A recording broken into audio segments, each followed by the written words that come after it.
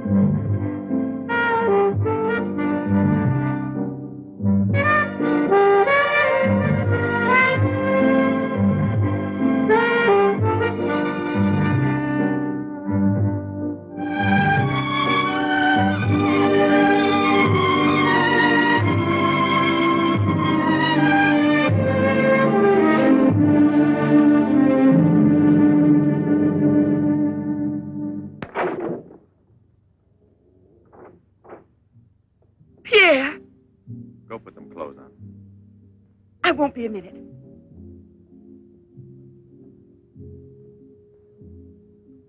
Try to get it through your head, Jeanette. I only came in to tell you goodbye. Goodbye?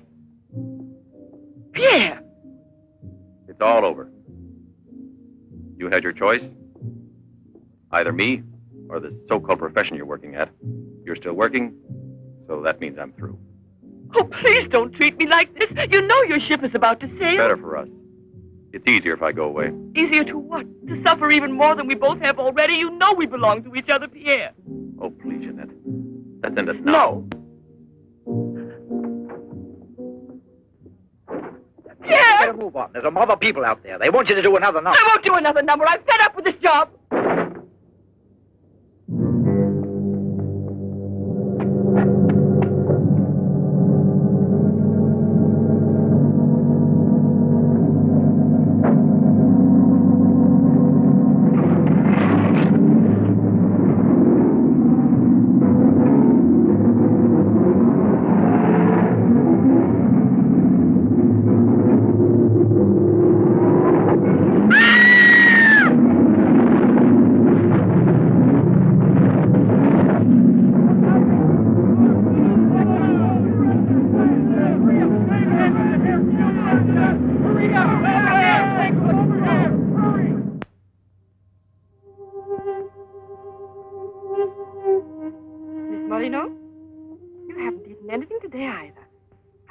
Like a nice cup of tea. It's been almost 3 months, hasn't it? Yes, more or less. And in a few more days now. I could read the truth. In the eyes of Professor Moray, there isn't a bit of hope for me. Mutilated. Disfigured. Forever. You might as well be prepared for the worst. But it won't make any difference to someone who really loves you. I don't want to be pitied by anyone, especially by him. Oh, leave me alone.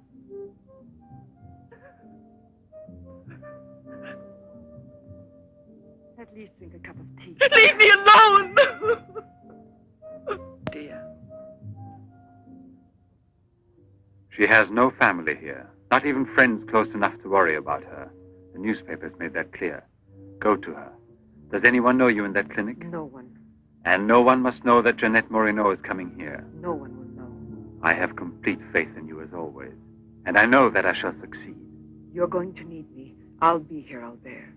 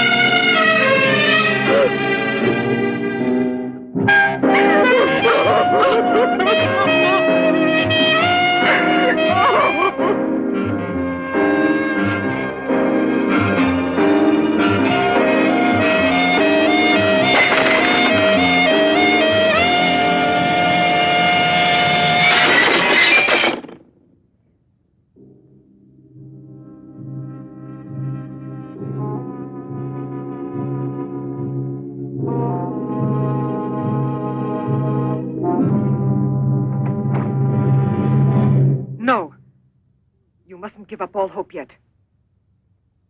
Who are you? Don't ask me questions. There isn't time. I'm an assistant to a great scientist who has come to hear of your case and wants to know more about you. He wants to give you treatment. What's the use of treatment? What's the use? You have to believe me. We have discovered a new therapy together, and it's miraculous. I guarantee it.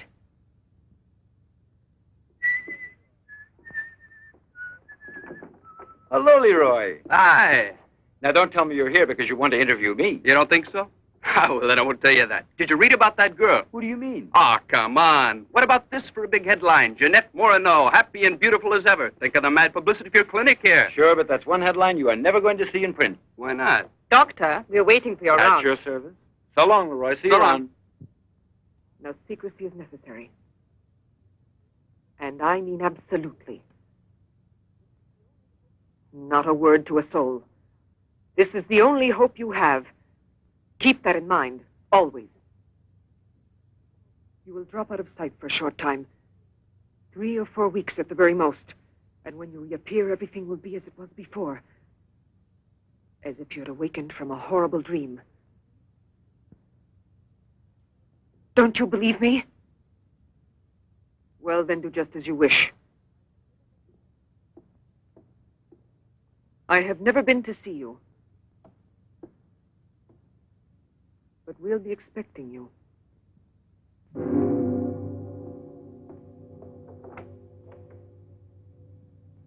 Now, don't disappoint me. I am not being immodest when I speak of a whole new era in the field of biology and therapy. The destructive and degenerative effect of atomic explosions have driven scientists more than ever before into research involving methods and processes of regeneration, rebuilding abnormal or totally destroyed cells. It is completely successful in correcting abnormal cell growth as well as in restoring cells which have been destroyed. Just as good often grows out of evil, Derma 28 has grown out of Derma 25, the serum which provoked and accelerated abnormal development of cells. When I finally succeeded in stabilizing its effects, I produced the anti-cancer vaccine, which for years had been the major goal of the most important scientific research. Repeated experiments using Derma 28 on specimens deformed by injections of Derma 25 prove its miraculous efficiency beyond a doubt. A single injection of Derma 28... Monique, what are you doing? Don't you realize... Why, you must be completely insane. Yes, it's the Derma 25 serum that we've been injecting in so many of those poor little animals. Transforming them into monsters. You're aware of its effects. Look at that. Come on. You'll have to be exposed to treatment at once in the radiation chamber. No, give me an injection of Derma 28. But you know it's never been tried on human beings. I wouldn't have the courage. That's just why I did it, to force you to have the courage. No, let's wait for the girl, Jeanette Morneau. No, I want to share this honor with you. I've never been as near to you before as I am at this moment, and you will always remember it. We don't need you. Sasha, don't be troubled about me. When it's all over, you can bring me some roses. Leave us now. Quickly, every second we have is precious. Every drop of Derma 28 represents months of work and anxiety. And when the day comes when we can prepare it as rapidly as we do Derma 25... Give me your arm. Yes, there is no doubt. There is not the slightest doubt any longer. You see? It removes every trace of degeneration of cell structure. This is the day that comes but once in a lifetime. That is our lifetime. That's right. I shall always remember everything you've done for me. Thank you. Tell me that in some other way. Tell it to Monique, not your assistant. We'll celebrate this evening. No. Let's both stay home. Together, with our records. One moment.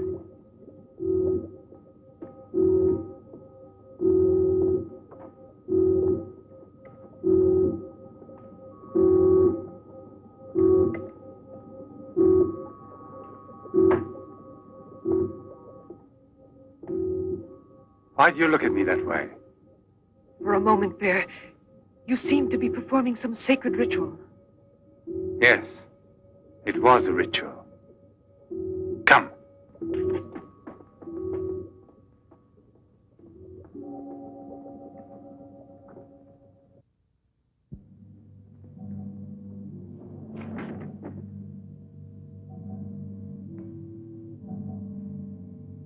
Is this Professor Levin?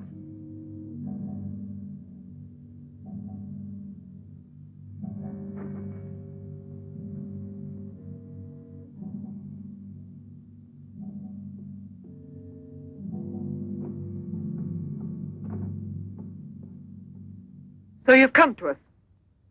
I'm happy to see you. And your luggage? In the check room at the station, as you instructed. Where's the ticket? Here it is.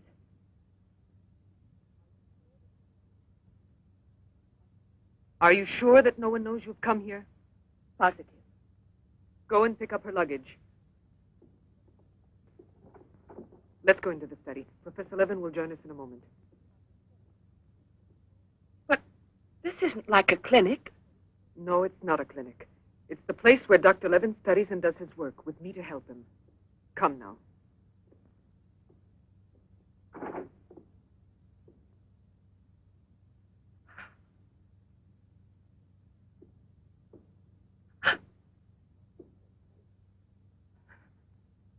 Show me your face.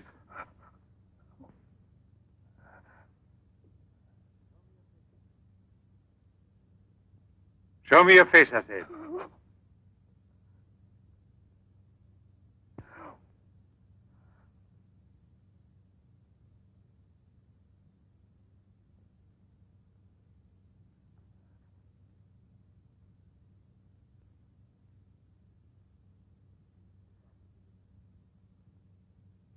There's no doubt of it.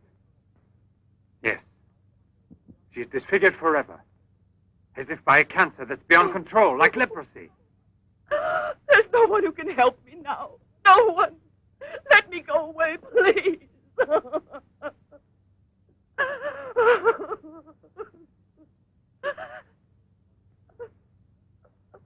I give you my word that I will restore your face. Restore all your beauty. You're worse than all the others.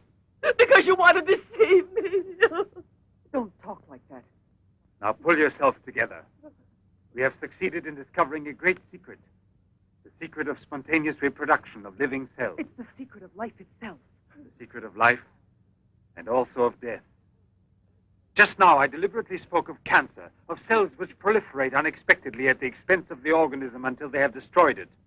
Well, with this remarkable discovery, we have succeeded in creating spontaneous reproduction of cells. We can rebuild cells which have been destroyed. We have tamed the monster which once devoured us and made it serve our own ends. You must see now. It's a miracle. And you'll be the first person in the world to benefit from it. I shall perform this miracle. I've never believed in miracles. I've even forgotten how to pray. Oh, please let me go now. Rather than go on, I'd prefer...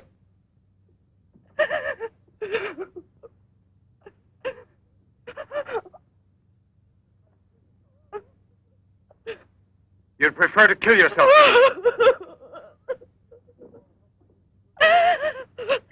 If you've given up all hope, why didn't you do it before this? You're condemned for the rest of your life, and you know it. She knows. They all told her that. All right.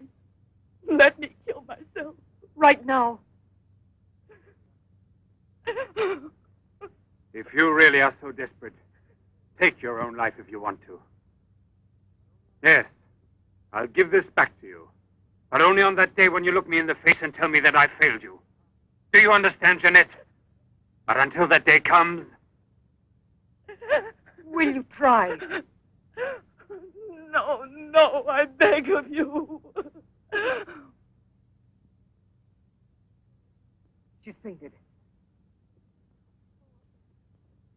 I've had her room prepared. Oh, I'll bear. And now we must take her upstairs. She's a beautiful human specimen. Beautiful? Didn't you hear about it? No, I didn't hear anything about the accident. I was at sea. We had just sailed.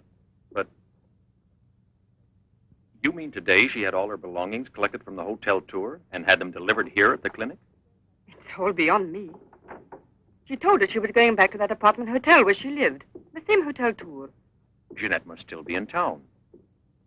Or it might mean that she's gone away. There can only be one explanation. As a nurse, I'll have to betray a secret. Jeanette Moreno didn't want you to see her again as she is.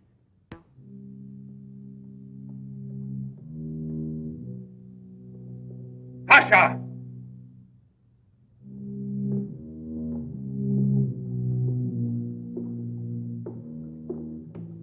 Pasha! You let the generator go out? You drunkard, I'll teach you!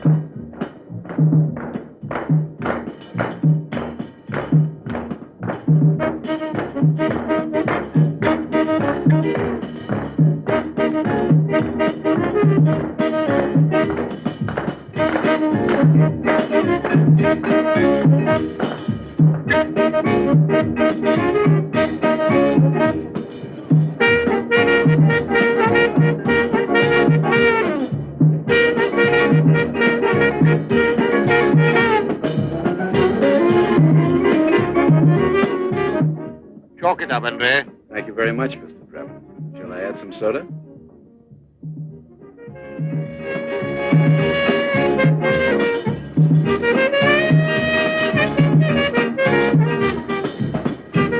I won't be long.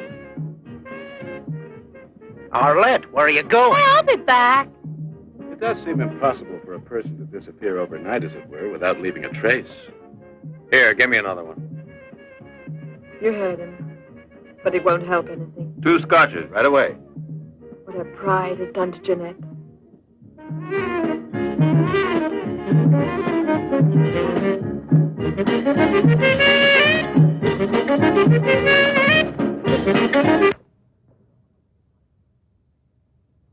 First, the derma must be applied through an incision. Scalpel.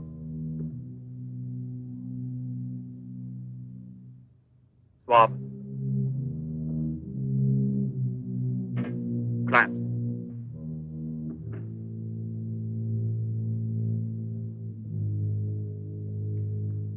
Derma.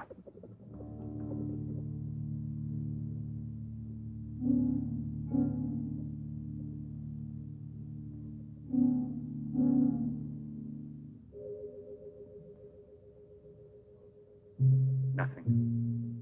It has no effect. What can we do? Derma injection.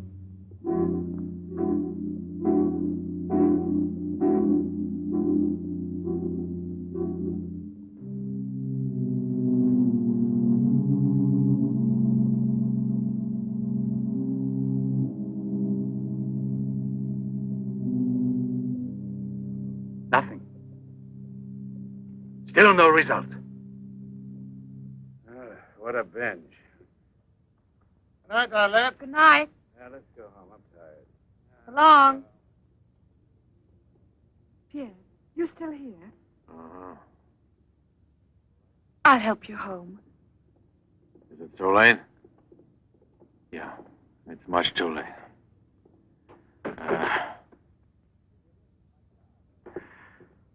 Let me give you a lift in my car.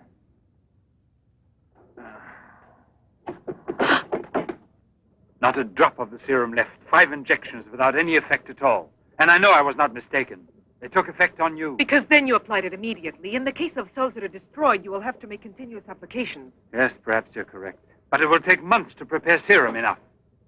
Let's send her away. We'll find another subject when we've a new supply of Derma 28. And let her go around telling everyone what we did to her?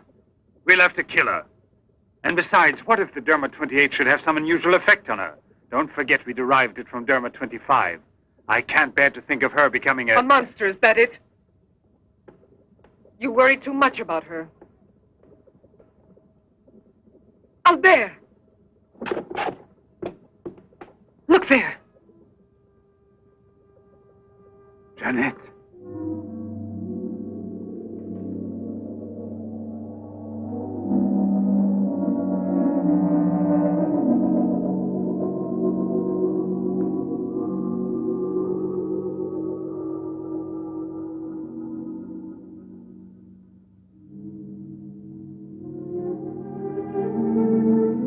You shouldn't have been pessimistic. I never had a moment's doubt. Bring me something to drink, please. Albert. If you don't mind.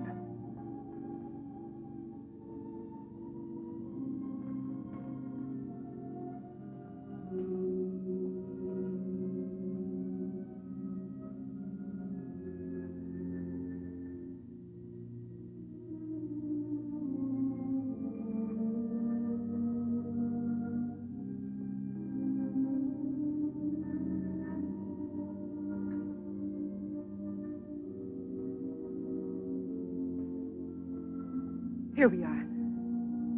Let's drink a toast to our victory. First, take her upstairs.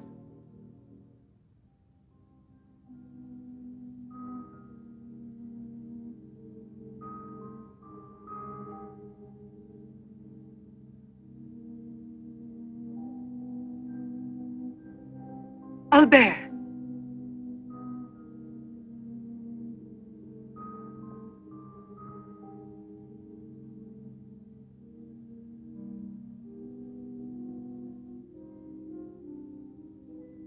Look there. And the state of shock is completely over. There can't be any more doubt of it. We've won. Doesn't it please you? Yes. But right at the moment, all I'm able to feel is sheer exhaustion. It's as if I were afraid. Of what? Will there be after effects now? Will the regeneration of cells continue as it should? I'm sure it will. Have I slept too long? You? Yes, Jeanette. It's Professor Levin, the man who has... Give me your hand.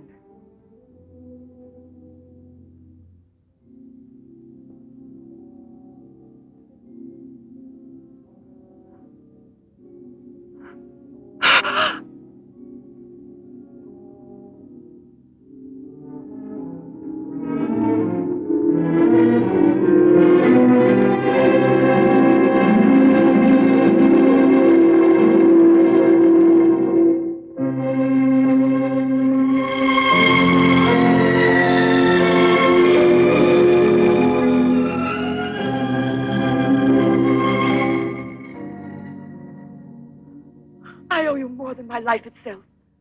Jeanette!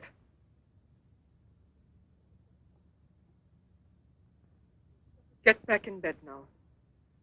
You have suffered great physical shock with all this. You've recovered, yes, but we must wait a bit. We must be certain what the results are. Absolutely sure. Don't doubt it, Jeanette. The miracle has happened to you. And you will remain with us until we are sure that we can proclaim it to the entire world.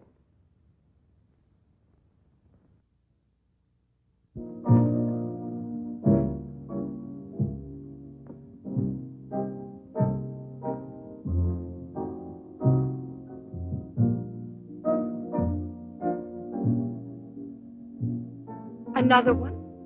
Another one. Don't you feel happy? Don't you want to laugh and sing for joy?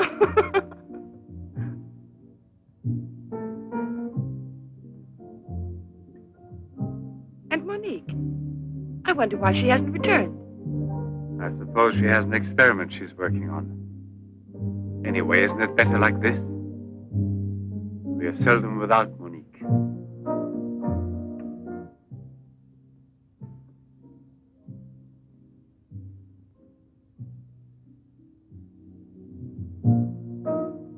No.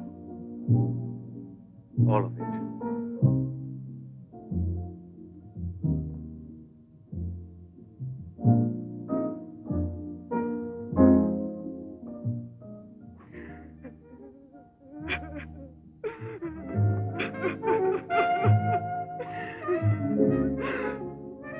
What do you want here?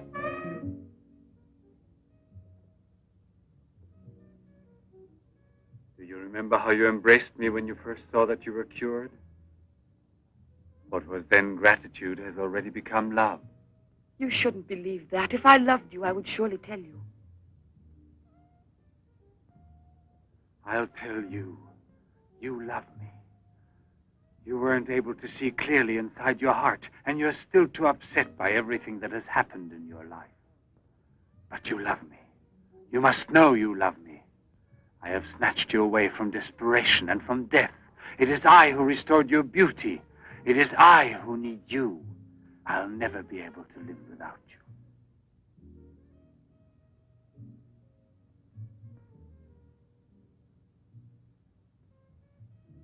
Albert. No, Jeanette. You are nothing if not mine. You belong to me.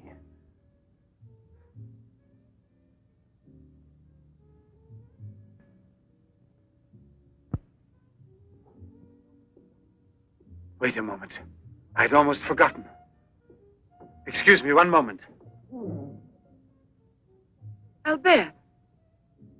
Tell me what it is. Nothing. Nothing at all.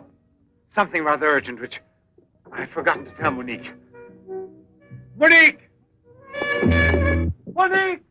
Monique!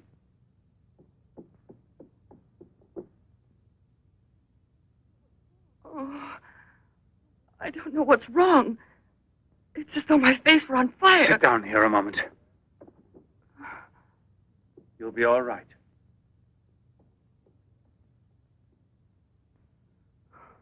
Monique. I don't understand. Albert. What's wrong with me? I am here, Jeanette. Just relax. You're very tired. Now she will sleep soundly for several hours. Time is pressing. Move her to the laboratory at once. It must be a success. It must be, understand? Don't count any longer on me. Monique! She means more to you now than just an experiment. Monique! I cannot do it without you. Then I'll make a condition. You know what it is. Yes, never see her again. I give you my word, believe me.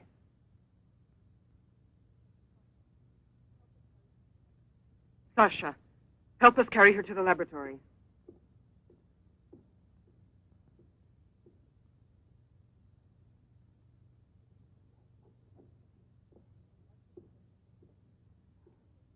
I've prepared everything, but what's to be done? If there were only a single drop of it still left. But there isn't any. I refuse to give up now. We'll try radiation. Have you gone mad? Yes, I know it's madness, but I'm willing to take any risk for her. You know very well it's useless. Her scar tissue is forming again, and radioactive treatment is effective only against Derma-25. Jeanette. She mustn't suffer like this. But there's always surgery. An insertion. You're out of your mind. That's it. It's the only possible solution. I'll transplant directly from another human being those glands which produced Dermot 28. From another woman, a young one. Albert, you must be insane. You've gone mad over her. I gave you my solemn word. Now I know that I can't trust you. How will you ever accomplish it? By murdering the first woman that passes. And if the after picture no different, you'll kill another woman and another. But I refuse to be your accomplice. And if they ask for the truth, I'll tell. Do you hear? Monique, come back here.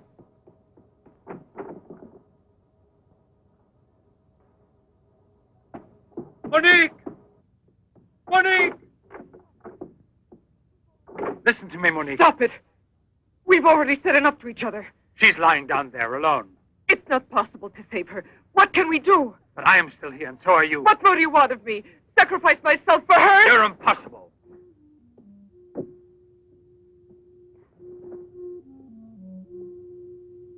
Yes, it's true. I'm infatuated with her. But it will pass.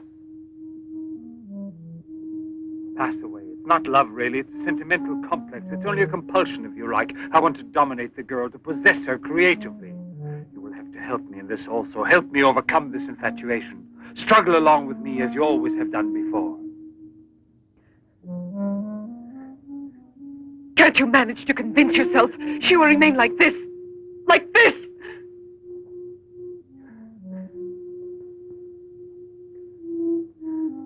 She has nothing to do with the two of us. I promise we will send her far away. Far away. I will forget her. We will start all over again and be successful. Please try to be the same intelligent woman you've always been. You know, I would kill 1,000 times before I would admit defeat.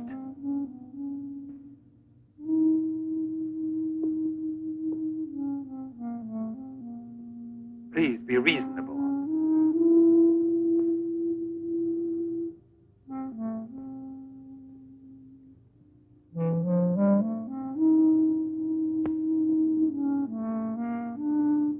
You know that we're bound together forever.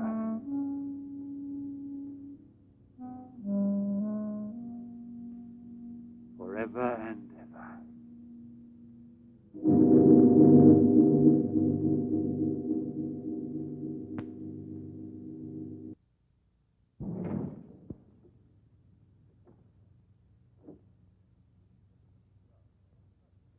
Police Commissioner Bouchard, Professor Levin, aren't you?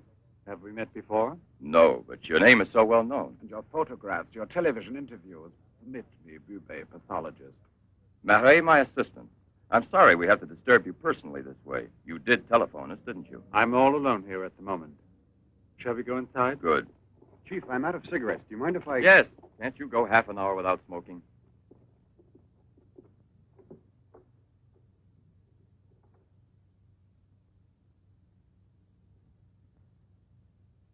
What is it, Sasha? Why did you come in without knocking on my door?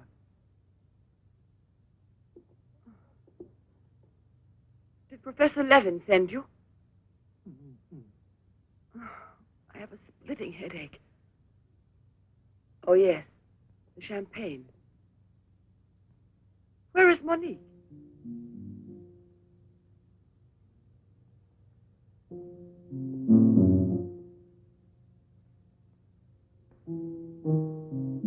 What do you mean, Sasha? What's happened to Monique? No. No, it's not true. I don't believe it. It's not possible. Monique! Monique! Paralysis of the heart. It's quite obvious. Uh-huh. And she showed no symptoms. No warning beforehand? Oh, yes. I've kept her under special care for almost 2 years. I'll make out the certificate at once. Without an autopsy? An autopsy. I've already confirmed the diagnosis given by Dr. Levin. And out of consideration... No. If it's usual practice. Inspector, if the decision lies within my jurisdiction, I say no autopsy. Oh, no. If one isn't necessary. Absolutely not. She was from Cherbourg. Monique Rivière. You will find her identity card and papers in her room. She suffered from dizzy spells and palpitations. I should show you something. Ah, here it is. This is her most recent electrocardiogram. I kept it where she wouldn't find it. Better show this thing to our pathologist. For me, it's Chinese. You know, Professor, I'd say I know you intimately. Oh, does that amaze you? Well, it doesn't take a long white beard to be a scientist and a famous one. But I know your articles, I've read your interviews, and I saw you on television when you returned from Japan. Oh, by the way, these strange-looking bottles, are they from... Yes, Hiroshima. A process of deformative fusion of bottles, glasses, and ceramics near each other. The people of Hiroshima sell them as souvenirs. Well, anyway, it's a rather shocking sight. And did you remain a long time there? Sit down, please. For 8 months. At the Japanese Institute for Radiological Research. Oh, how interesting. Please. Thank you. I gave up smoking. Then you've had a close look at those poor creatures. Certainly. And from then on, I've devoted my life to such research. What research exactly? Are you acquainted with the field of genetic mutations? Yes, vaguely speaking. Frogs that after the atomic explosion produce frogs with 2 heads. Exactly. Suppose that mutations could be made permanent or not, as we please. Imagine if this were so, what extraordinary developments it could lead to. What you mean is exploit the horror by extracting its advantages. The bad which justifies the good, is that it? More or less, I suppose. During your television interview, you showed some photos that were most interesting. Oh, yes. They're in this album. May I? Please do.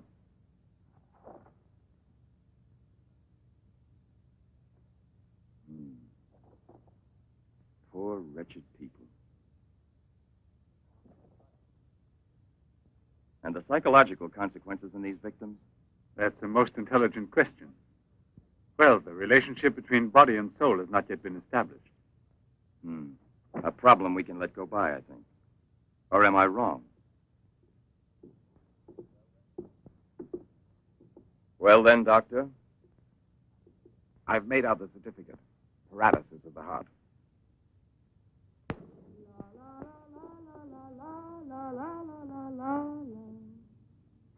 What's that?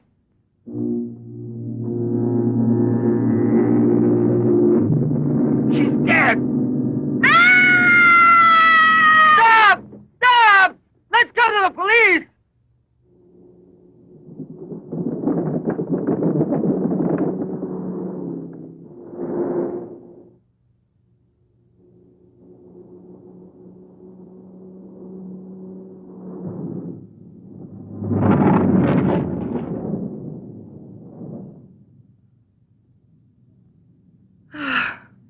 Today I'm glad to be alive.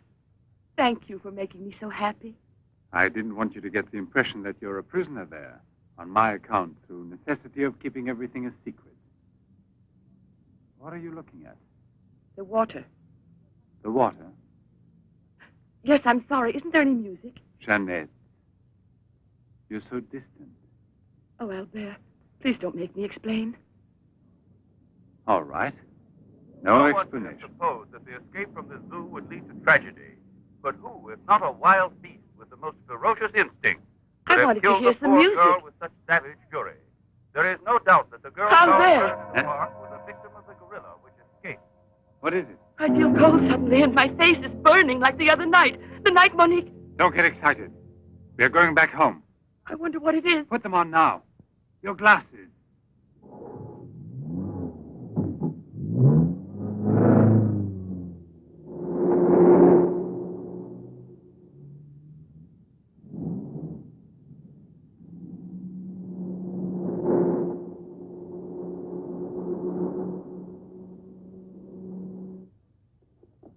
Annette is upstairs in her room. She won't wake up for several hours. But I want you to watch outside her door and don't move from there till you see me. Put this stuff somewhere else.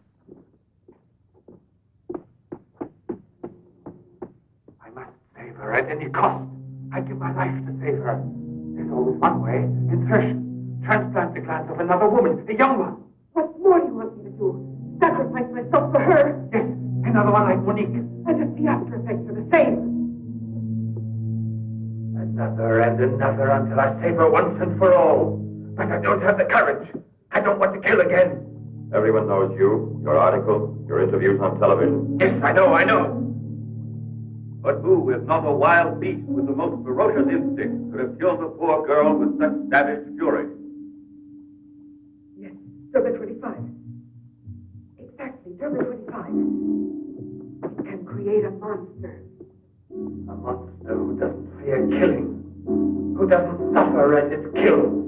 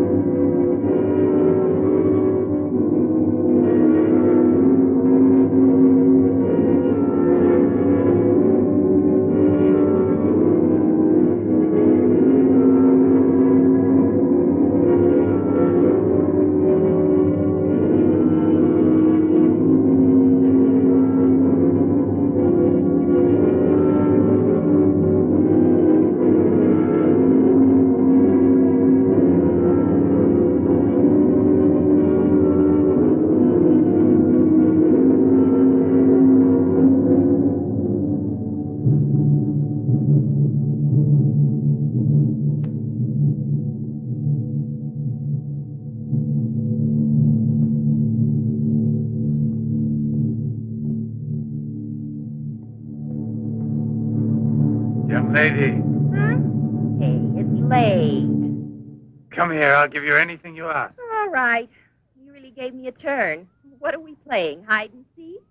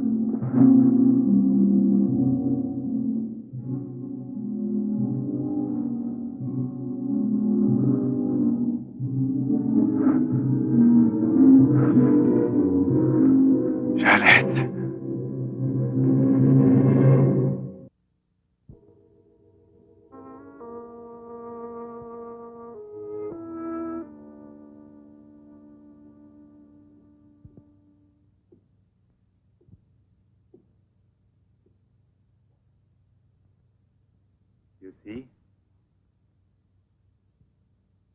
Are you convinced now? Oh, but Think calmly.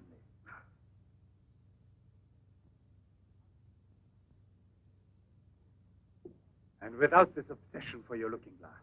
I know, you're thinking of yesterday. I'm still upset myself. You're afraid the cure will not be permanent. But you're mistaken.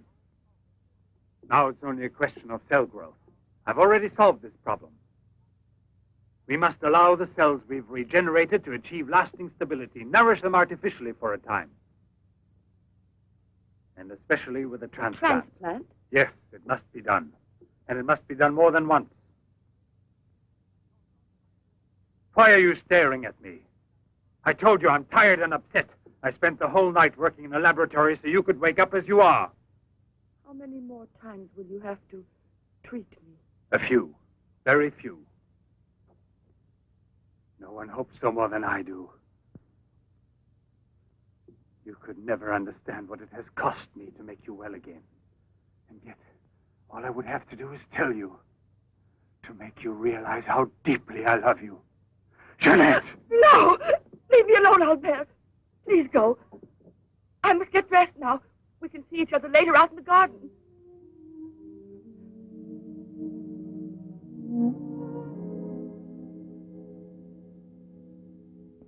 Very well, then.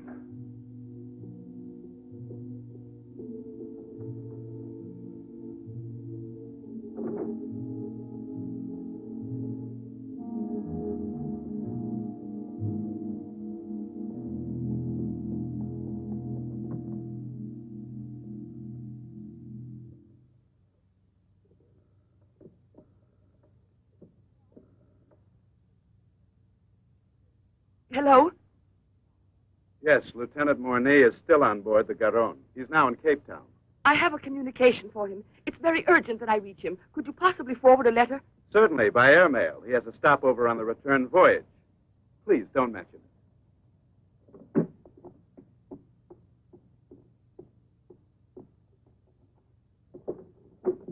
Excuse me, Sasha.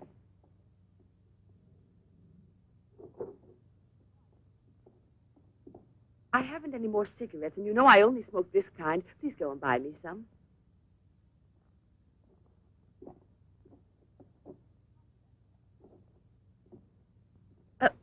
While you're at it, would you mail this letter? And get something for yourself. Oh, no, please take it. Do take it. You will remember to mail the letter, won't you? Thank you.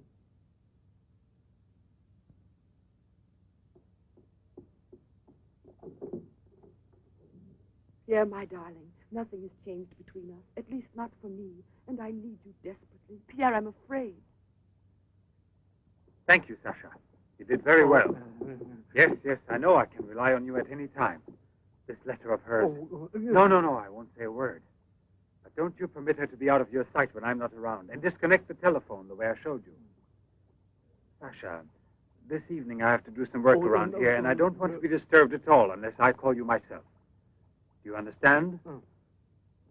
Run along.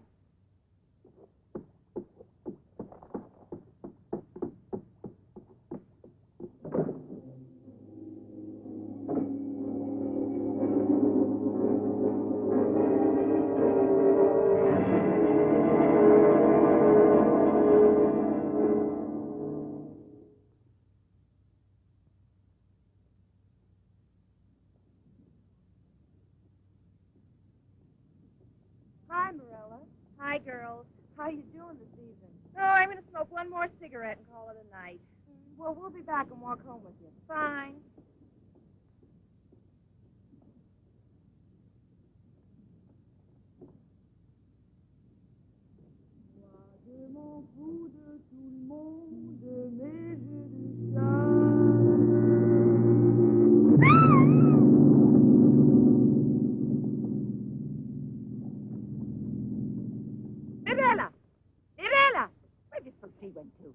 I told you they'd be here. Hey, you. What are you two doing around here? Ah, what do you suspect? Get on home now. Aren't you afraid you'll meet the gorilla? The gorilla. I'd rather meet him than some men I know.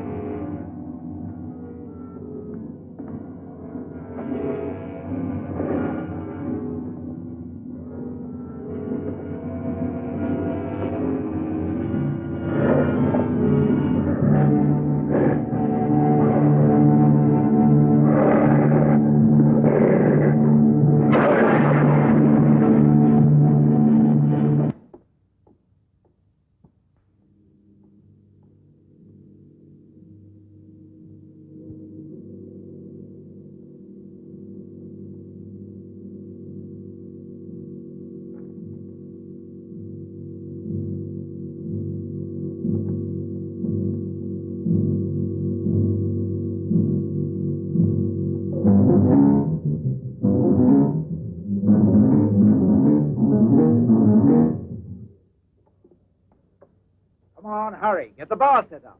Arlen, why must you always be late, huh? I'm all ready to go. Well, look who's here. Yeah. Oh. Arlen. It's been ages. How are you? Don't tell me you've been pining for me. Well, I have, if you want to know. Hi, Yvonne. Am I wrong, or are you getting fatter? It's becoming, isn't it? Hey, good evening. Welcome back, old buddy. A carton of cigarettes if you play me something. But only for me here. What's new, huh? Let's get with it, boys. We got a paying customer. Sit down here.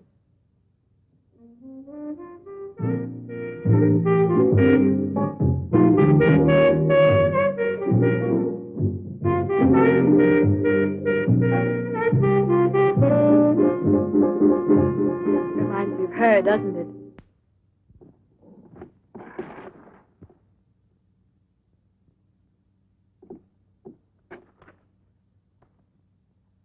La Garonne. That's Pierre Mornay's ship. And it docked here today. Where's the key to the front gate? Idiot! Hurry, come with me.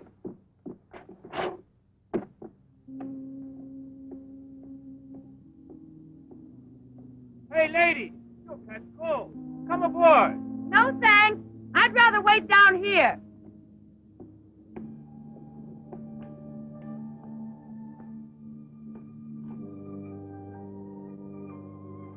Pierre! I can't believe it. Jeanette. Jeanette.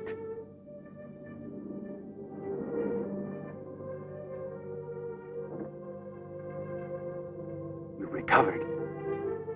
Why didn't they tell me at the clinic when I looked for you? But they told me you'd always be disfigured. Didn't you ever want to see me? It was the truth, Pierre, the truth, I swear.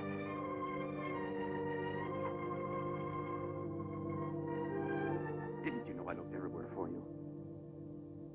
Jeanette, where have you been? You can let me know. Where are you staying? What happened to you? Didn't you receive my letter? What letter? Oh, Pierre, take me away. I'm so frightened. Of what? Tell me.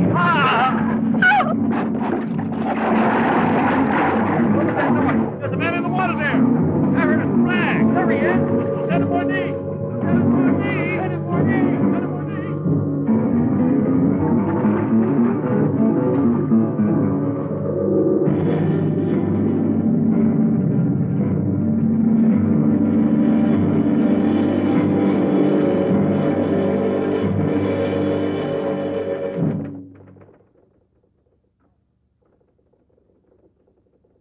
And you're positive that she's the same person? There's no doubt about it. And this one showing the scars was given to me at the clinic that sent her away disfigured forever. Yes, yes. The photographs are of the same girl, I agree. But I was referring to the person you met tonight on the waterfront. You don't think that... Oh, no, perhaps- Commissioner. It was she in front of me. But in the dark, with the fog and all. But I know her. I couldn't possibly be mistaken. There's no Jeanette Morino listed with the Bureau of Missing Persons. But she's not a missing person. She's here. I've seen her. She has no relatives in town, even if she'd been kidnapped. Listen, you know, I want to believe you. I remember the auto accident from which Jeanette Morino barely escaped with her life. But this story of a recovery is impossible. Yet she's cured, perfectly normal. It's her same face. But who would be likely to hide such a miracle as that? Whoever it was who tried to kill me. For what reason? An hour ago in Rue d'Orme, Police Sergeant Brundell recovered a stolen automobile. This is the license number. You want to rejuvenate me? How long has it been since I bothered about stolen cars? The same automobile, a short time before, just about the same moment the assault occurred, was stopped for speeding on the Esplanade, where it passes the waterfront by Patrolman Cholin. Inside, as well as the driver, there was an unconscious woman and a doctor taking her to the hospital. You see? Check the hospitals. I've already telephoned. There's no record of her. Maybe he was taking her to a private clinic. The name of the doctor. Well, Cholin didn't bother to ask him that under the circumstances. It could have been a doctor who commandeered the first automobile he found. Or a clever criminal who would say anything to avoid identifying either himself or the woman. Jeanette. Perhaps. But there happens to be a real doctor who might give us some information about this miraculous recovery. Will you let me come with you? Yes, but on one condition, however, that... No, I'll tell you in the car.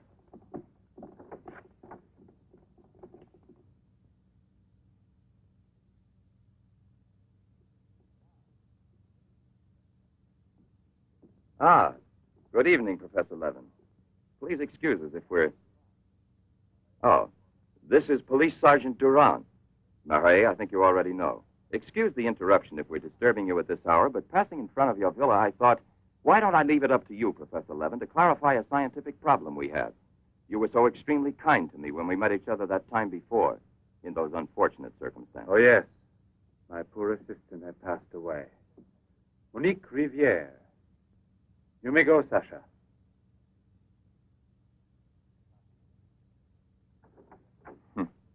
Sasha. He's a strange one. He's my factotum. Cares for the garden more than anything. Mm-hmm. A mute. The soul of fidelity, an expert with flowers. The classic one to suspect in a mystery story, if there were anything to suspect him of. May I offer you a drink, Inspector? Yes, yes. Let's be comfortable. We must try to make it easy for Professor Levin to forget that we're policemen. Did you notice these bottles? He got them as a souvenir of Hiroshima. Interesting, aren't they, Durand? You don't have to blow smoke under my nose. Excuse me.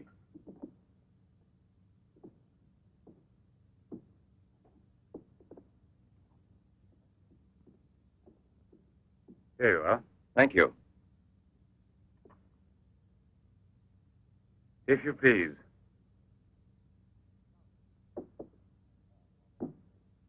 Now then, Inspector. I'll make it brief. Look here, Professor. Have you been following in Éclair Soir all that Tommy Rot about Sadok, the monster? Not closely. Tommy Rot is the right word for it. Cheap, sensational journalism. Chief? All right, go out and smoke. If you don't mind, that is.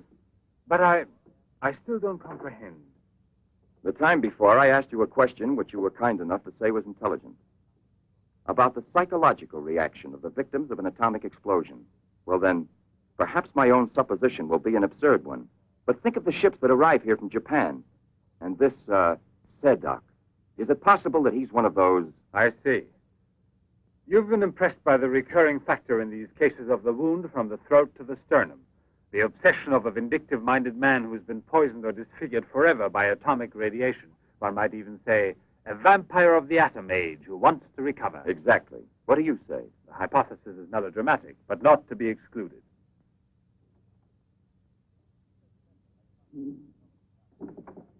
You just said the hypothesis is melodramatic, but the fact that you don't exclude it altogether puts me, how shall I say, more at peace with my own conscience. We mustn't let our feet get too far off the ground. Chief, the photographs? Ah, right. Excuse me, I had another purpose in coming here to see you. Look here. Examine these two photos. Do you believe that a woman reduced to such a state as this might recover altogether? What I mean is without any scar, without a trace. I should say not. This state of disfiguration is permanent. Nevertheless, Professor, Let me do the talking, Durand. Nevertheless, there is someone who swears that he's seen this woman, the way she was. That's impossible. And if there did exist a cure, I don't know, a process we never heard of. Any man who had discovered one would be a celebrity. Mm-hmm. And I assure you I'd be the first to envy him. I imagine so. All right, then. This other photo, which was submitted to me as proof of her actual recovery, must have been taken at some time prior to her accident. Pity. The signature was not dated. Ah, right. It wasn't. And besides, even if it had been, it could easily have been faked. Professor, I'm ready to swear that these... Durand! We've been disturbing you long enough. We're most grateful, Professor. I'll accompany you. Marais! We're leaving. Durand!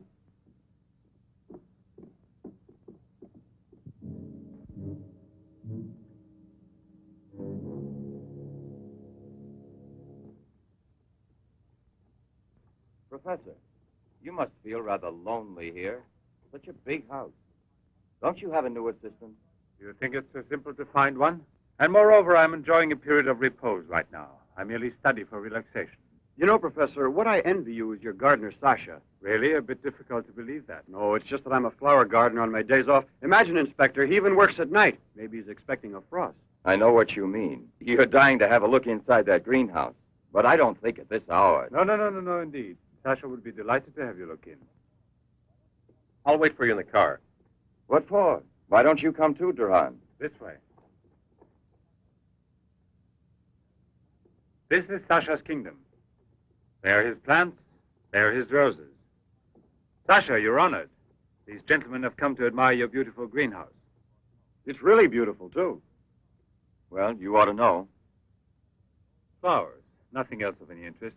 And Sasha is always busy with them. He doesn't even have time to read mystery stories. Yes, and no wonder. Well, good night, Professor. And excuse us again. Sasha, accompany the gentleman to the gate. Durand, aren't you coming? Good night, Professor. Good night, sir.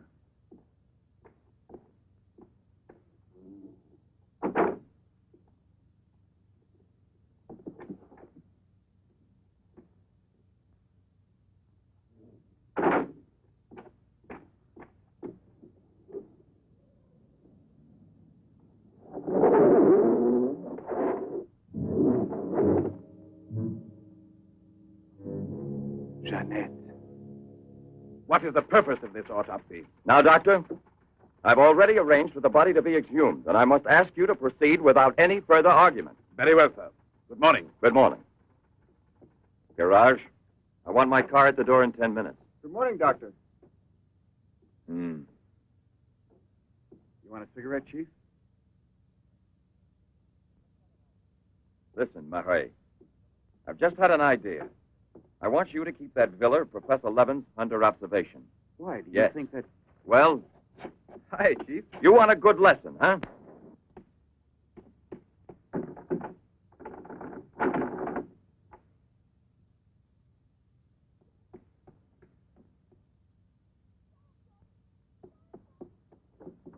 Sasha! Sasha!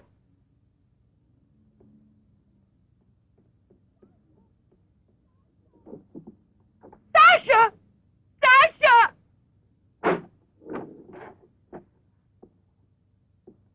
Jeanette!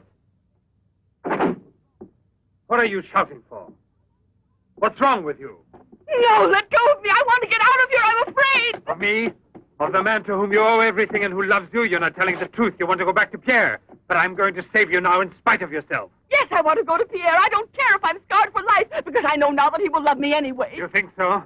Well, your scars are already returning. Embryonic still and all but invisible. But if this action is not arrested almost immediately, you will turn into just what you were before. Yes, the thing will get worse. It will devour you bit by bit.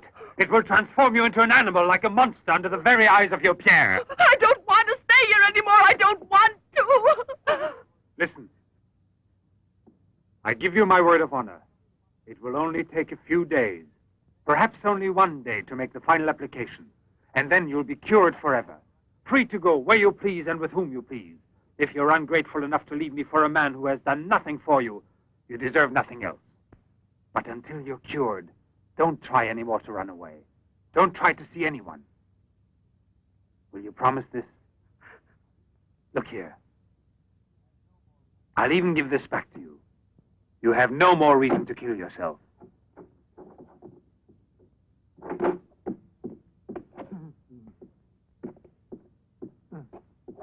What is it? Who? The police. The inspector? Pierre. Who is here? Who is here? Pierre. Sasha.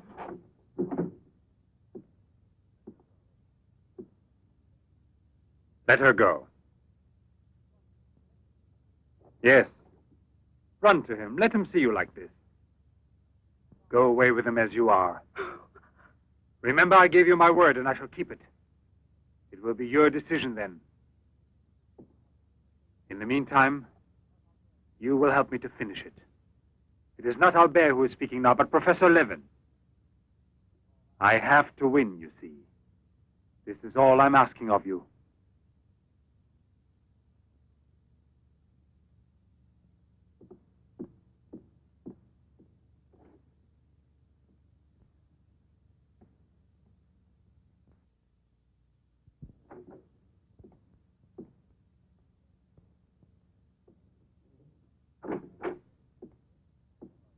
You wanted to see me, Sergeant? I'm sorry to disturb you. Why be sorry at all? Disturbances are part of your profession. I'm not really a policeman. Oh, no? Then please explain why you dared pass yourself off as a policeman and for what reason the It commissioner... was my fault. I was so anxious to learn more about your research that I asked permission to come with him. But on the other hand, coming here so late at night and not having time to explain... Sit down. What should you have said?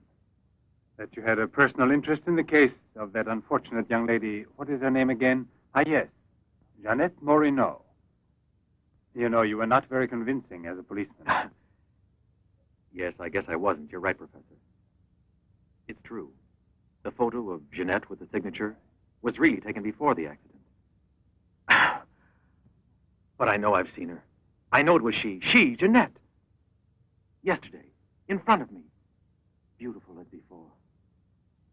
On the dock where my ship is tied up. And I talked with her just as I'm talking with you.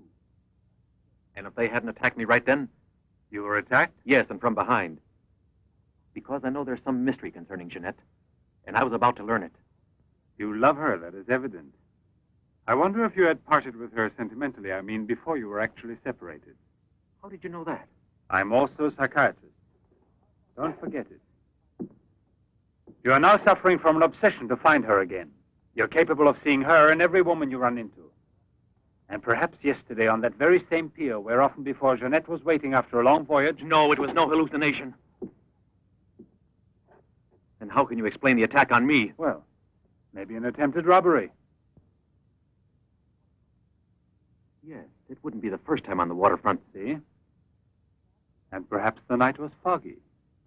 Perhaps you'd also been drinking a bit.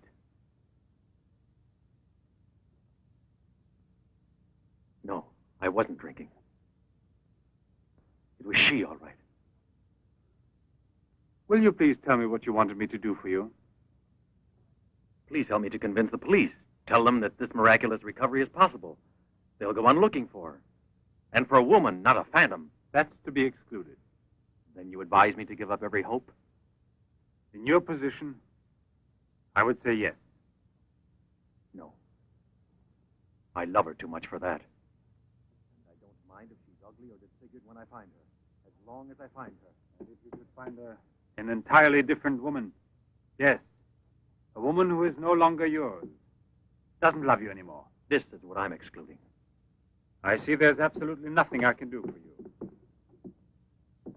I'm very sorry. Thank you, Professor. No, there's no need to thank me. Why should you? Sasha.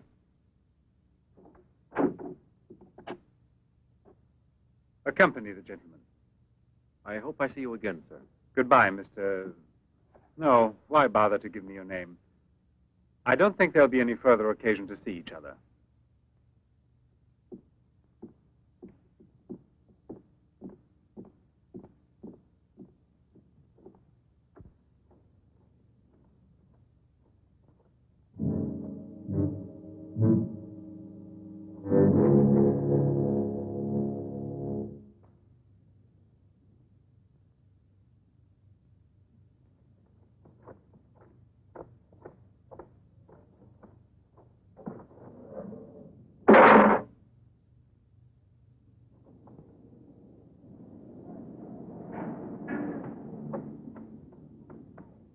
You could hear his voice. All you had to do was open the door, and you didn't do it. I didn't do it because... You didn't do it. I was sure that I could rely on you. Now wait for me here. If I leave you alone, it's because I have to do still once more what no other man ever did for the woman he loved. Tomorrow there'll be nothing here. Oh, if I could only tell you the truth. What do you mean, the truth? You must wait for me.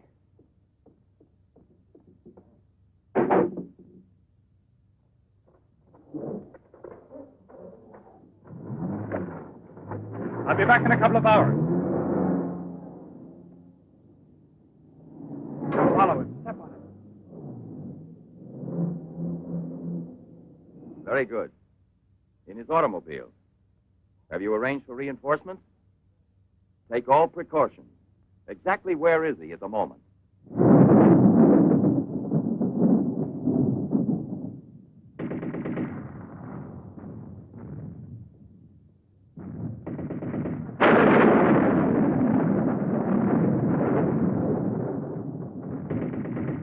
Let's take a seat.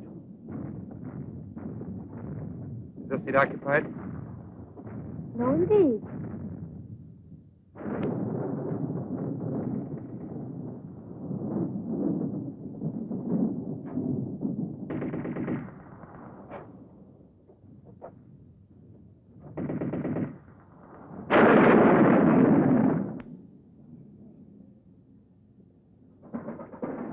Can you see all right? Watch yourself now, Buster. Let's not start on your bed, huh?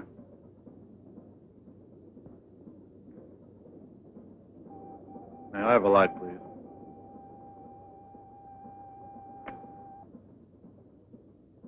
Thank you.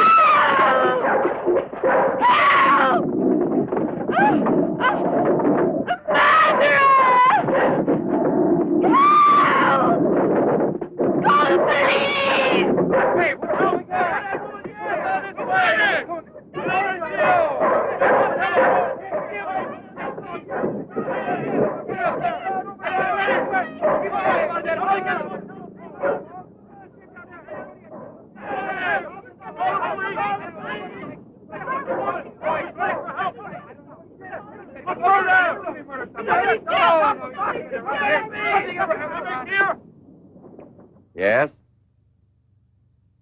Another woman? In the waterfront neighborhood again? But is the woman dead? That's a blessing. Yes? Yes, naturally. An alarm throughout the zone and declare an emergency.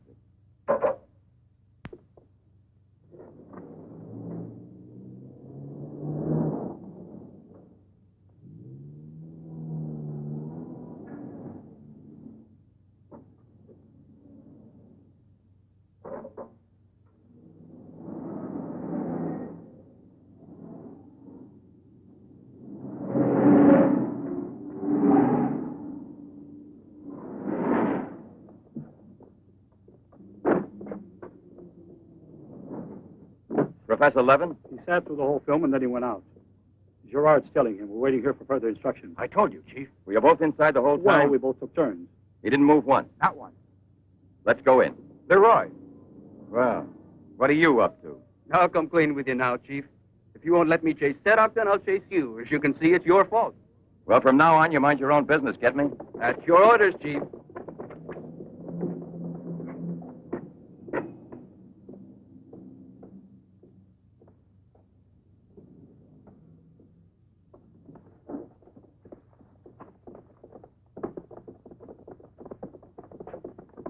Where was he sitting? He never moved once. Where was he sitting, I asked you? Right here, Inspector, in this row here.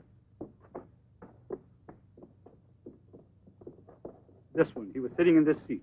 And you never let him out of your sight, huh? Well, I slipped outside for a minute to buy some cigarettes. But I never let him out of sight. And who was there sitting next to you? If what I think is true, you'll be back in a beaten uniform. That reminds me, what was he wearing? Yes, what did he have on? You could see that he was wearing a camel's hair coat, Inspector. Yeah, that's like opening a phone book with the name Smith. He sat here, you say? Right here, sir. Where were you two sitting? We were back there. That's right.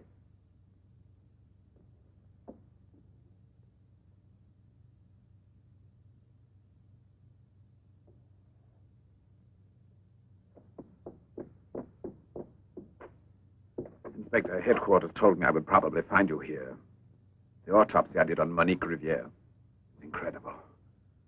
I'll never be able to forgive myself. You mean like the others? And this stuff, what do you think it is? It's blood, there's no doubt about that. I don't know if it's human or... And what else do you think it might be? Have it examined right away. The rest of you come with me.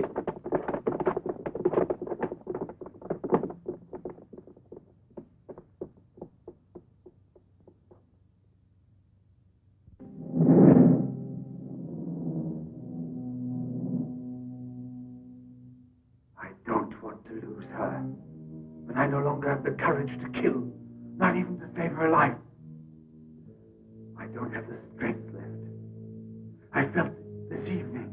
I'm not what I was before. I'm not the same. I have to tell her. It's finished. I failed. But I don't want to lose her. Jeanette, please forgive me. It's too late now to make any difference, and there's nothing more I can do to help you. There's no hope of your recovery. You will remain as you... No. It's impossible. The treatments have taken effect at last. We are saved. Do you hear me? Saved, I say. Come, get up now, Jeanette. We must leave here immediately. I don't believe you. But you're completely cured, and it's forever. It was I who did it. Just when I began to think that... Come on, get dressed. Don't lose any more time. We must get away from this place as soon as possible. Get away? Yes, at once, I said. No. Have you lost your mind, Jeanette? Those policemen suspect me by this time. The police were here. Don't ask me to explain it to you. I don't want to. Hurry up now. I'll hurry, but I'm not leaving with you. Jeanette! You made me a promise, and this is the decision I've made. You, Jeanette, I want to dismind you here. I've even killed for you. I beg you. I've unleashed a horrible force within me that I can no longer control. You alone can help me stop it. Tell me that you will never abandon me now. No! Look again. You begin to understand now. Tell me you belong to me, that you will run away with me. It is my only hope of salvation. Then you will see again the man you came to for help and who loves you so much. It all depends on you. No, it's horrible. Jeanette! Let go of me! Pull the trigger and murder the man who condemned himself for you. Have that much courage at least, because in a moment or two you will go mad. Mad with horror you don't know. That's right, don't look at me. It's better that you don't look at me. But believe me when I say you can still save me, if you would say to me... No, I can't bear it! No? So you say no? Well, then get dressed. I'll give you 1 minute and no more. You're coming with me whether you want to or not. I don't know what will become of us. It doesn't matter anymore. But you'll never see your Pierre again. You are mine. Mine! I'd kill you first. Now get dressed.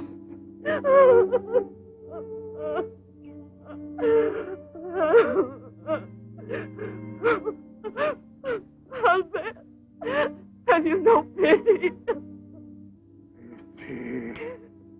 That's what I ask of you. I... No! Help!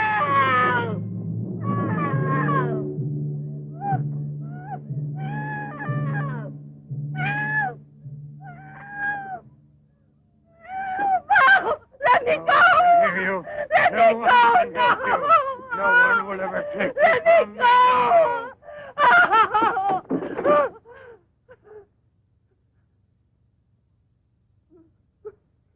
Away with me. Go with me. No! No! No! Help! Help! Help!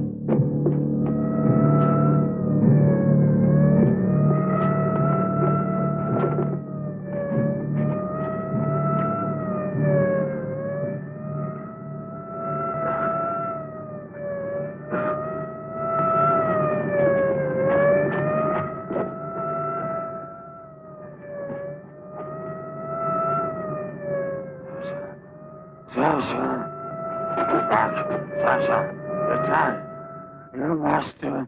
I'm Levin, Sasha. Jeanette, we must hide her as we did before. Sasha.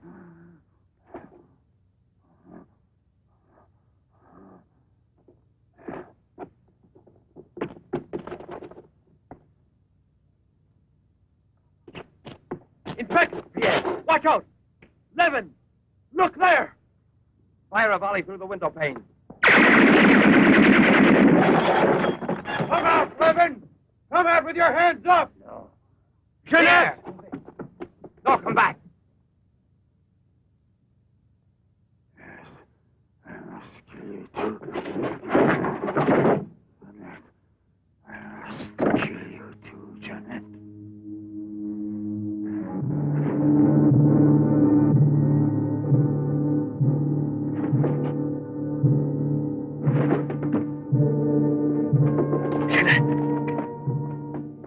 Jeanette. Oh, Pierre! Pierre!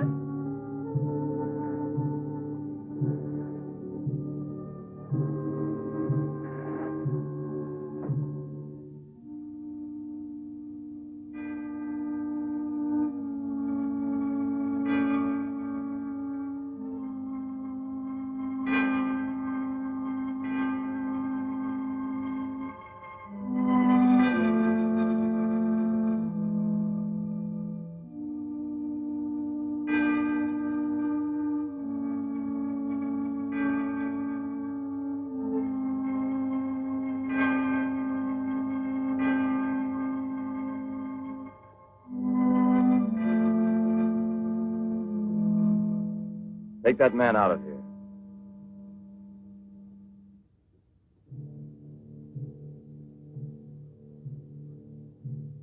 Well, come on, give me a light.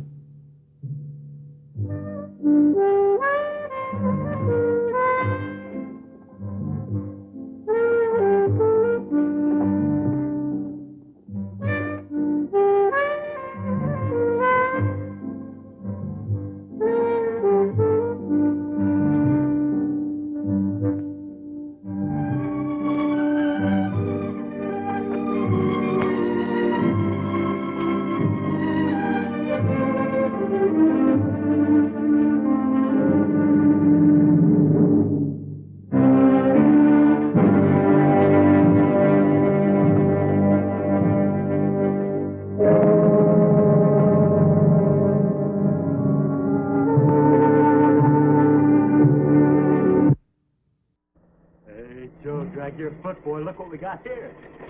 Hey, you want to drive, huh? Come on. See that telephone pole? We'll take you to it, yeah. Yeah, we can take you. I think we got a pretty nice thing. Well, I can take you, yeah. Yeah, come on. You want to try?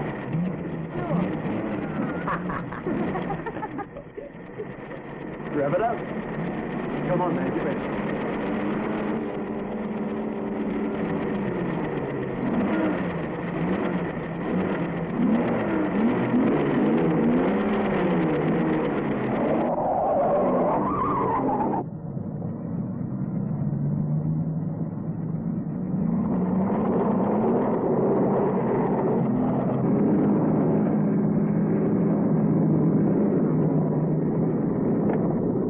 I'll show him how to drive. Just watch me.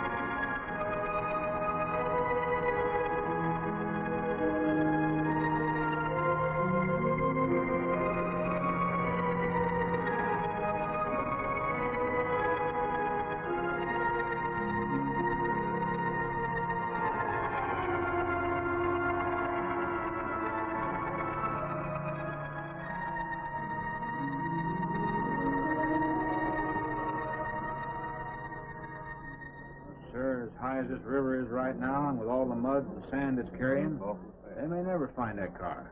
Sweet girl.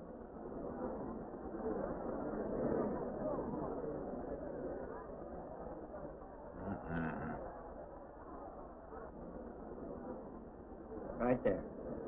All right, now let's hear your story about how it It happened. wasn't our fault, sir. Yeah? We were the first ones on the bridge, and coming along, following the tracks, and they wanted to get around us, I guess, and they lost control when they dropped You off. sure you didn't crowd them off?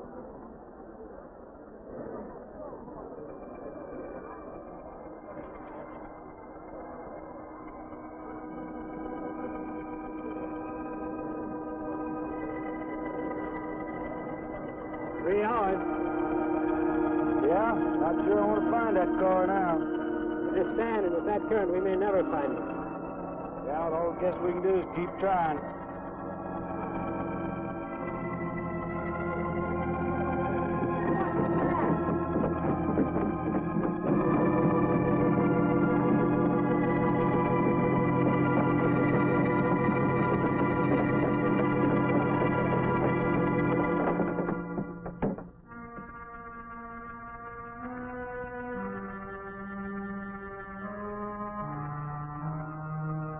Come on, let's get down there.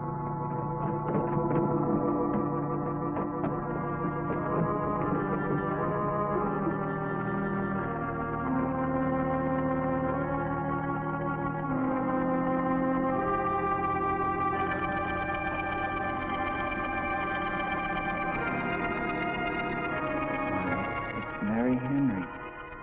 Are you all right? How'd you get out? Yeah, put this on. We better get you back to town. What about the other girl? I don't remember.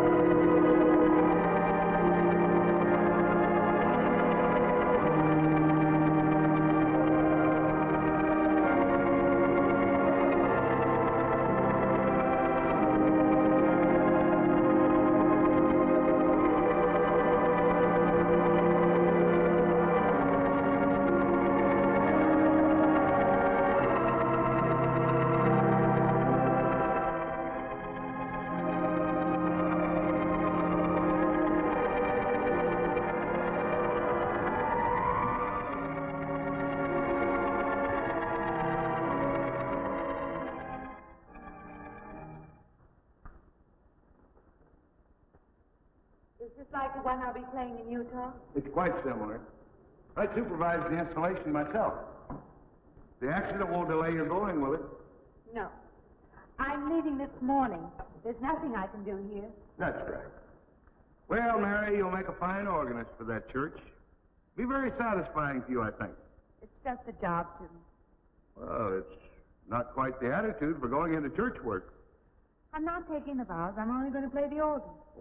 Want more than that? Of course, it doesn't pay much, but, well, at least it's a start. Are you driving by Benton to see your folks? No, I can't. I must hurry. I've got to leave. I'm going to drive straight through. Mary, it takes more than intellect to be a musician. Put your soul into it a little. Okay?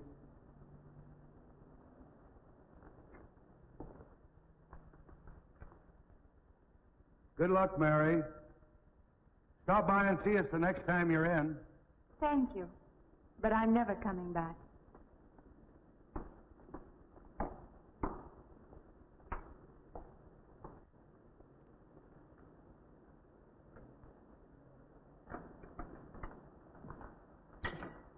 I don't know about that girl.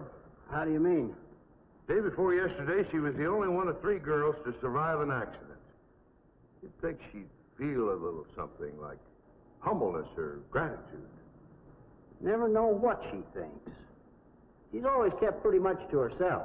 Yeah, maybe in her place I'd do the same thing. Just pick up life again. Well, she's so quiet-like, she fools you. But she's a tough-minded little thing. I guess that's what it takes to survive. But I still say she's behaving strangely.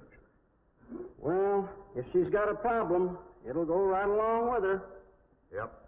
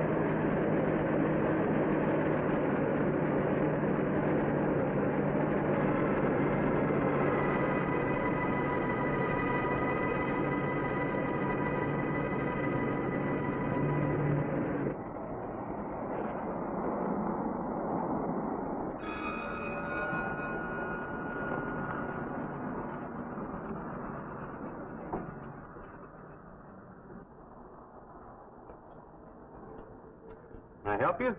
Fill it up. All right.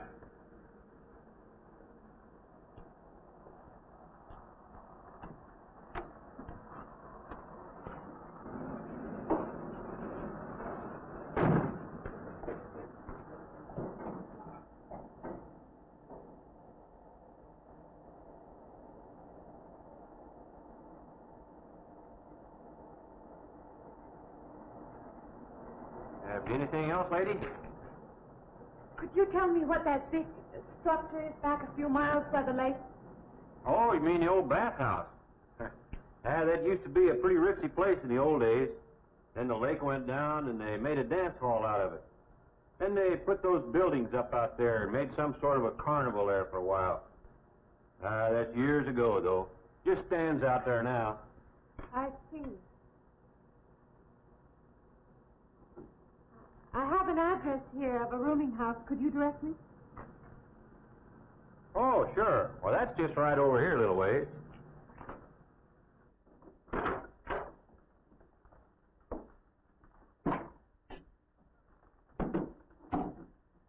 saving it for you since I got your letter. Could have rented it yesterday if I'd wanted. Oh, it's fine. It's just about what I expected. I knew you'd like it. There ain't no regular rooming house, you know. I only got you, Mr. Linden, across the hall.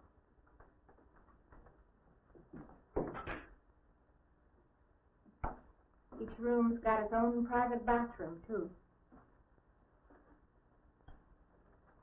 You can take all the baths you want. I'm not one to fuss about things like that. Thank you. I think I'll be quite comfortable. Well, hope you'll stay a while. I'm downstairs in the back part of the house, so if there's anything else you need, guess I'll have to wait till morning.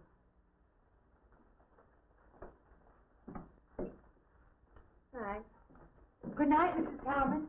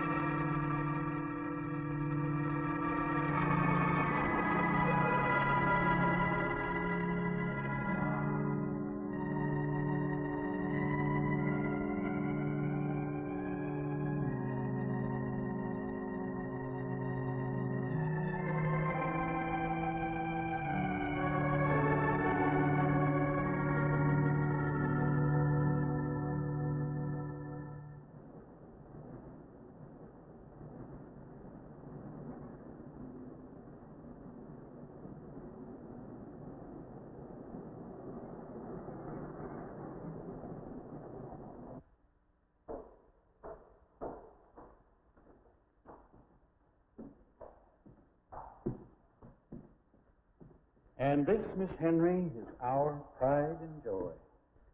You know this was made in the same town where I've been studying. Of course. That's where we heard about you. Oh, by the way, you have found a place to stay. Yes, I have a room. Good. Well, we hope you're going to like it here. We're not the largest church in this area, of course, but we have a nice congregation. We'll have to have some sort of reception. They'll want to meet you. Couldn't we just skip that? Skip that? I don't suppose it's an absolute necessity. I don't know what some of the ladies will say. If they say I'm a fine organist, that should be enough, shouldn't it? Well, yes, of course. We'll let it go at that for the time being. But, my dear, you cannot live in isolation from the human race, you know. Mind if I try this now? I want you to.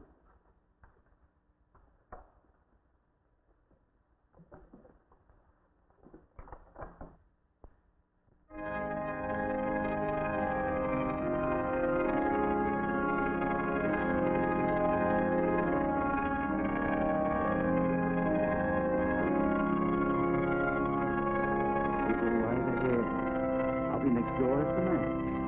If you need me.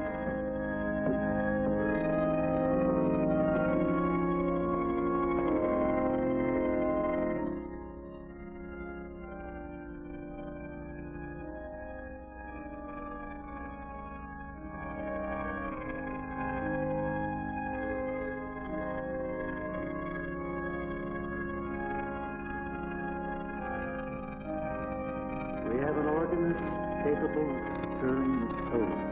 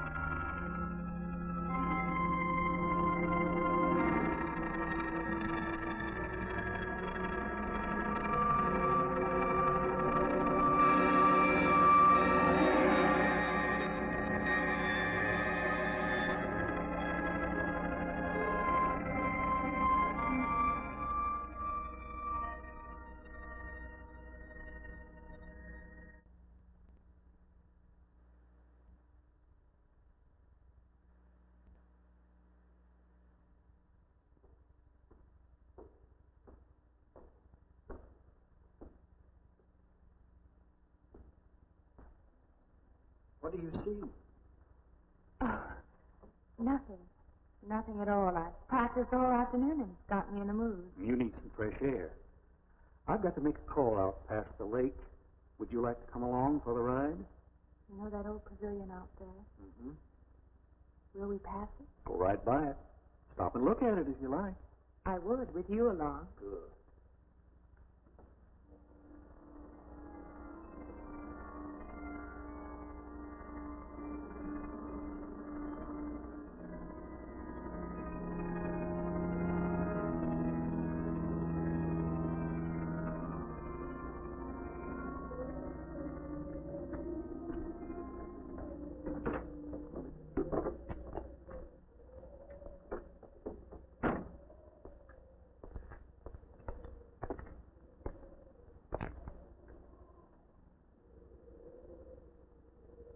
This used to be quite a place.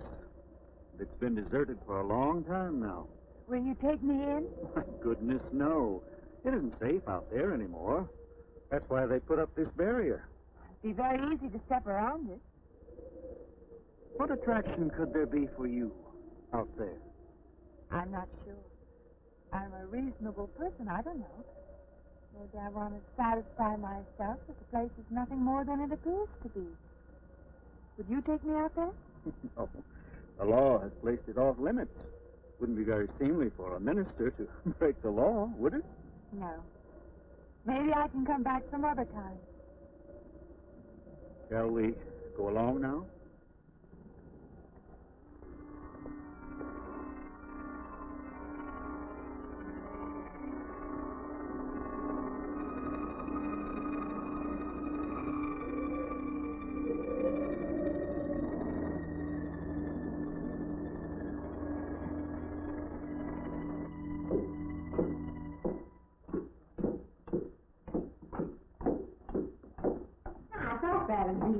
Good evening.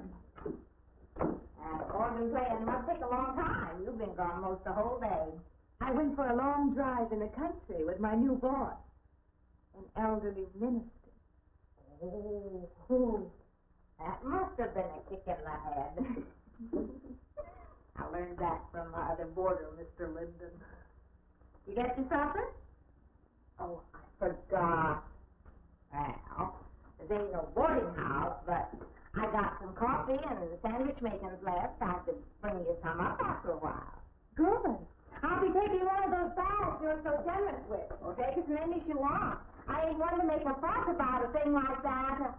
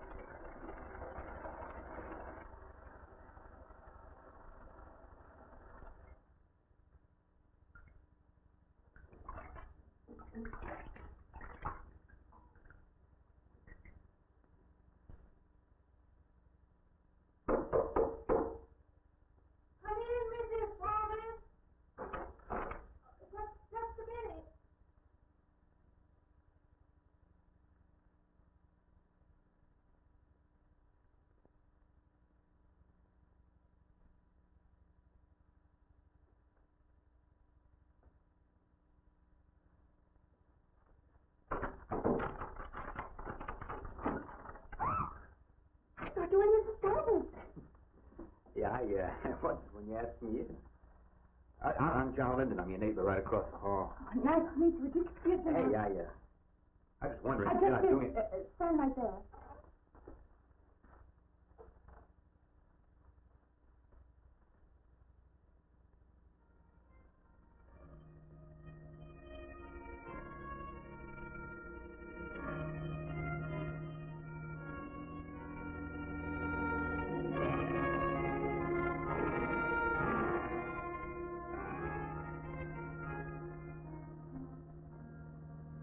I forgot to introduce myself. I'm Mary Henry. Oh, yeah, I know. I heard you tell Mrs. Thomas you haven't ate anything yet, huh? Well, yeah, I just thought, being neighborly and all this, I haven't eaten anything either. I just thought we had to ask you out to dinner. Oh, that's very thoughtful of you, but I can't accept. I know. We haven't met or anything yet, but I just thought... I'm sorry. You'll have to excuse me. Look, there's a real nice restaurant, right down the street, and I just thought... Well, I'm the kind of guy that doesn't like to eat by himself. I've made arrangements to eat in my room tonight. Hey, if you change your mind, just holler. Well, it's kind of lonesome in here. Good night, Mr. Linden.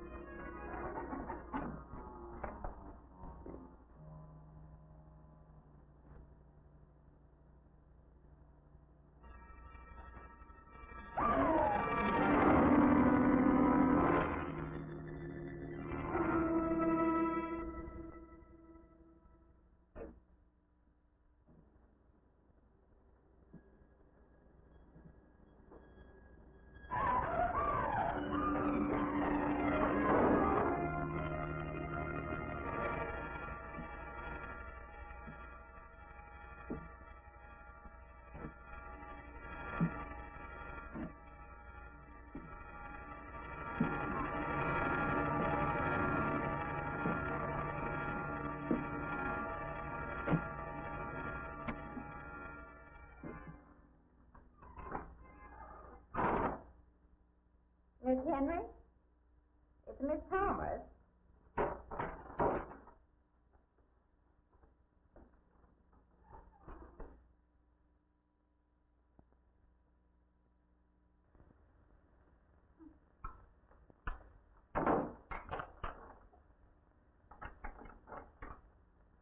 Who's the man in the hall?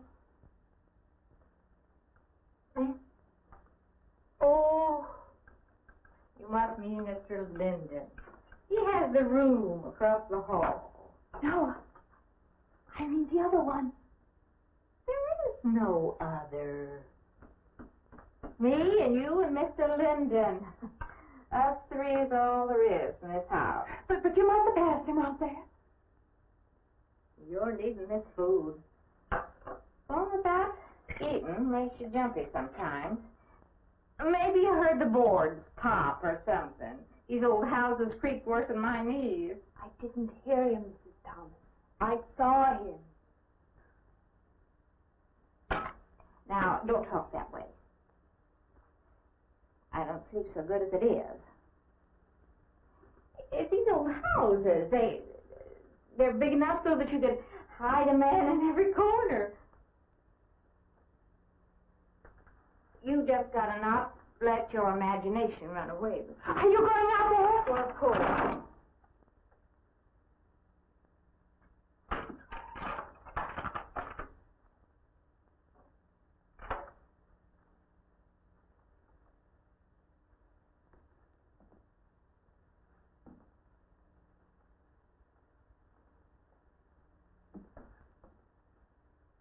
There's nobody there.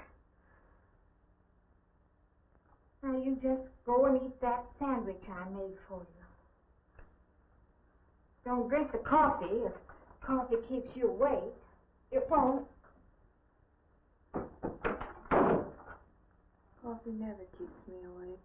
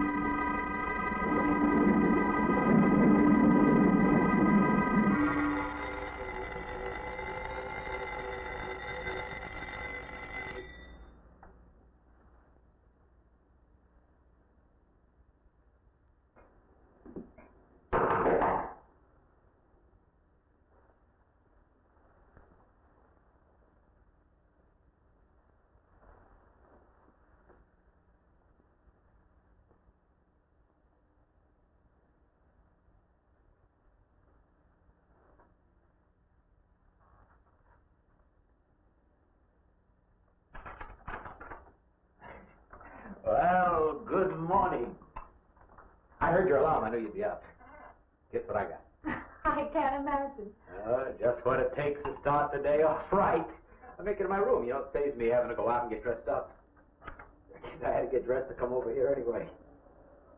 Oh, it looks just like what I need. Well, and 2 cups of coffee coming up. Say, I guess you took her on last night about me coming to your door and all, huh? I'm not a very sociable person ordinarily.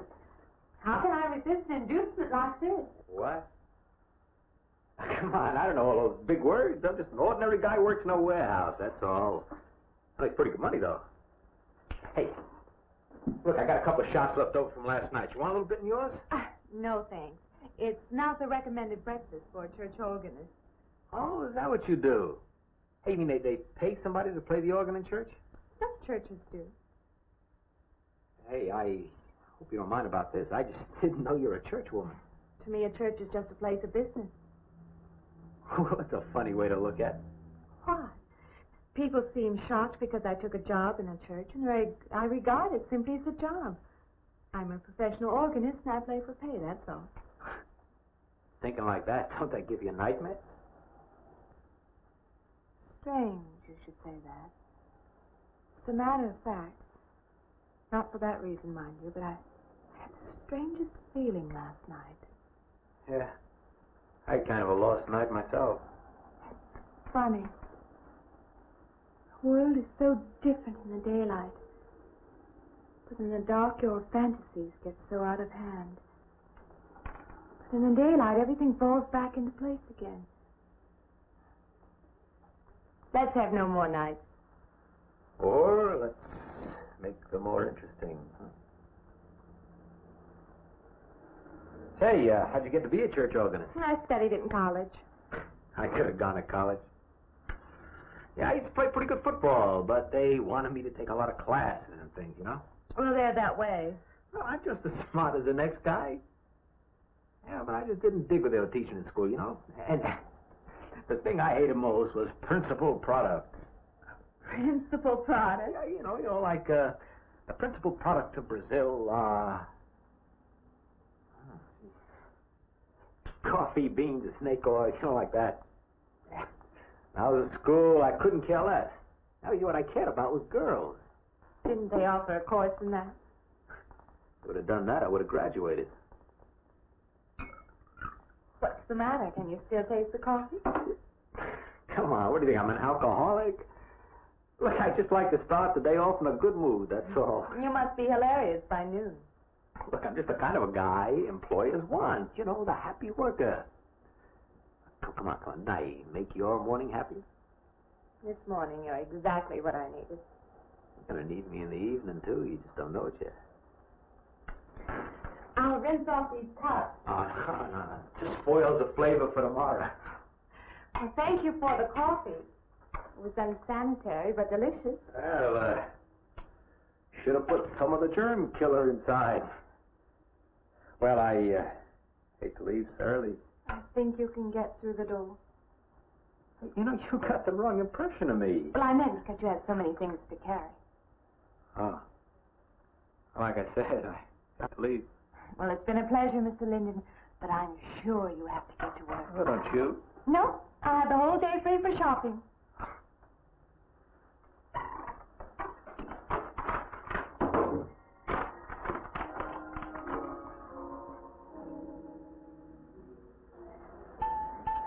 Does the hem hang right and back? We might change the hemline a little. The drape is just fine. Otherwise, it looks very nice. I'm sure it isn't very chic to take the second dress, but I like it. We altered a little here to make it straight all the way around. There, do you want to go back to your dressing room?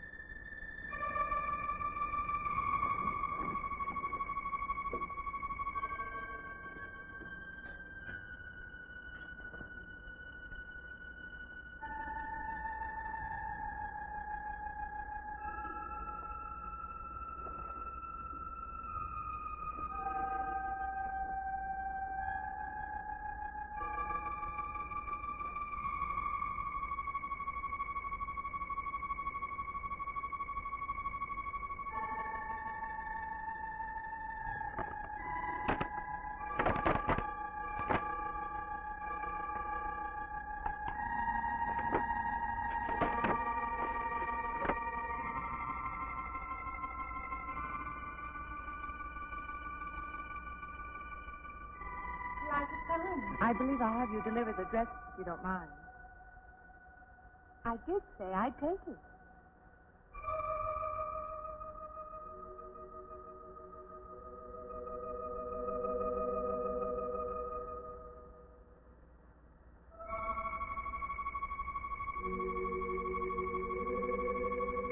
What's the matter with her? What's the matter with everyone? Why don't they answer me?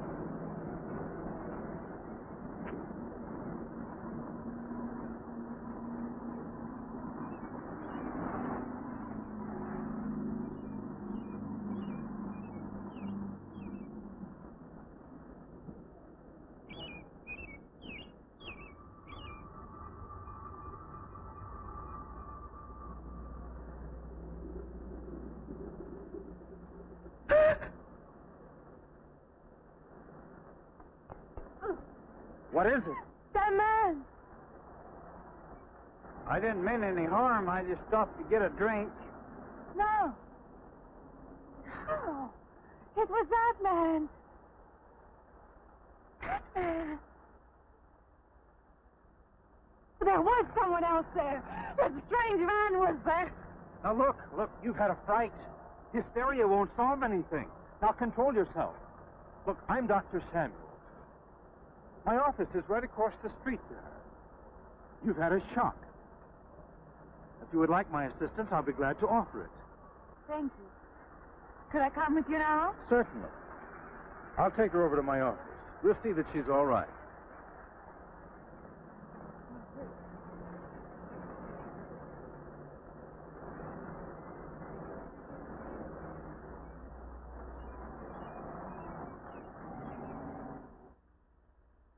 It was more than just not being able to hear anything or make contact with anyone.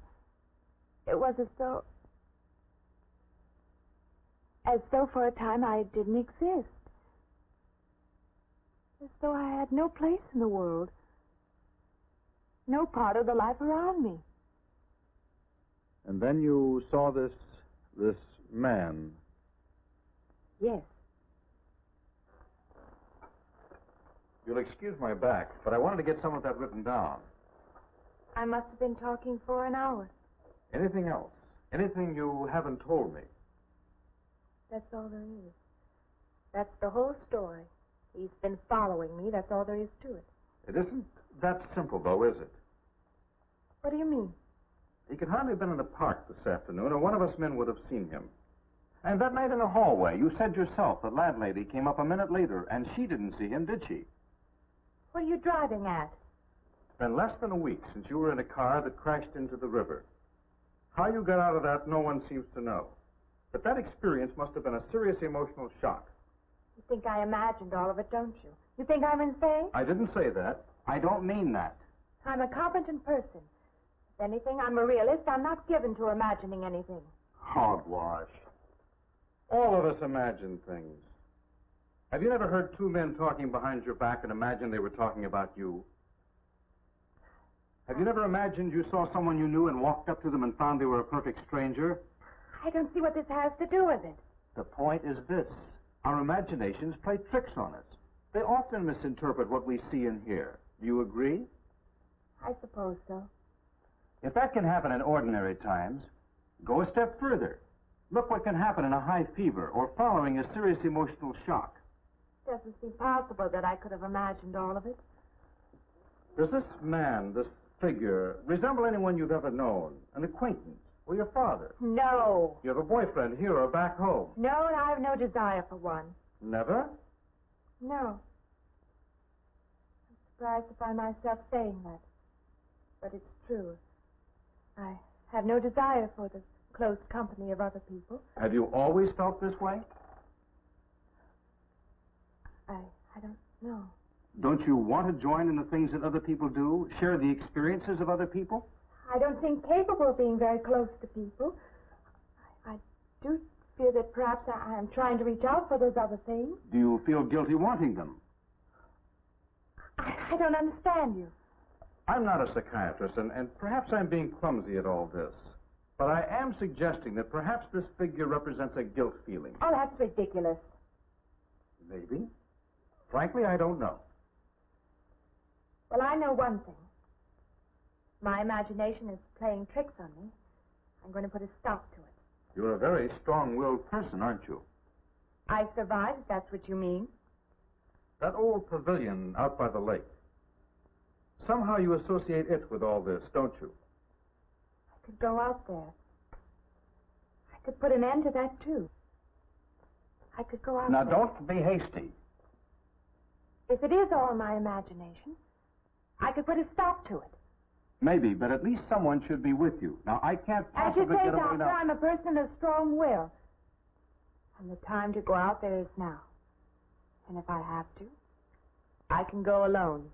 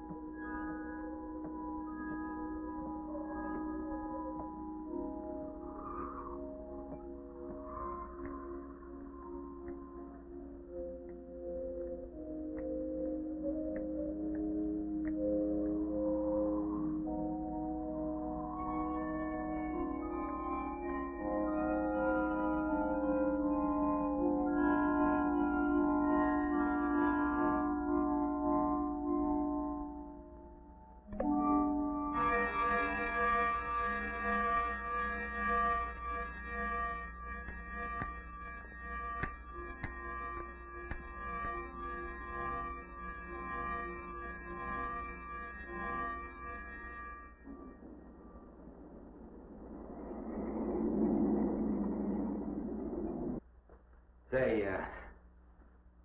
I don't want to get turned down again. I was thinking asking you out to dinner. I stopped for a bite to eat on the way in. Anyway, I have to practice at the church for Well, look, how's about if I took you up afterwards and go someplace and dance or something? I'm sorry. I'm not much for dancing. Hey, you mind if I ask you a question? I won't know until I hear it. What, are you afraid of men? No, I'm not afraid of men. Well, you seem sort of cold. This morning when I brought you the coffee, friendly. This morning I needed company. Well, maybe you'll need company tonight. It's better than walking home alone. Yes, it is. I should be finished around 9. Will that be all right? That's okay by me. Say, I'll see you in church. Huh?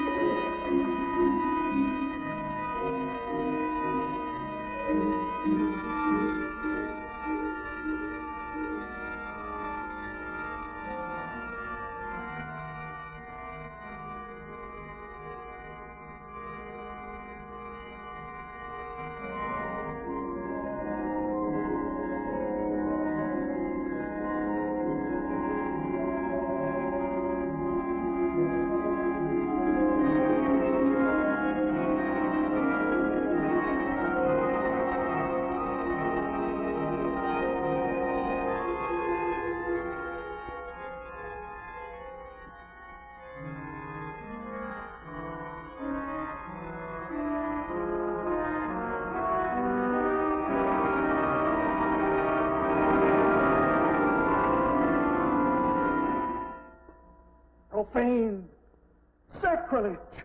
What are you playing in this church? Have you no respect? Do you feel no reverence? And I feel sorry for you and your lack of soul. This organ, the music of this church, these things have meaning and significance to us. I assume they did to you. But without this awareness, I'm afraid you cannot be our organist. In conscience, I must ask you to resign.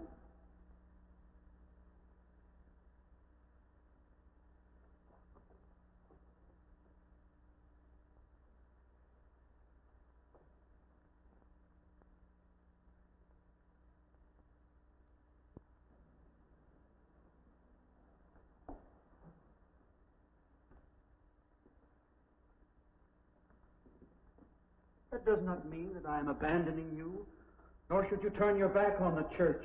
There is help here, and I urge you to accept it.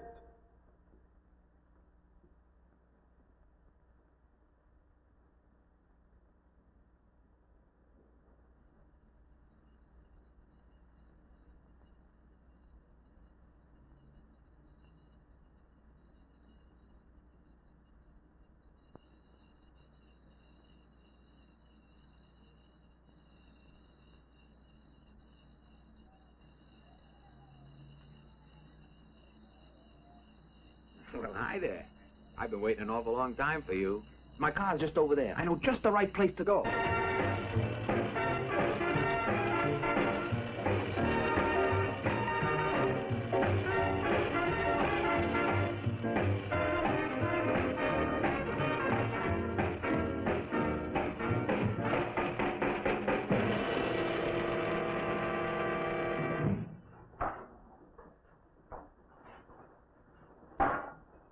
What's the matter? Don't you drink either?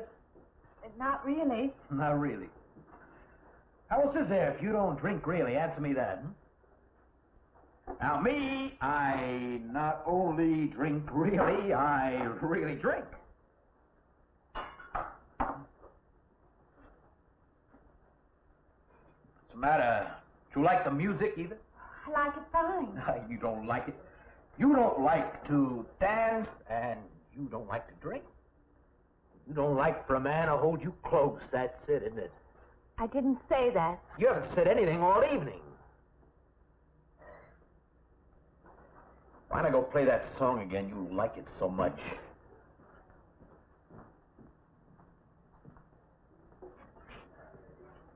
Hey, Johnny, who's the doll? Nobody you know, chicken. Oh, come on now. You've been holding out on me. That's not the kind of pig you usually drag around. Now, you quit licking your chops. She's out of your class. You want to bet? Lay off, huh? I got something on the stove there, man. Well, listen, I'll help you put it over. I don't want her to think I even know creeps like you. Good luck.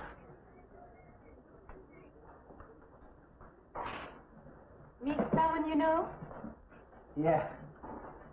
He's a college fella.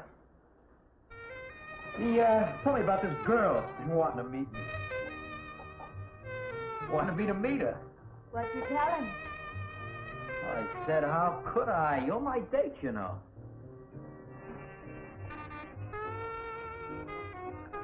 Said you didn't seem to enjoy my company much.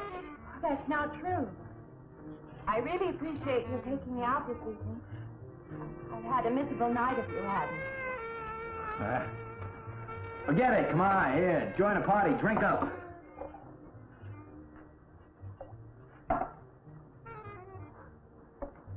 Look, I paid good money for that stuff. It ain't poison. I'm sorry if I annoy you. You know, I don't get you. First you stand me off. Well, that's okay. That's class. Figure you got something, you just holding back. Now, everything I say is okay. You're a mouse. Yesterday I didn't care. Tonight I want to be with you. Me or just with anybody? With you.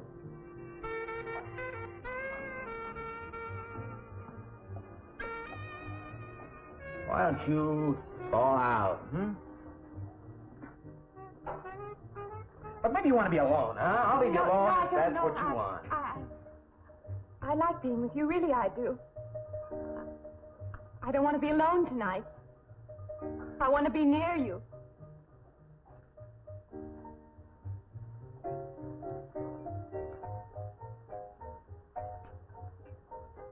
You mean that?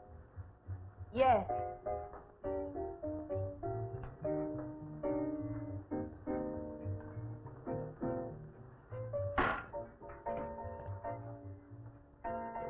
you get out of here, huh?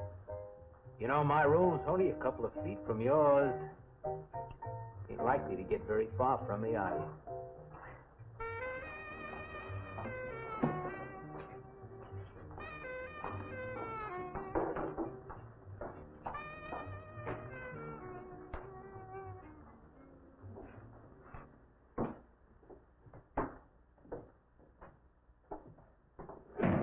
No, You wake Mrs. Thomas. that old girl's in the back of the house. She won't hear nothing.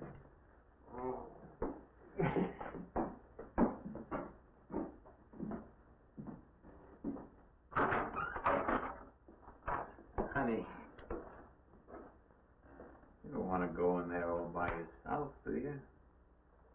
It's dark and it's lonely in there. You don't have to be alone tonight. Just let me come in a while. Let me stay with you, huh? Look, you don't want to be alone, do you? No.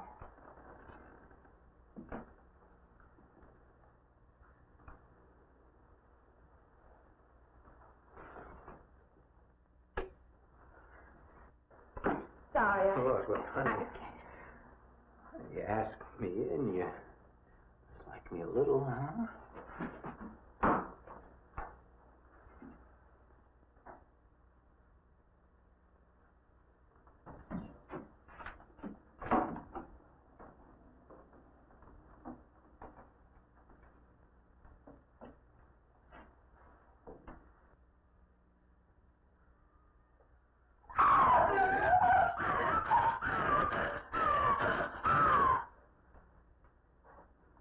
Hey, what's the matter with you? What's going on around here? What's the matter with you? Aaron's after me. You gotta stop him. He's after me again. I'm getting... I don't want to go. Not me, sister. That's just what I need. Get mixed up with some girl who's off her rocker. I don't want to be left alone.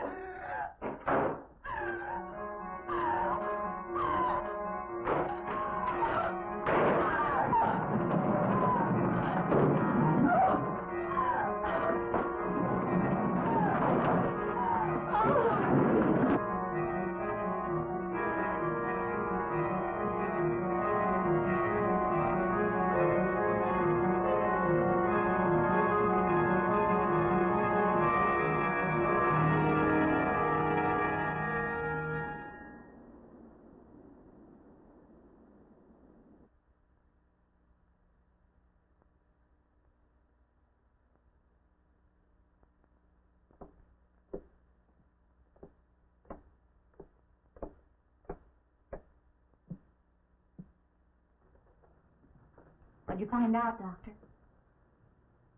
Not very much, I'm afraid. I'm sure glad you just happened around. I was going to call somebody, but I was afraid I'd have to pay the bill. I came on purpose. I've been thinking about her ever since she left my office yesterday. What's she been up to? Only the devil knows that. I heard her moving things all around that room all night. Never heard such goings on. And she wouldn't let me in her room this morning. She's a strange one. She absolutely refuses my help. I can't say that I blame her. There's something about her that completely baffles me. I've urged her to call upon me if she feels she needs help, and I hope she will. I can't let her stay in this house. You won't have to worry about that. She's determined to leave the city, and she wants to get away as soon as possible. I hope she does leave. I hope she can.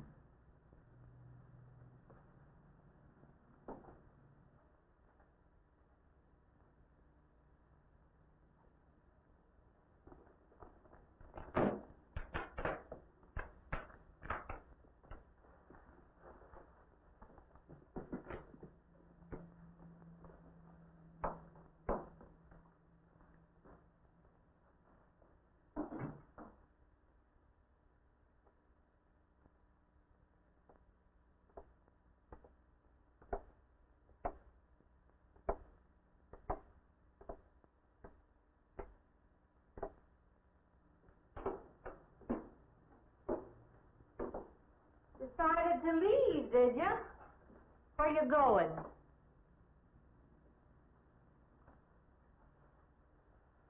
I can't refund none of your week's rent when you go off like that.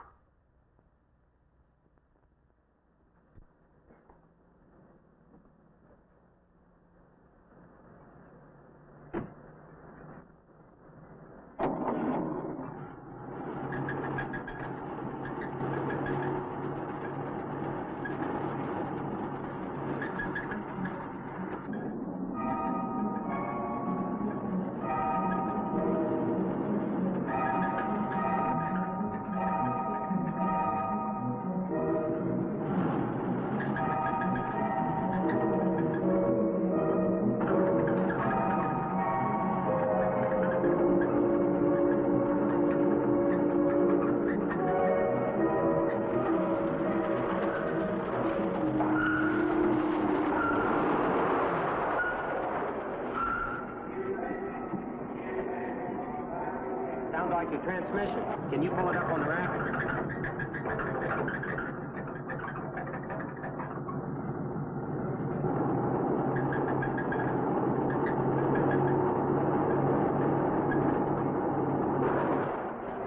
Okay, fine.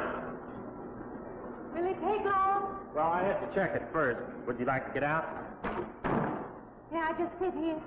Sure. Suit yourself.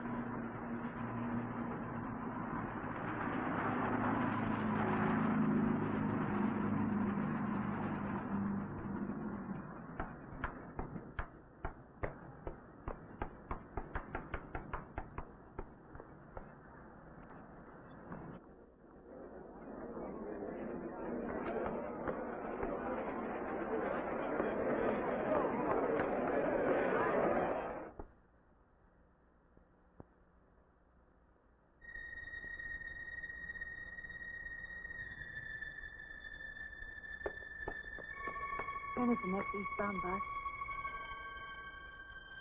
When does the next bus leave? I must get on it.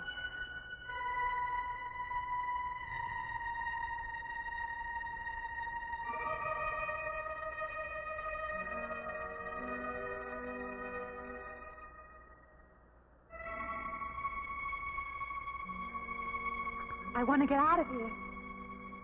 I want to get away from here.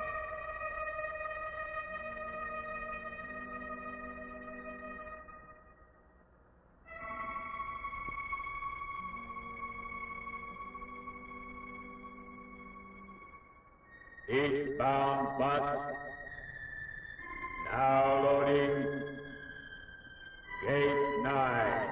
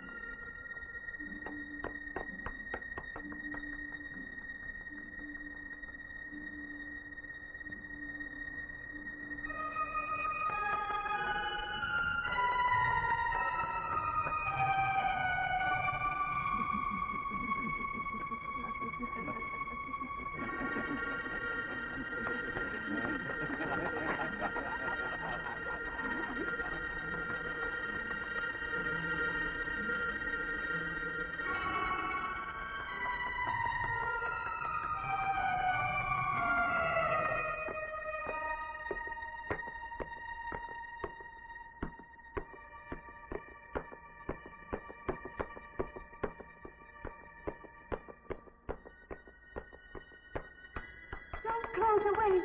Wait. Let me in. You gotta let me in. I gotta get on that train. I gotta get away from here. Please. Please.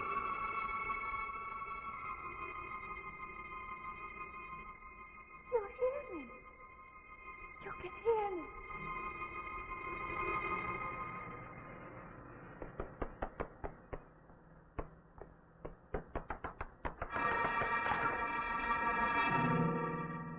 Can't see me. Why can't they see me? Why?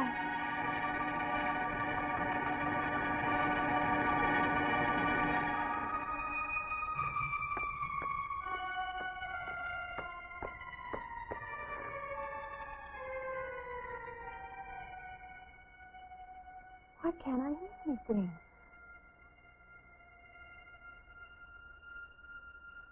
Will you help me? I need your help.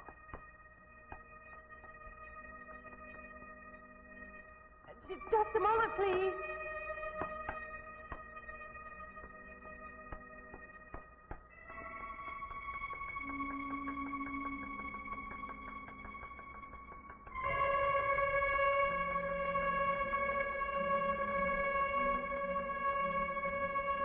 Why can't anybody hear me?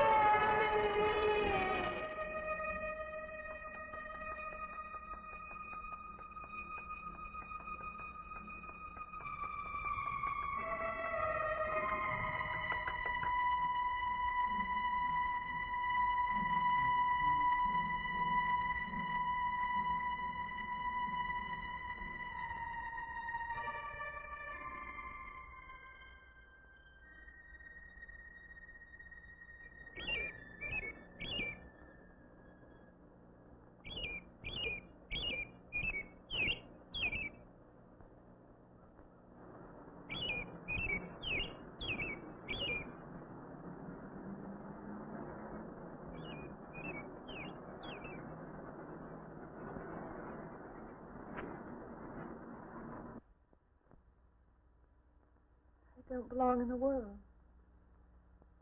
That's what it is. Something separates me from other people.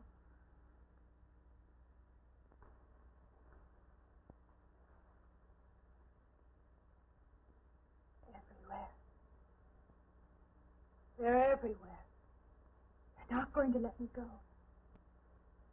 Everywhere I turn, there's something that's blocking my escape. He's trying to prevent me from living. He's trying to take me back somewhere. I can't fight anymore. I don't know what's real anymore. I came to you, Doctor, because you're my last hope. If you don't help me, I'll have to go back there. He's trying to take me back somewhere. Doctor, you've got to tell me what to do.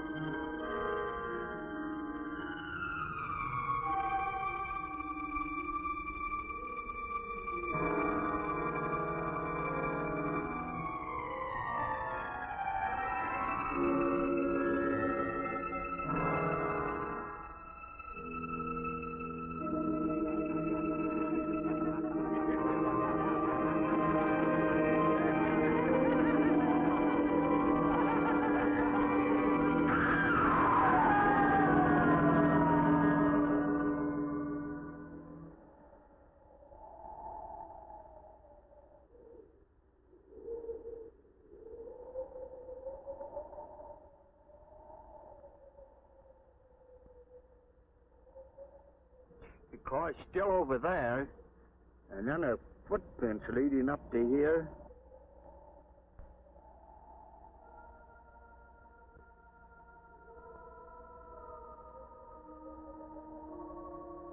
And then nothing.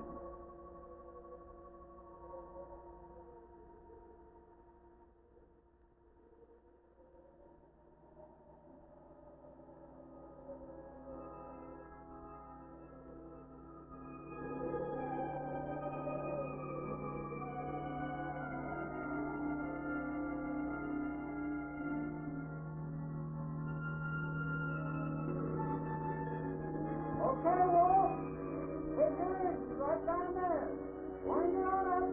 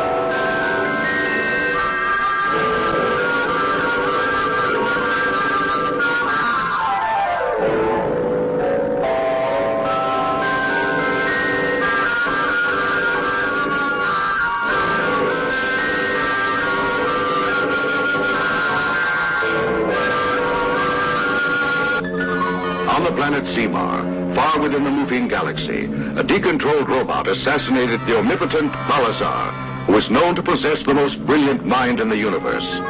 So powerful was Balazar's genius that as he lay dying, his brain ordered built a mechanism which would keep it alive even though his body was destroyed. And now Balazar's brain seeks universal conquest. But here on the Emerald Planet, the highest council in the Marquette Galaxy considers the terrible immediate menace to the solar system of Earth and to the planet Earth itself. Balazar's brain leads the infiltration of Earth, preparing it for the attack forces which will follow. And that attack will be with nuclear weapons. The flood of radioactivity, which inevitably will spill out into space, is what primarily concerns these Emerald Planet creatures. High radioactivity, the Emerald creatures realize, will poison even the distant reaches of outer space. As a result, it is possible that in time, other planets such as this will become uninhabitable.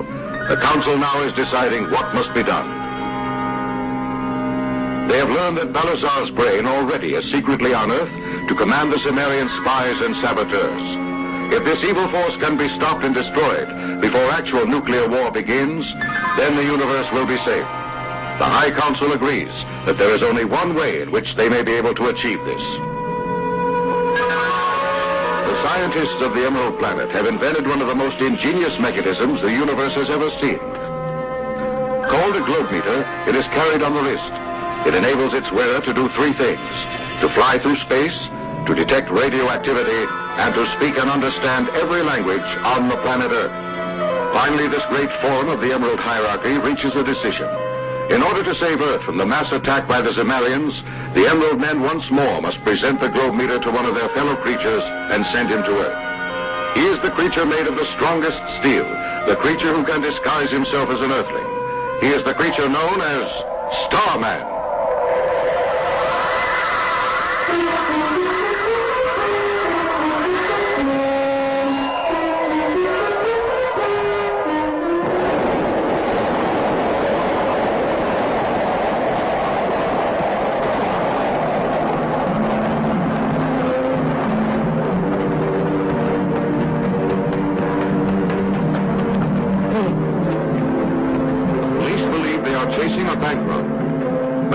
Within that suitcase lies the living brain of Balazar.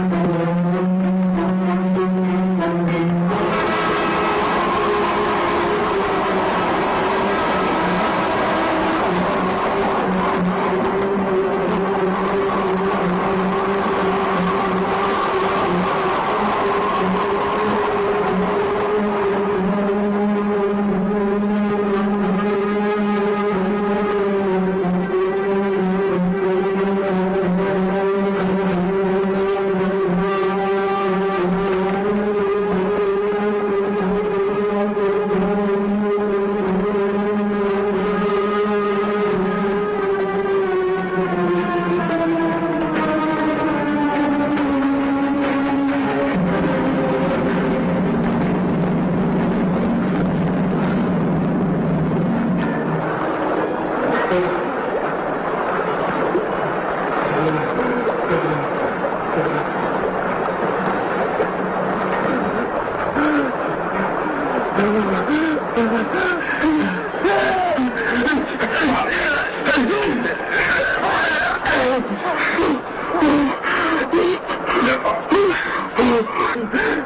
brain! Catch it! If you let it get away, we'll all die! The brain! Please, do something! Go after it! You're under arrest! Oh, no. Somebody, go after it! Sir, the first report on the robbery has just come in. Headquarters said they have captured the men. All of the money has been recovered. I see. You may go now.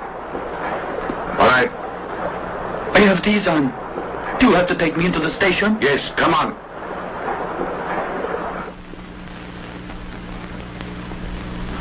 We are all going to be killed. You've got to release me. I've got to search for that suitcase. I can't let you go yet. I'm aware you were not guilty of that robbery today. And yet you tried to escape from the police earlier. Just what was in that case? You mentioned a brain of some sort. Are you sure it didn't really contain stolen jewels? What was in it? It is a brain. I'm not lying, I tell you. You are lying. Now stop. Now, tell the truth. I swear it. Really? It is a brain? An animal brain, is that right? No. It belongs to a creature from outer space. You don't expect me to believe that, do you?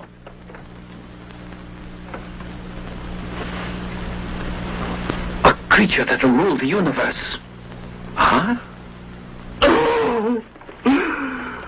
The creature is called Balazar. It was hidden in that case. I've been working as Dr. Kurokawa's laboratory assistant, and the brain came to him there. It appeared one day. It was brought from the planet Zemar. I'm not making this up, sir. Dr. Kurokawa began working under its evil power. So I just packed the brain and ran.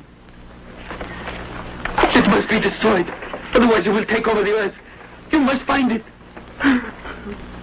This is Okamoto. What can I do to help, sir? This is Dr. Kurokawa speaking. I've heard that you're holding Kawada, an assistant of mine, and I want to warn you about him. Do not trust anything that he might say. The boy has an imagination. I thought I'd better warn you.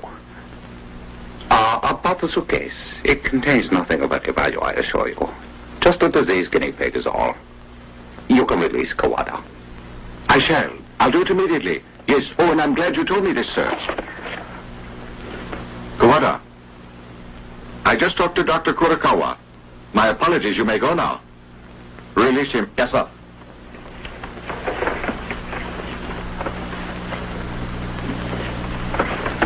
Well, did you find the suitcase? No, sir. The men searched everywhere down that stream, but no sign of it. Very well. You may call off the search, then. Yes, sir. Yes. But that suitcase, if I don't find it, we'll all die!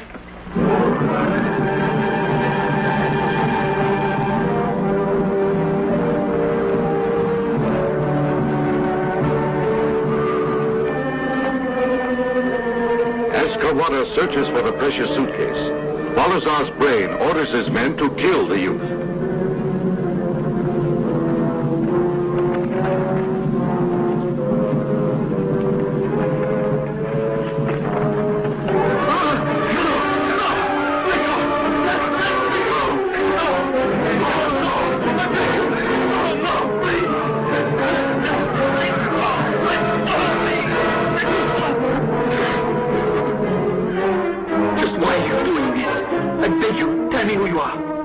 To destroy the great Balazar's brain. Now you're going to pay with your life. Did the brain order this? Yes, the brain of Balazar.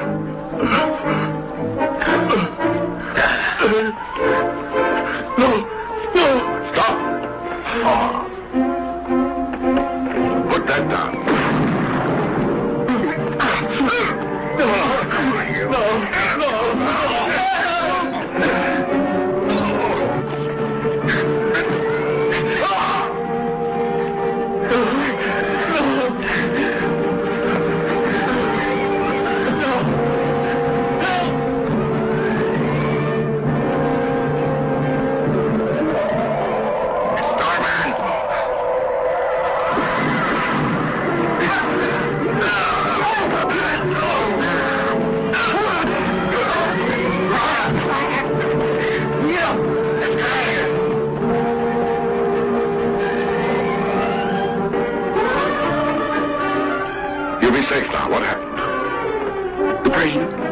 I'm trying to stop it.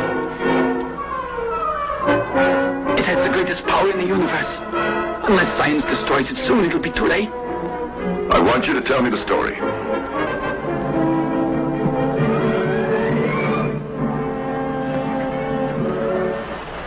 I was trying to bring the brain here to you, Dr. Sakurai, because it's imperative that it be destroyed. To do so won't be easy. It is indestructible. It's impervious to all poisons. If it is blown up, its cells will regenerate and multiply, and it'll still be alive. You're the only man, Dr. Sakurai, who may be able to save the Earth. Only you. Only you can kill the brain. That's right. At least he must try. He's a great scientist, no? The greatest. I'm certain that your father is the genius that'll save us all.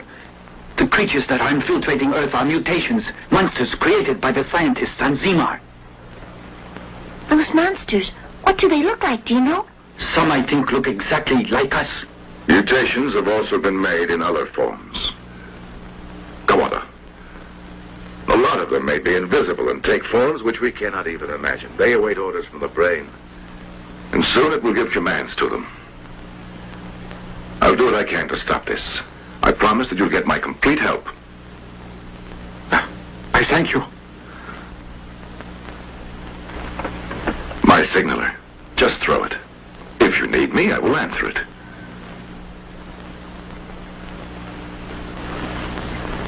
I'll throw it, and you will answer. Well, children, now I'll try to stop the brain.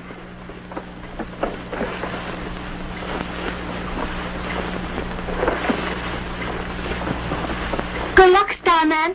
All of us are counting on you. I know, and I'll try to save the planet Earth.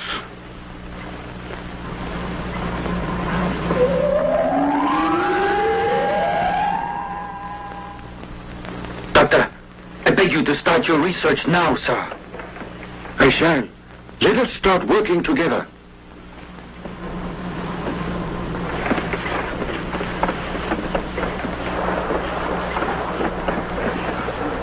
Kawada managed to get away. Starman attacked and rescued him. Now Kawada and Dr. Sakurai are seeking your formula.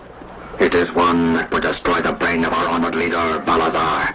If you command, I will then kill both of them. Never mind them. My brother Okawa has rescued the brain. By now, the doctor is too late.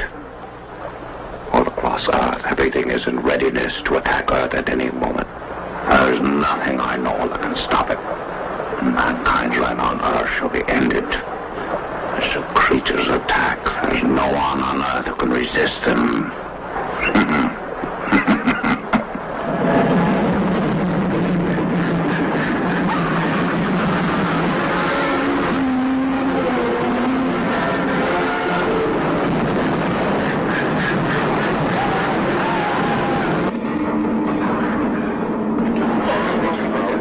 On the tracks ahead of us, a monster.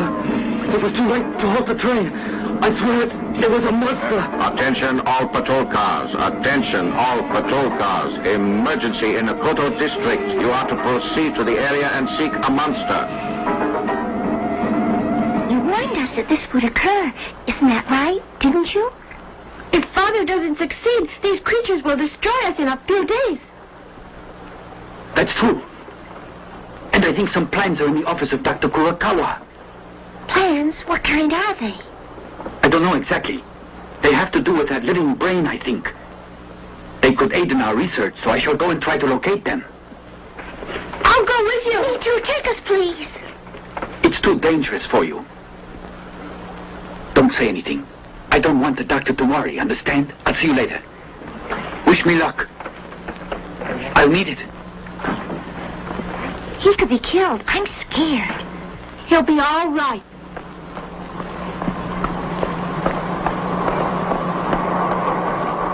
Hoping to verify Kawada's story to the police, Detective Okamoto has been following him.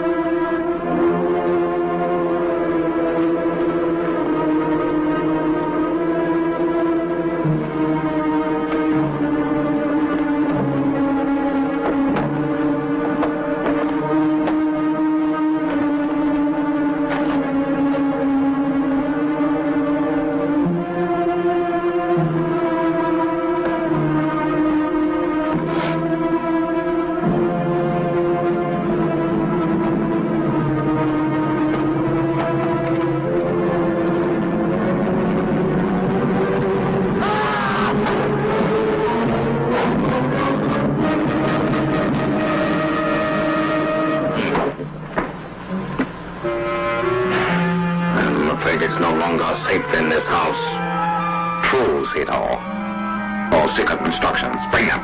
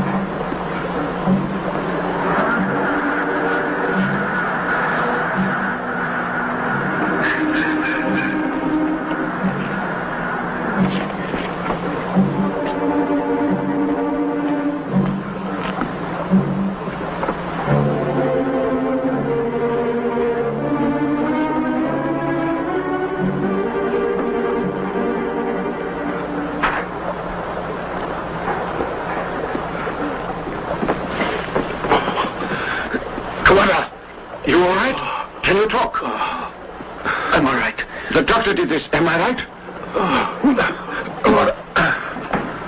In one of the many secret Zimar bases.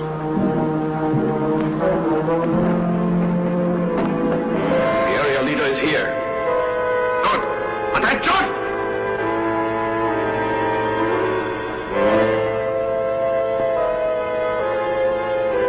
I bring great news from our leader, Balazar. He is very pleased.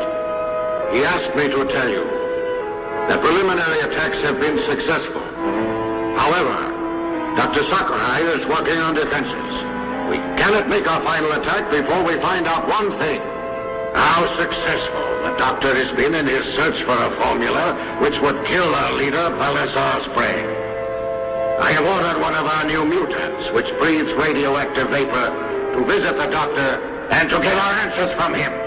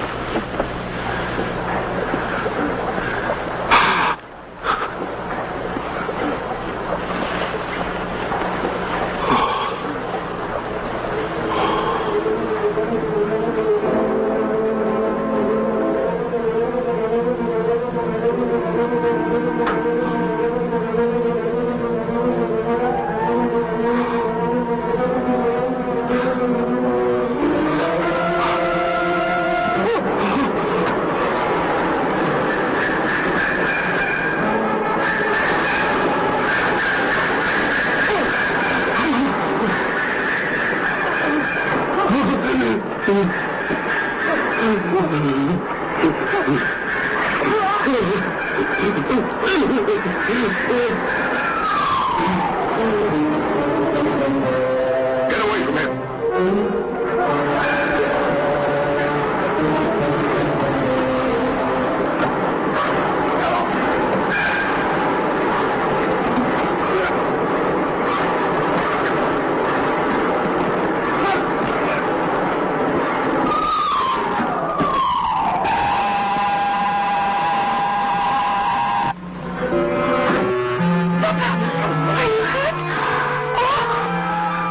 Just my hand.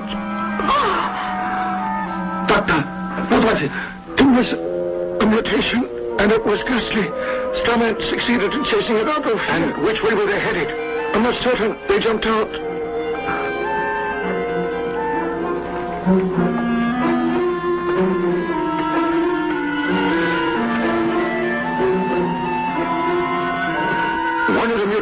contact the doctor.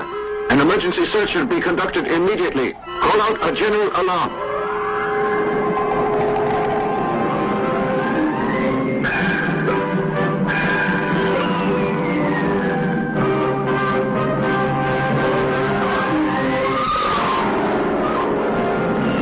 Starman must be wary. One slash of the mutant's solid cobalt nails could destroy him.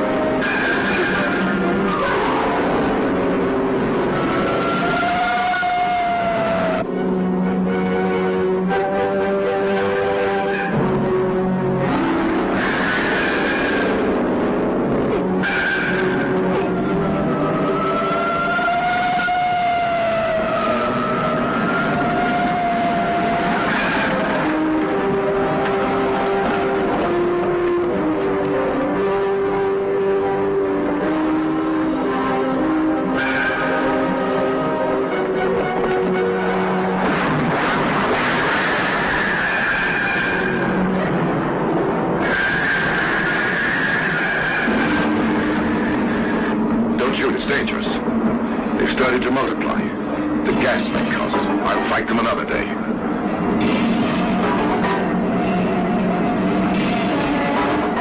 Where are they headed? I'd like to find the headquarters. Multiplying Zemarian mutations come in from all parts of the world. Research in this guarded laboratory is being feverishly conducted by Dr. Sakurai and his assistants, who seek desperately a formula which could destroy the leader of the invaders, Balazar's brain. Already, many of the mutants, disguised as human beings, are walking the streets of Earth's cities. To pay for their food and clothing, they frequently commit daring robberies, such as the one now being carried out.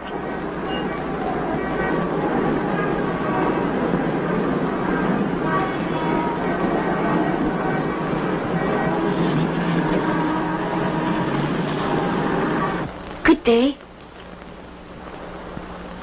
Can I want to assist you, look sir? at engagement rings. Yes, sir.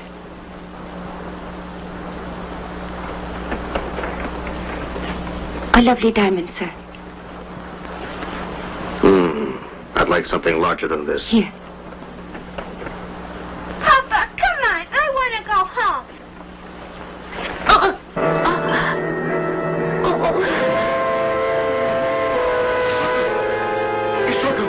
Isaka, what is it?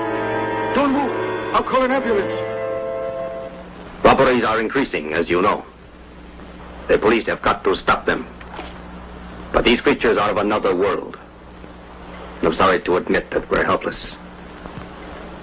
You can't stop them using weapons. I would suggest attempting something else. I think you must capture one. That's the only way we might learn about them. And so I want you to watch all the large jewelry stores. As you no doubt realize, this is the first stage of an insidious invasion by which all of Earth is threatened with ultimate destruction. Mankind is depending on you. Good luck. No Earth scientist is safe from the Zemarians. Tonight, Professor Ishii carries some of the defense plans home for study.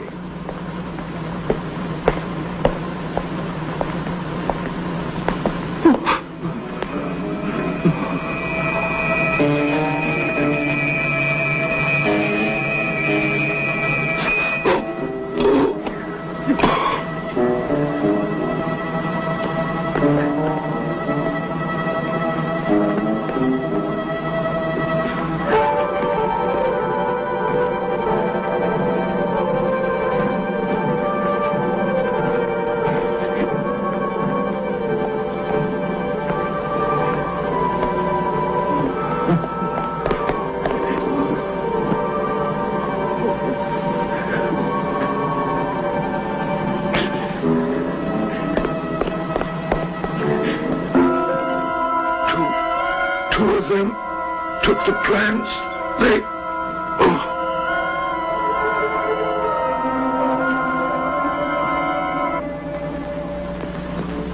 Two children, Isako and Harada, are returning home from a neighbor's birthday party.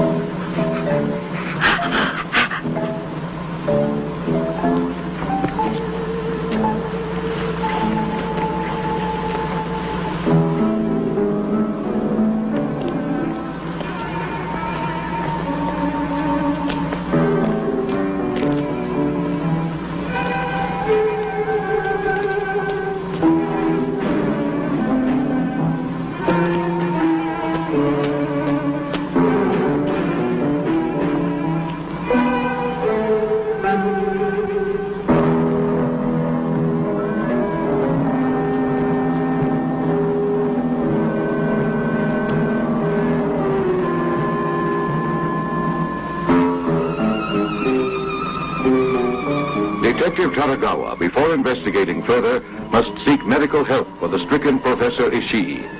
The detective sees what appears to be a private hospital.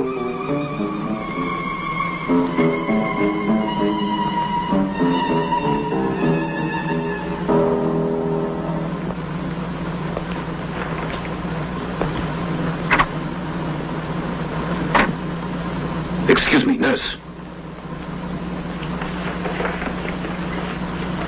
Do you want to see me? I'm a police officer. There's a man who's been hurt in the next corner. The man needs medical aid. But this is a private hospital. I know that, yet you can't let him suffer there.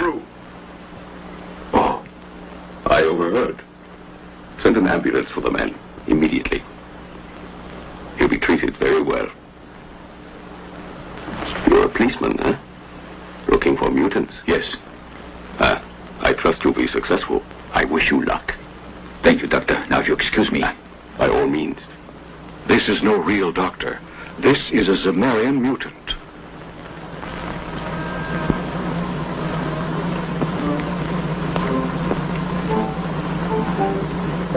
They acted strangely. We should investigate. Not me. And you know that Father warned us not to stay out late, so let's get on. You're afraid. I'm not. I'm going to become a detective in a few years, so I'll learn how tonight. Stop it. You're being silly.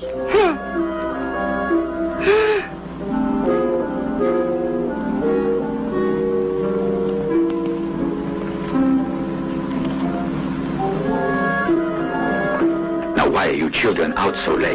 That's a big secret. Why do you ask that? You'll see. Here, look at my identification cards. You mean you're a detective, then? That's right, children. Have you seen anything suspicious tonight? There were two men acting very strangely. Oh? What did they look like? They were wearing light coats and carrying some kind of case.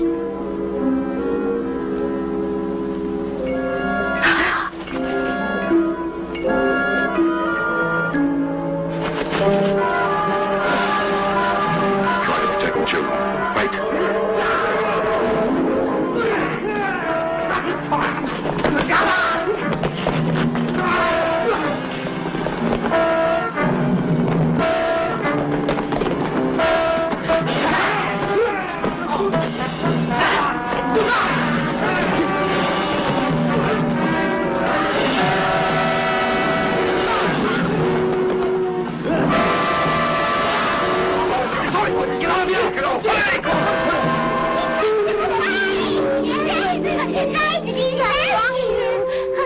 There. They won't bother you.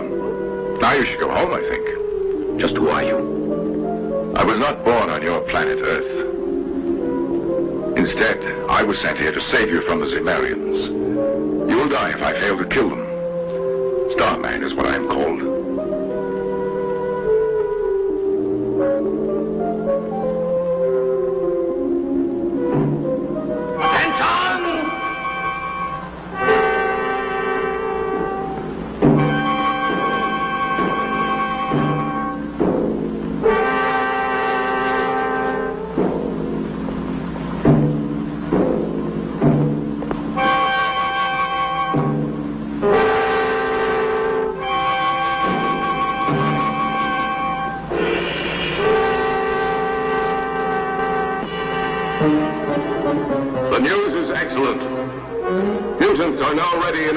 strength in every nation on earth. In a few hours, Balazar, our great leader, will issue the final orders to attack. And you all shall obey them. Daizimari, master! See!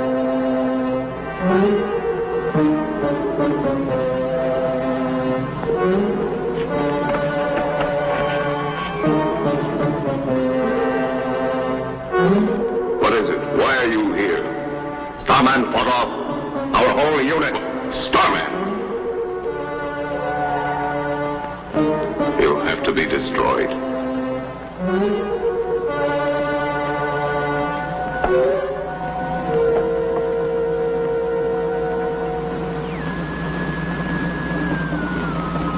Scientists continue desperately to seek one formula which will stop the mutants from dividing, and another formula which will destroy Balazar's brain when it is located. Time is running out for the planet Earth.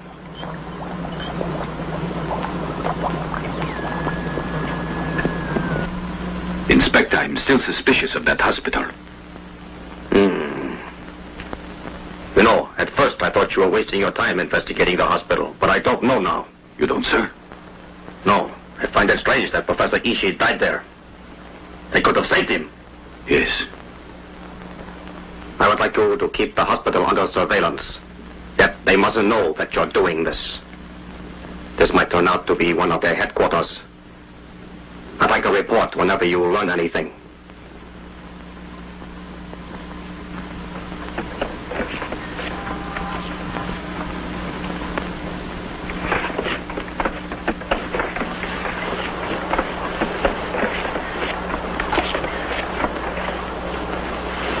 The two Zemarians who attacked Professor Ishii realize they must get rid of the only humans able to identify them, the children Isato and Harada.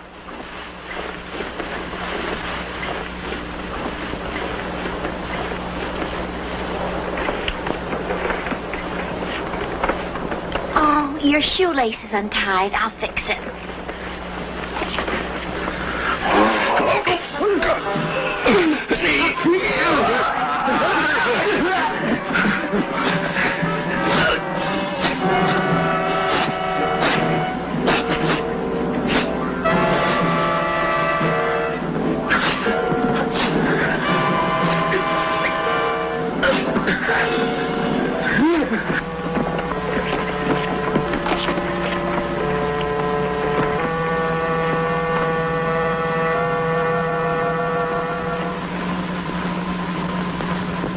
Doctor, a child is here. He's been hurt. Oh, show him in. Come in here, Isako. Silly. Now, go ahead. It's all right. Now, what's the matter, The child son? hardly touched me at all. That's true, Doctor. But he should remain for examination, don't you think so? He wouldn't like to have an infection. Definitely not. Let me take a look. No.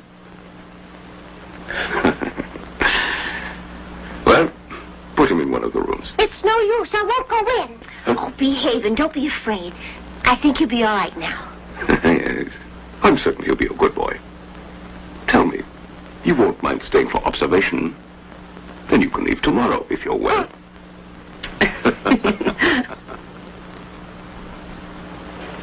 You'll see, son. You won't mind this at all, Isako? Feel better.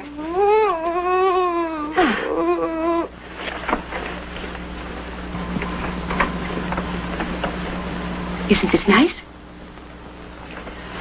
Sleep here. Can I lie down? Of course, if you like. If you feel like a nap, you can take it. I'll come back later. Behave. Take care of him. He's my only brother. We will. I'll come by tomorrow to take you home. Don't forget.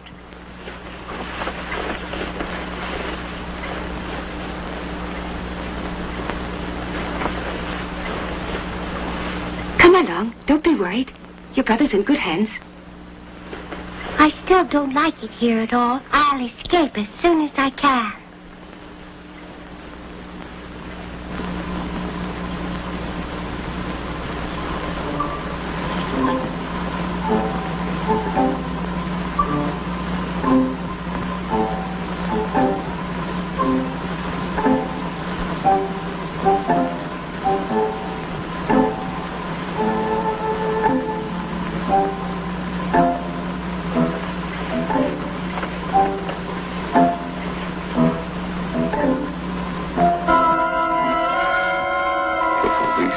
suspect me at all, there'll be no problem. But I will have trouble with that man from the Emerald Planet. Starman. How shall I get rid of him?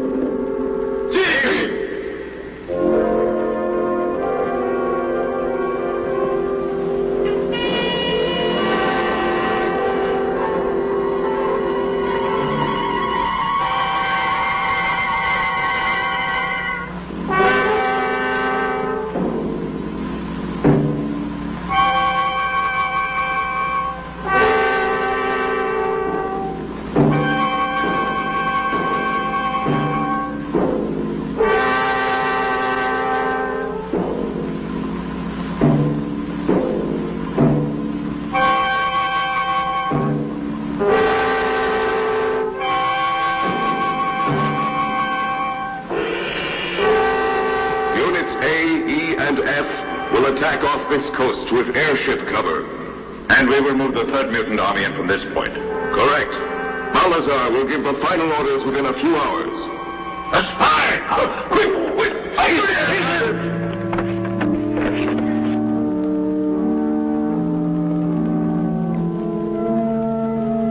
Oh, I hope he's all right and nothing happens to him in there.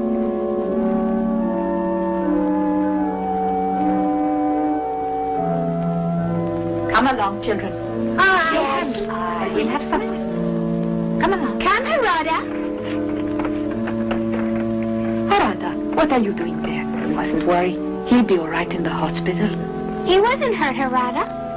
They said he'd be all right. I hope he is. Oh, he is. Now we're going to have supper, and I want you to join us. I think you must all be hungry. Let's go and eat, eh? All right. Will you join us, Harada? Later.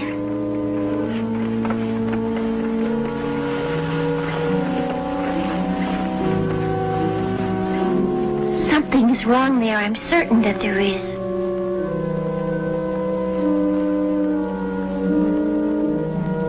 Harada. You're certain? Yes. I can't help feeling that Sacco's in trouble at the hospital, and I had to leave him there all alone. I didn't know this, Arata. You could be right. I must investigate. You stay here. I'll find him. As Starman flies to save Isako, his sister decides to send the police also to rescue her brother.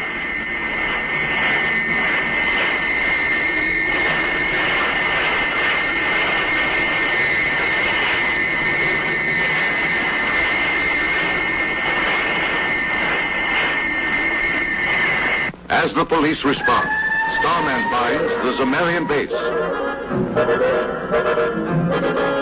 You'll regret entering our secret base, Starman. Kill him!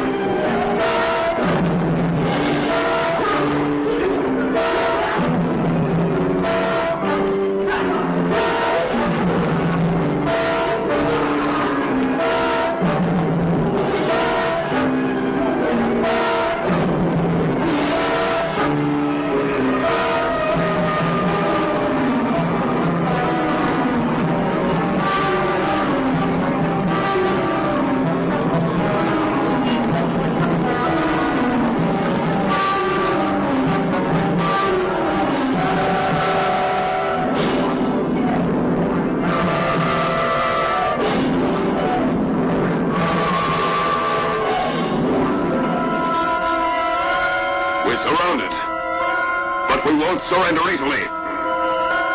Listen, Starman. We're only a small unit of Zemarians. You won't stop all of us. You'll learn. Retreat quickly.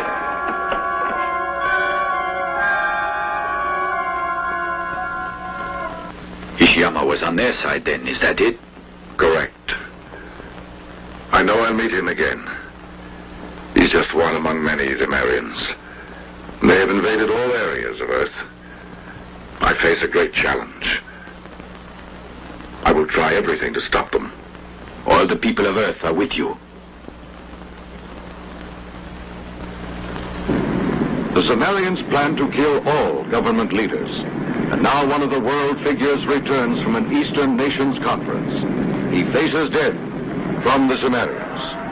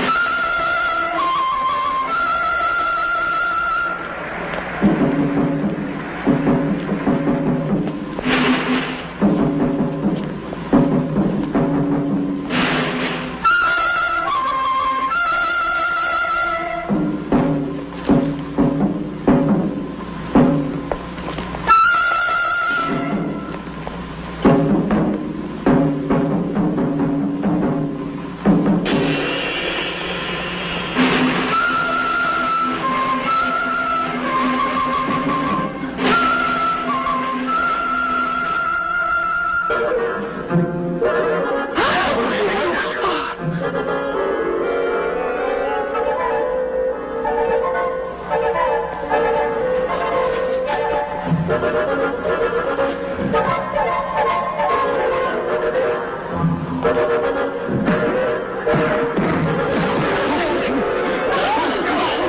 doesn't he die? We can't kill him.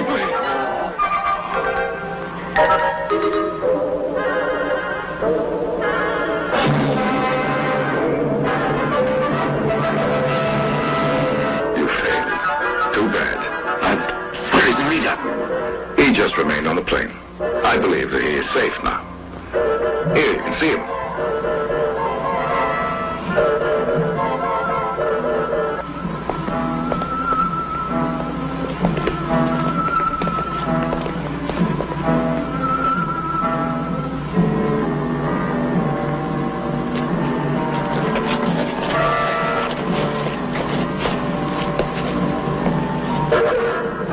I demand you give yourself up, Dr. Ishiyama. You will be punished for all your crimes against the Earth. Doctor, don't attempt to escape. If you try to stop me, I'll throw this nuclear grenade. Get away!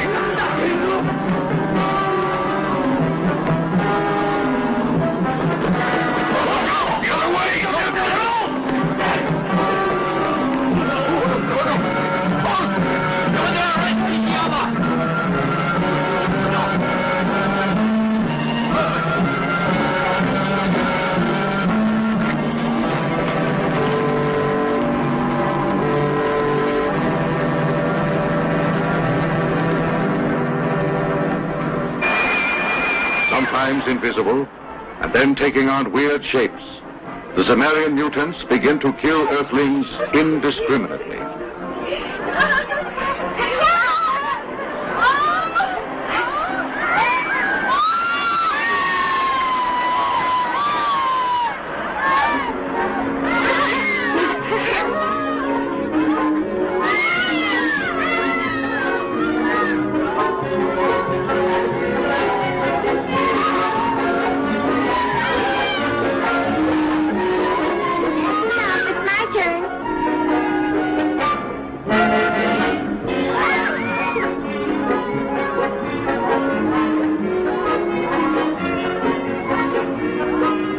Some orange juice? No, I can't. I want a lot.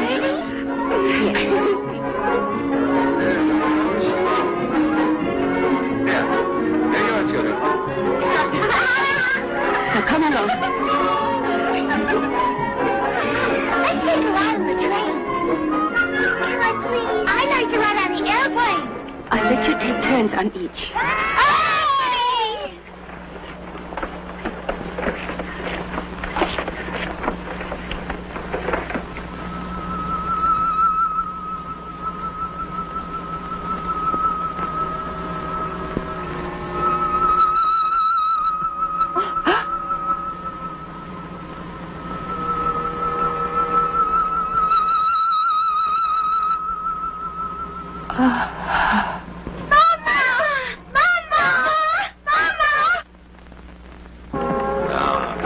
Noriko, back straight, please. You must keep it straight. That's better. Plie and up. Back. Down. Up and plie. Excellent. Chins up, girls. Gracefully, gracefully. Nami, you've forgotten already. Fingers together. That's it. Good. Hold it. Arms straight. Obasan. Again. Hold yourselves in. And 1 and 2.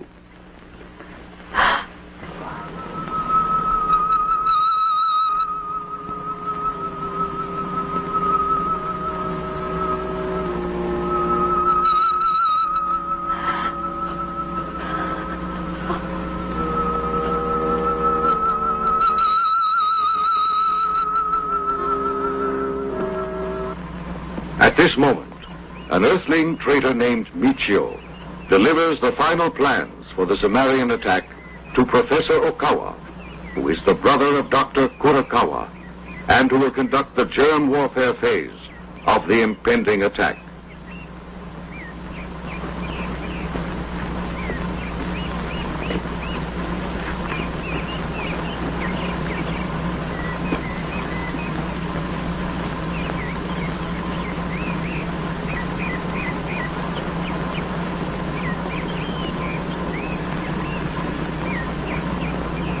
Who is there? Michio Hatanaga. Enter.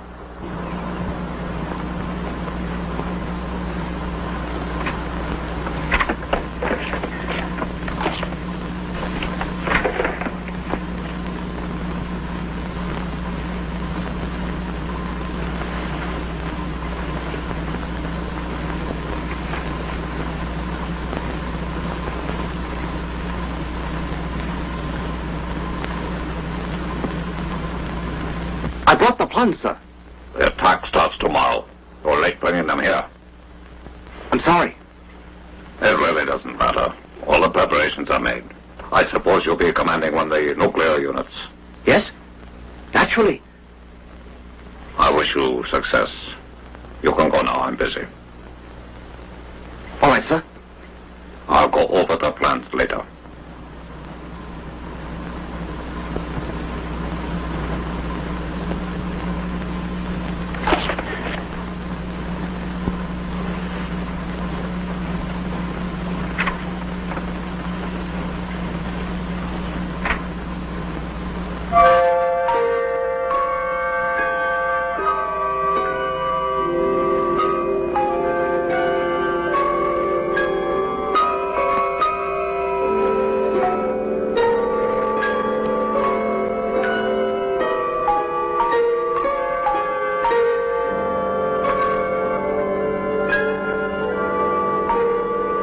Dr. Okawa goes to a secret laboratory where germ mutants are bred from a single source, the doctor's giant germ mutation.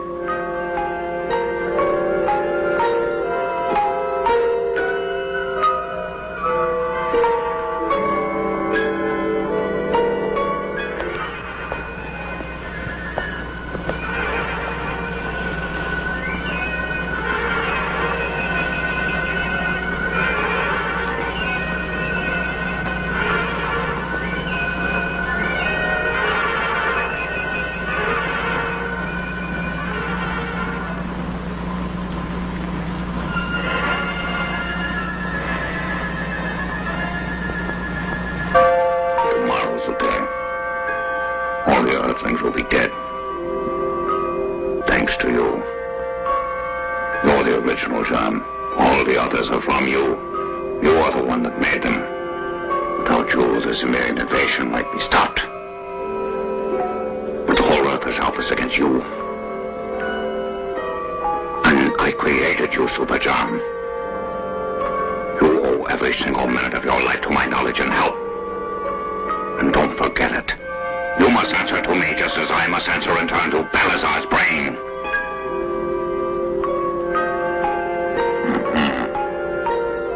All human beings shall die. I'm going to watch you and all the other mutants destroy them.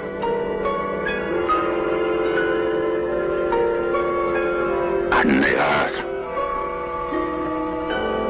become a tiny part of the Zima Empire. Vast armies of mutants, multiplied to fantastic amounts, moved stealthily into positions for the great attack.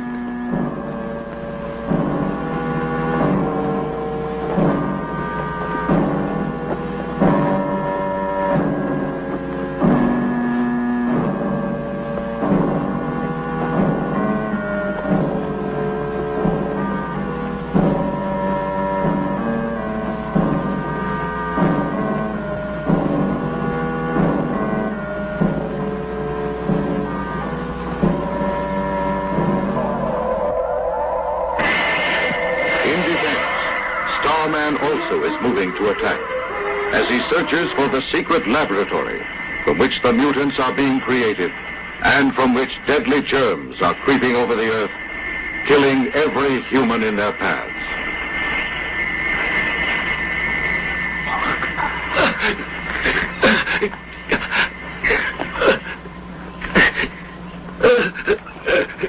What is this? It's the germs.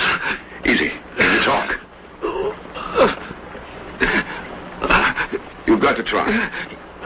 Where did they attack you? What were you near when you were attacked? Talk.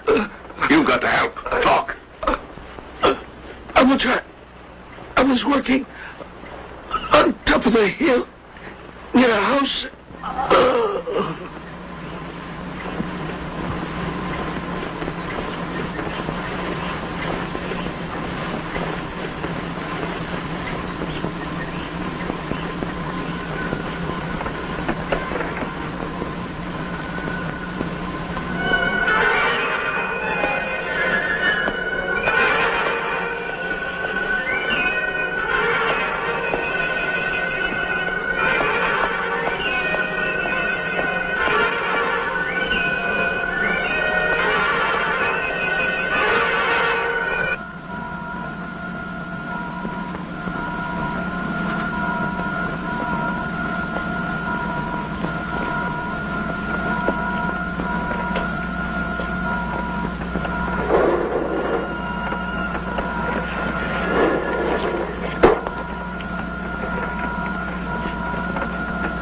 The germs in this cylinder are very deadly. I'll take only a few of these and wipe out 1 billion of them. As soon as it ends, are you going to destroy the mutants because you'll no longer be needing them? To conquer more planets, we must have them.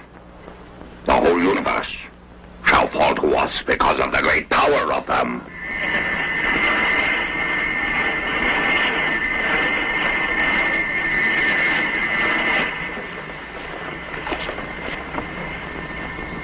I think Starman's out there. I can hear him. Kazama, did you betray the secret base? I used the germs experimentally outside. That's all. On an old woodcutter. You fool! That act will lead Starman straight to us!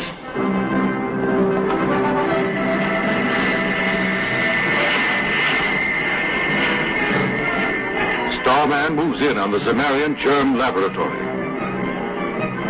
As soon as he is notified, defense forces.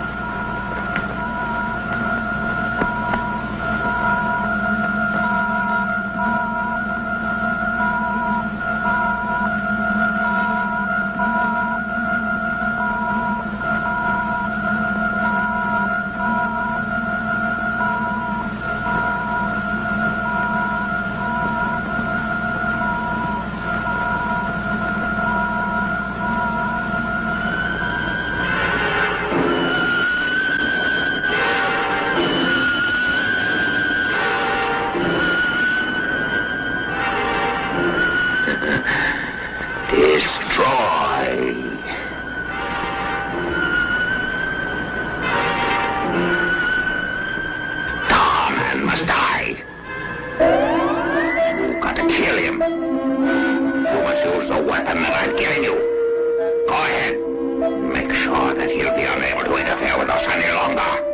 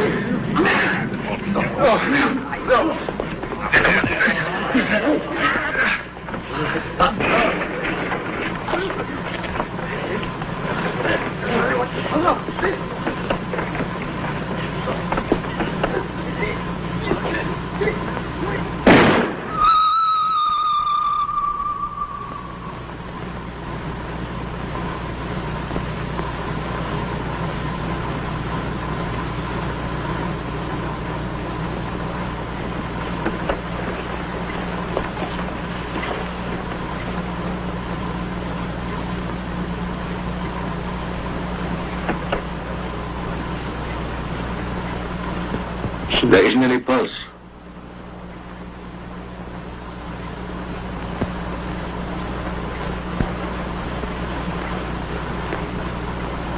What's in here? Gentlemen, it's a nuclear device. I will destroy it safely away from civilization. There is little time. I know what lies ahead. You have to find the brain, the leader of the Zemarians. That's urgent. Unless that is destroyed, they still may win. All Earth hopes that you can succeed in killing it. You must find it. We know that they will attack in a few hours. But I shall try, sir. I shall search for their headquarters when I get rid of this.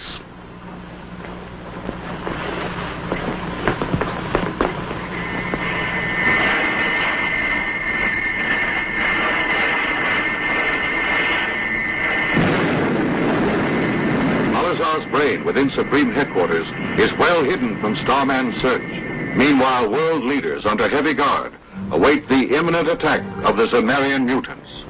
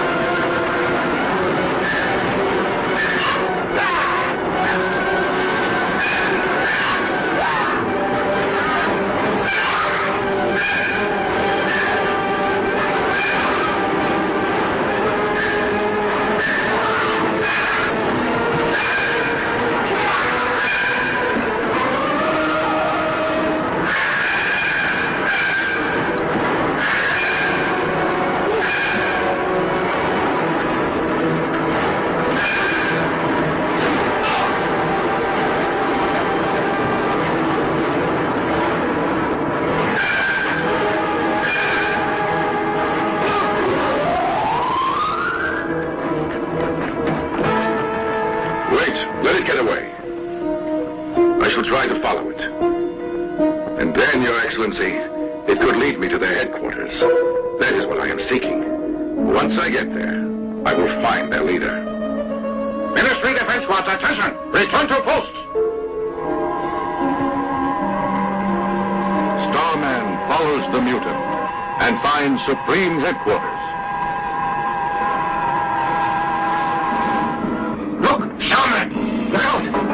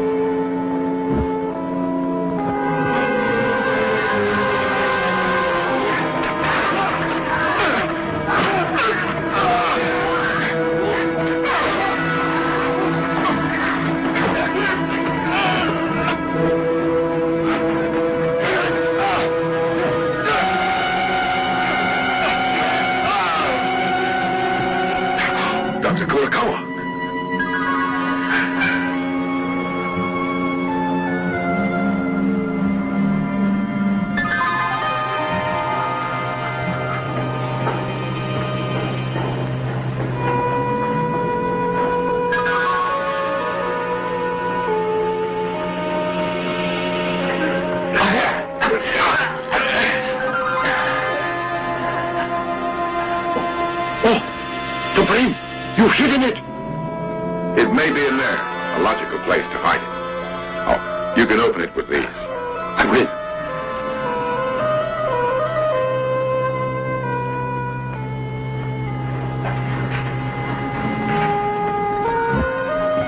Is that it? Is that Balazar's brain? Yes, that's it. It must be killed. Just a moment, Doctor, and I'll give you the formula. I worked all night on it. If it works on the brain, all the mutants in the world will also die.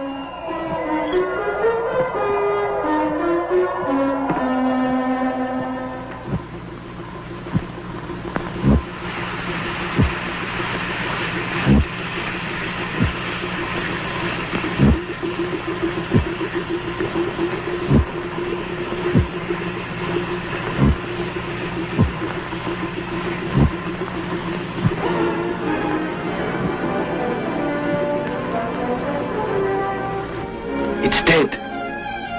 Success. Yes?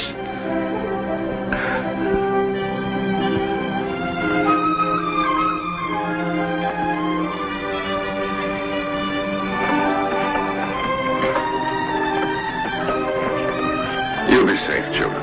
The Zimmerians will never come here again. Here, the crystal. It belongs to you. You may keep it as a souvenir. Oh, may I? Thanks.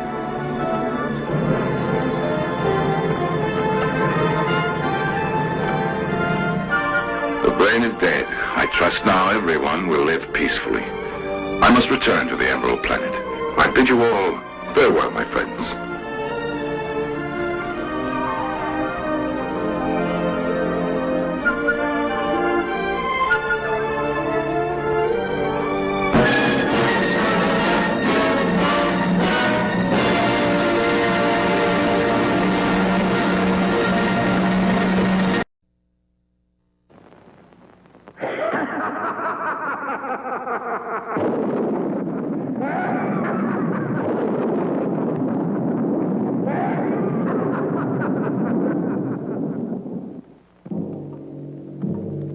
On this 5th day of December in the year of our Lord 1648, by virtue of the power vested in us by our noble sovereign, this tribunal hereby sentences you, the Crimson Executioner, to death. You will die by one of the very instruments you devised to torture and kill your innocent victims. You dared to take into your own hands the laws of both God and man. You set yourself up as both judge and executioner. You caused inhuman suffering and took life not from any sense of justice, but from hatred and self-gratification.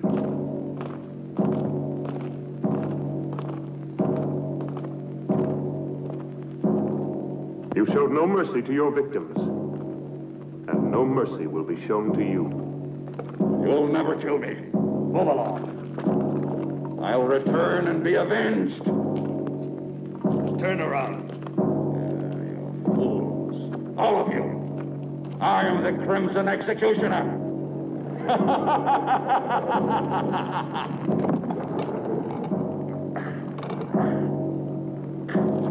This day shall be written in blood. No man can judge me. I am the supreme law. I shall have my revenge.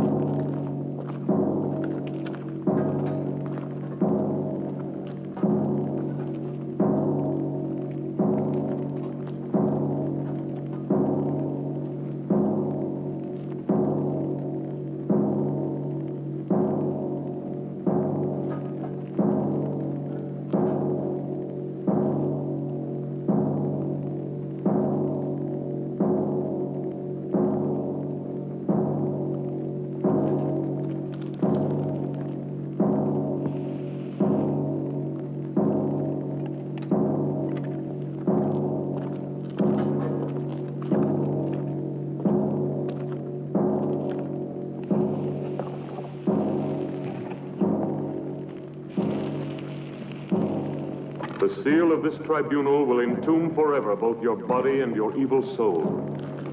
Let no man dare to break the seal. You are accursed, eternally damned, as are these dungeons, as is this castle that has witnessed such indescribable horrors.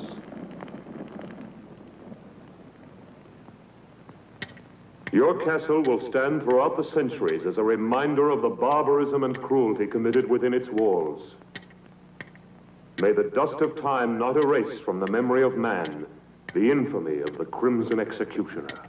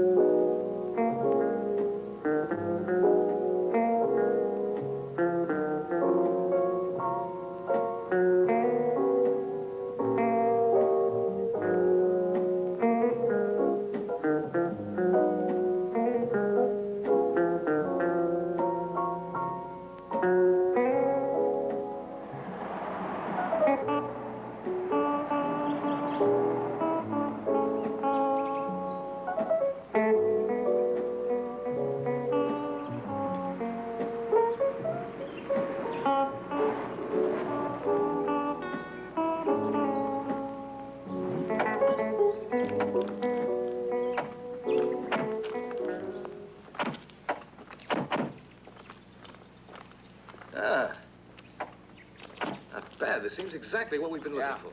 From here, it looks great. Just what we need. I think we should be able to wrap up our work here in a day. This'll look good. Come on, Nancy. Gosh, I'm stiff from that long ride. It's made to order. Yeah.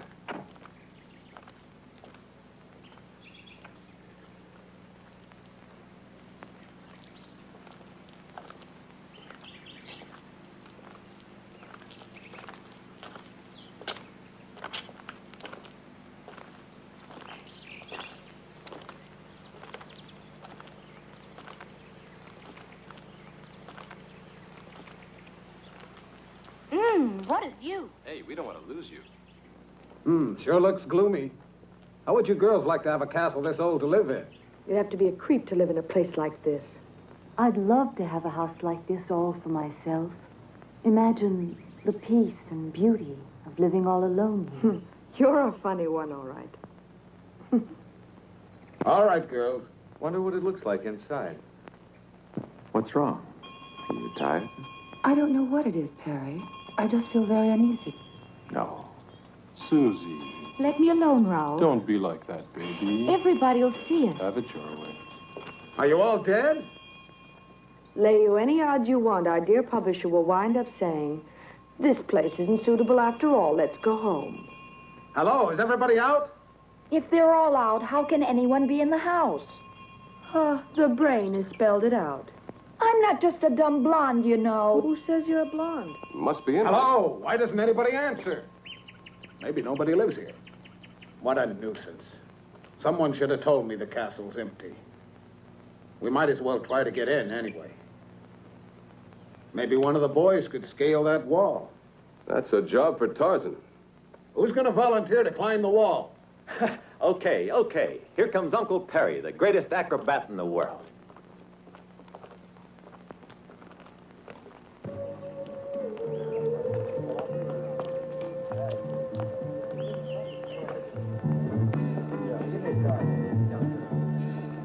He's a good boy.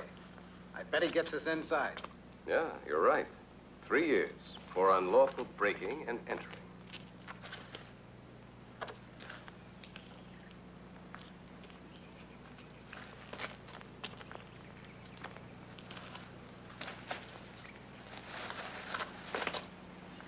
Take care, Perry.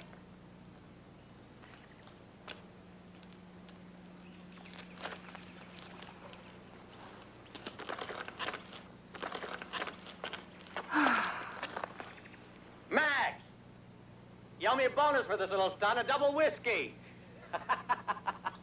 What about that? I still think you're playing with fire. You should know me by now. I'm not the kind of man to let obstacles get in my way. I'm a man of action. Well, what do we do now? We follow the leader. What else?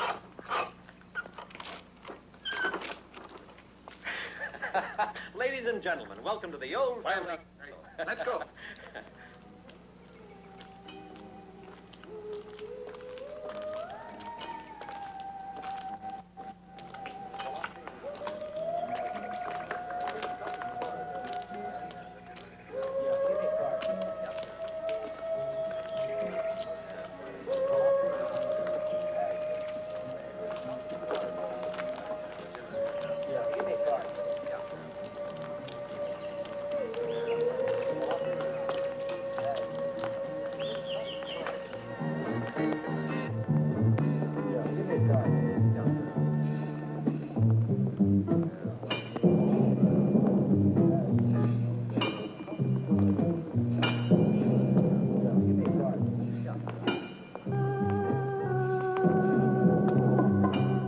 Hey, what a funny place this is. Looks like a Frankenstein film set.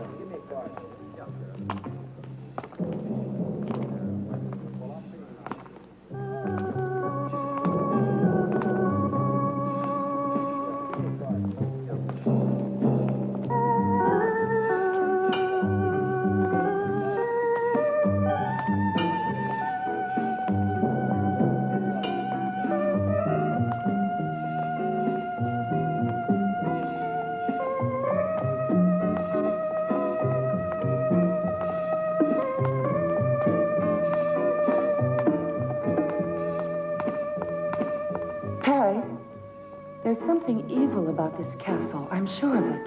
You Hawaiians are far too impressionable, Kinuyo.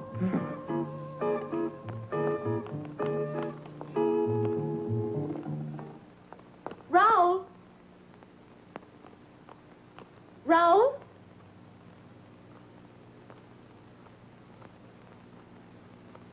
Raoul?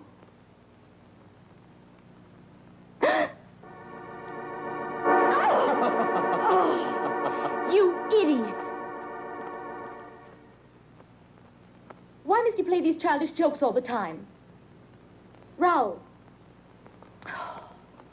Raoul, take off that silly costume.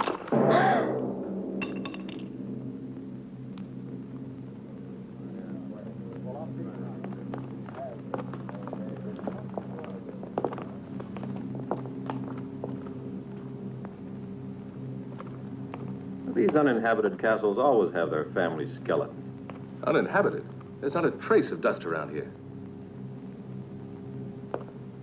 Who are you? What are you doing here? I'm very sorry. Nobody answered the doorbell, and we thought the castle was empty. Could we speak to the owner? I'd like a word with him about a business matter. Could you take us to him? Follow me. Let's go.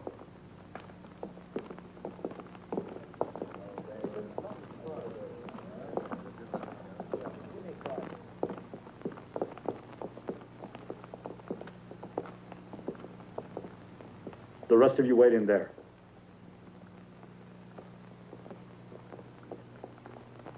Stop where you are. How dare you force your way into my castle like this? What do you want here? I want to apologize. We didn't think anyone lived here, that's all. It's no excuse for trespassing. I don't like having my privacy disturbed. I'm sorry, sir. You're quite right. My name is Parks. I'd like to explain. We've been scouting for suitable locations to photograph material for book jackets. I'm a publisher. That's no concern of mine. Look here, I'd like to show you one of my books. I'm preparing an anthology of horror. He told you to stay where you were. We took the liberty of coming in here only because no one answered our knocking at the door. I don't like intrusion. I insist that you leave my castle immediately. Could you make just one exception? We've been on the road for several days. Everybody's so tired. I don't want any visitors here. I'd be only too glad to pay, of course. Pay? Now you're beginning to annoy me, Mr. Parks.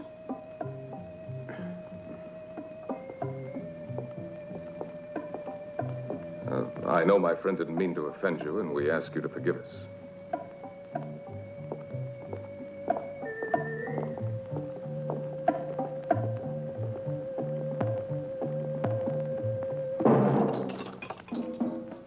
You and your practical jokes. Raoul.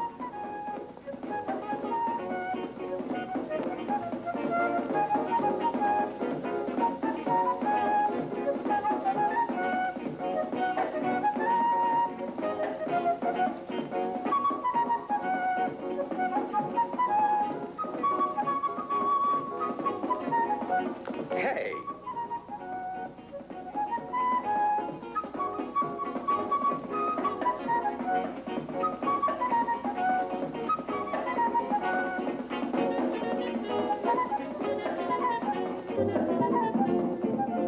On your feet, everybody. You've been told to shove off. The master of the house doesn't like having visitors around. What? Again? Oh, no. Not after all I went through to get you in here. So we're right back where we started. One castle's too modern, one's too old. Why don't we build our own and get it over with? Susie, but wouldn't it cost an awful lot of money to build one, huh? Oh, can't you change his mind? We're all tired. Well, I'm tired, too. But we have no choice. We've been told to go, and that's it. Let's get moving quickly, huh? Edith. Wait. Perhaps I was a little too hasty, Mr. Parks. I'm not usually so inhospitable. I realize you must all be very tired. You see, I don't usually receive people. You can stay here overnight, but I'll have to ask you to leave first thing in the morning. Thank you, sir. We really do appreciate your kind hospitality. Do you mind if we take a few pictures? All right. But please remember, I don't like to be disturbed. My servants will show you the chambers where you can do your work. Perfect. Let's get to work, girls. We mustn't waste any time. Go and change, quickly. Dermot, you'd better check out the setting we need. Edith, you go along with him. Good girl. Come on, Edith. Don't go near the dungeons. They're absolutely out of bounds for everybody. Okay, we won't. Get moving, Dermot. We're in a hurry.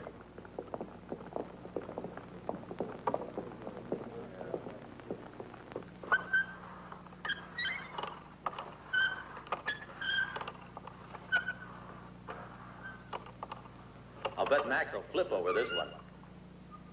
Can you imagine finding a thing like this here? Wasn't it lucky? I'll take credit for that. I found it. Yeah. Food for everybody. Hey, Max, I want a bonus for finding this thing. All right, we'll see about the bonuses. Now eat It'll quickly, be huh? perfect for the Skeletrix series. Hey, that looks Fine, great. boys, fine. But now let's get to work. I'll take the food to the girls, right? No, I'll take care of that myself.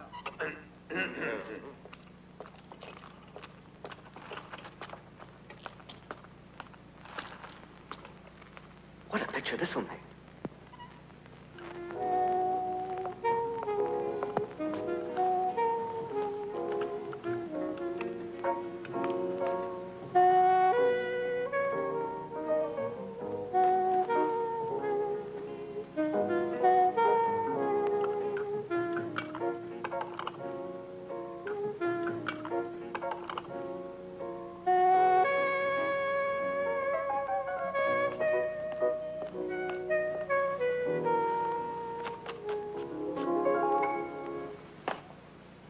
Oh, Max, why don't you ever knock?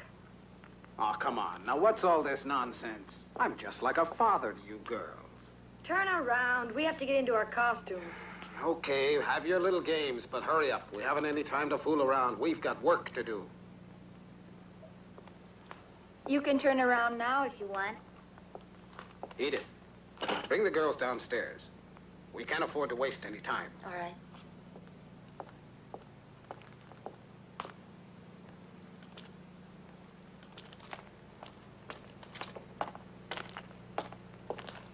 How's the food? Terrible. As usual. Nah, bottle of wine, they call it. It tastes like water. Yeah, it's awful, isn't it?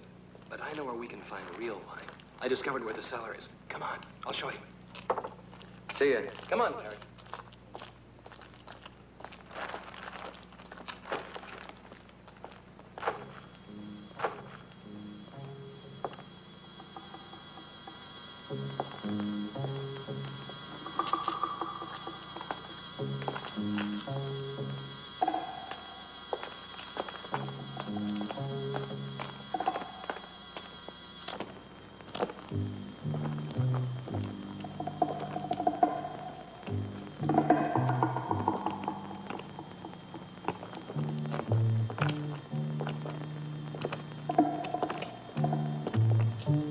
You know, Perry, I wouldn't mind being the owner of this castle.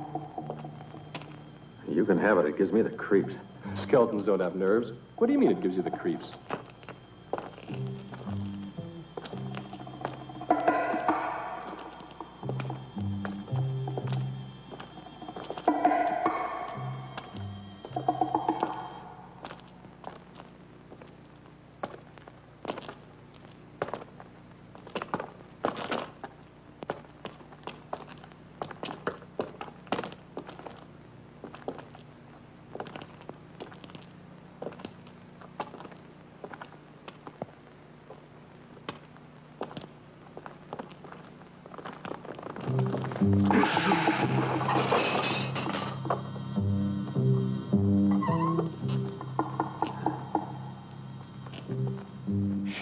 You'll wake up the ghosts.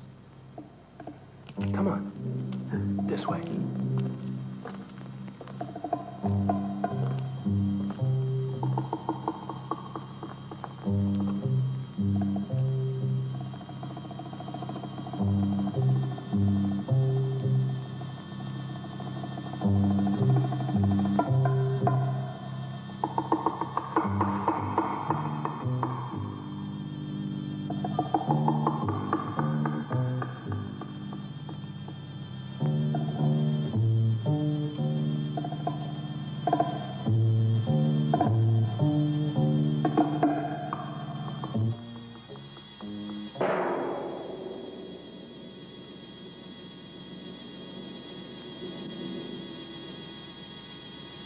Now, don't breathe. Perfect like that.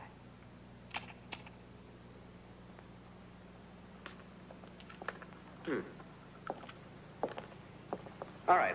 Hold the pose. I want to take another shot. Edith, hand me the other camera, will you? Thanks. Now, don't move, darling. Hold it. You make a beautiful corpse, you do. Just keep it. That's right.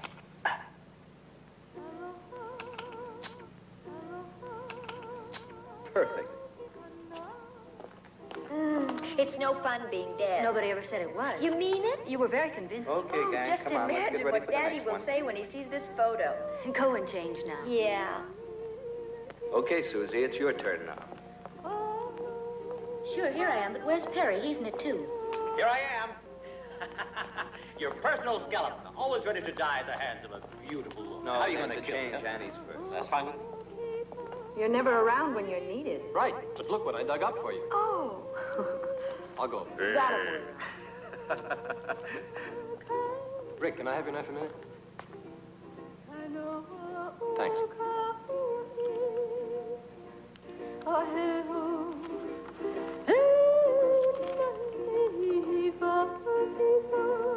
Kinumio, what is it?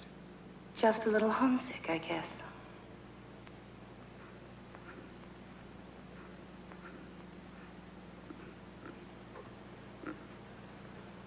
Are you all asleep over there? Get behind that camera, Dermot.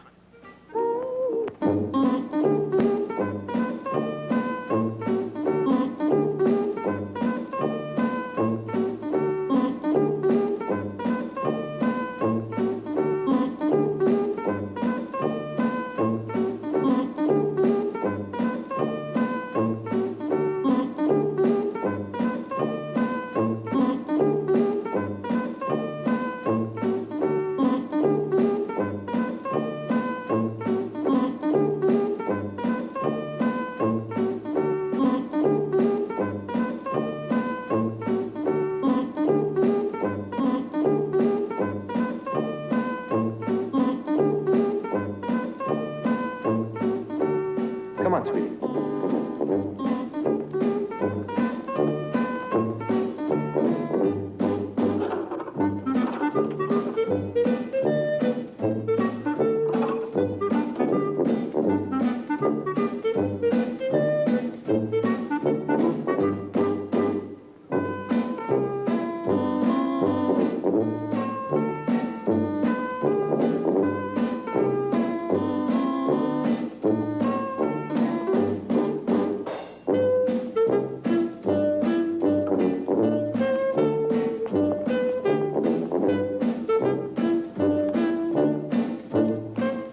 Hold it.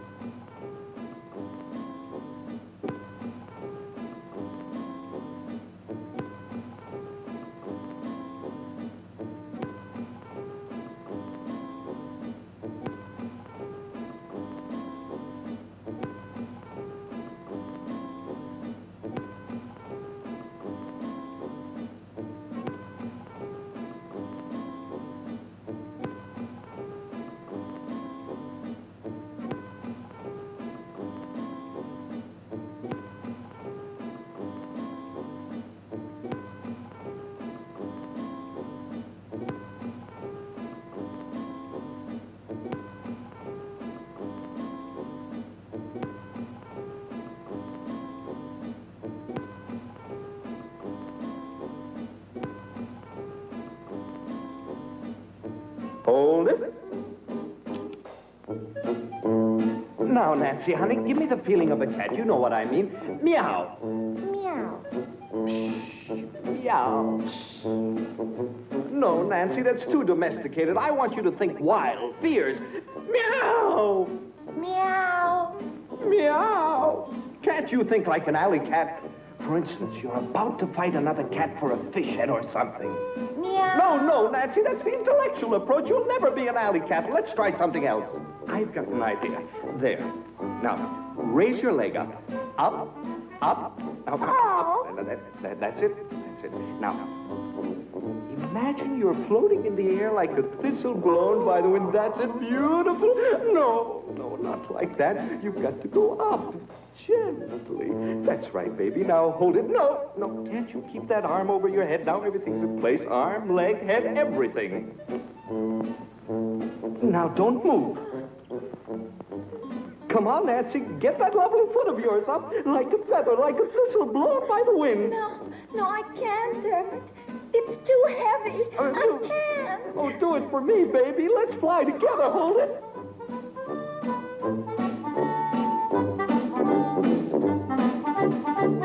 Hold it. Camera about here.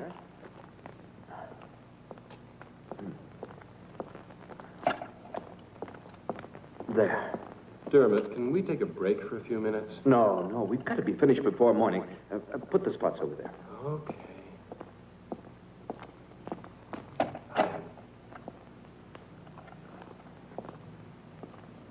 What are you doing here?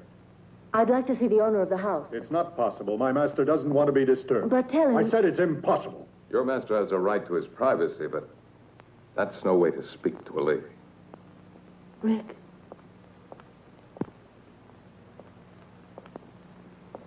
You met the owner of the house. What's he like?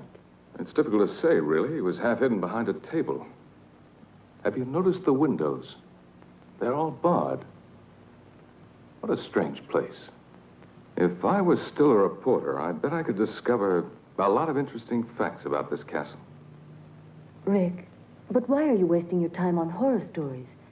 You should be doing the kind of work you were cut out for, reporting. I guess you're right, but I'm a little lazy. I've been taking the easy way out by doing this.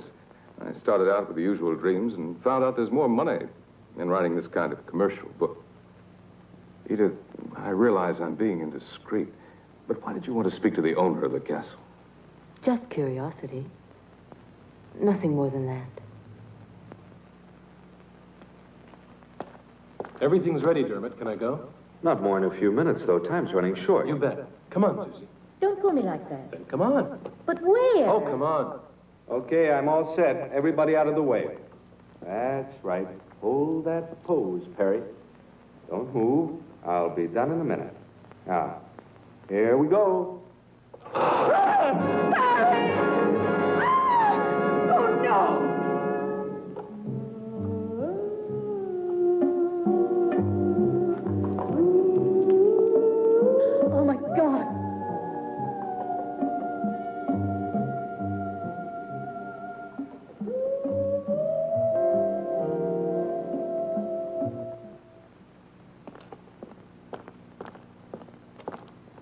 Raoul, didn't you hear that yell? I didn't hear anything at all. Come along. Where are you taking me? You'll find out.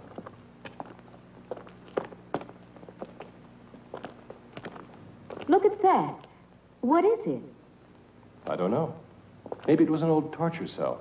You know these old castles. Nothing in it. Let me alone, Raoul. I'm scared. Susie. Susie.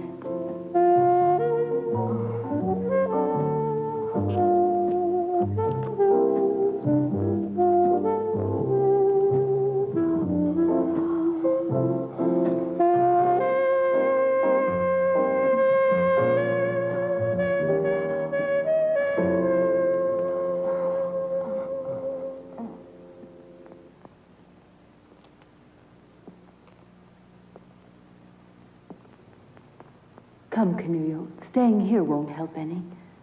Come with me. There's no point in disturbing my master. He's been informed already of what has happened down here. And he hopes that you will all remain calm. The rope was badly worn, Rick. We overlooked that, I'm afraid.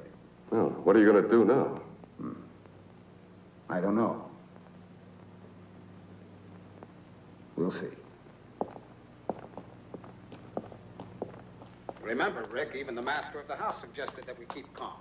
Tomorrow we notify the police. What do you mean, tomorrow? Listen. After all, it was only an accident. A tragic one. But an accident. And besides, it's too late now. Look, Max, this double talk leaves me cold. What do you really mean?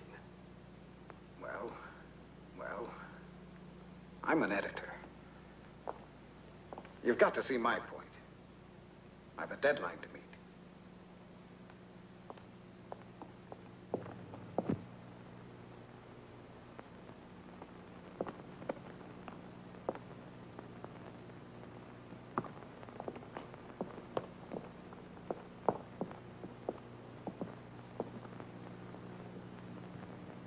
I know exactly how you feel, girls. But we must finish our work before daybreak. With poor Perry lying dead? Oh, it's a big tragedy. You know, Perry was like a son to me. Don't you think I have a heart like the rest of you? How do I know? I never had a chance to see it. Perry would have known what I meant. Yeah, but he's dead, and I want to go on living. I'll double your salary. My life's worth more than that. Triple it. Okay, it's a deal. Me too. Then let's get back to work. Where's Susie? I think she went off with Raoul. It's just like her. They always disappear at the wrong moment. We'll worry about her later. Let's go back to work now. Well, I thought I'd seen just about everything. But this kind of bargaining is really more than I can stand. Rick, look at this. Huh? What is it? It's the negative of the photograph I took right when the accident occurred. Poor Perry. What a terrible thing. What's this? What's that strange shadow near the frame of the door? It almost looks like a man's head. Yes, it does. That's exactly what I thought. But it just can't be. Still, it does look like a man's head with a hood on.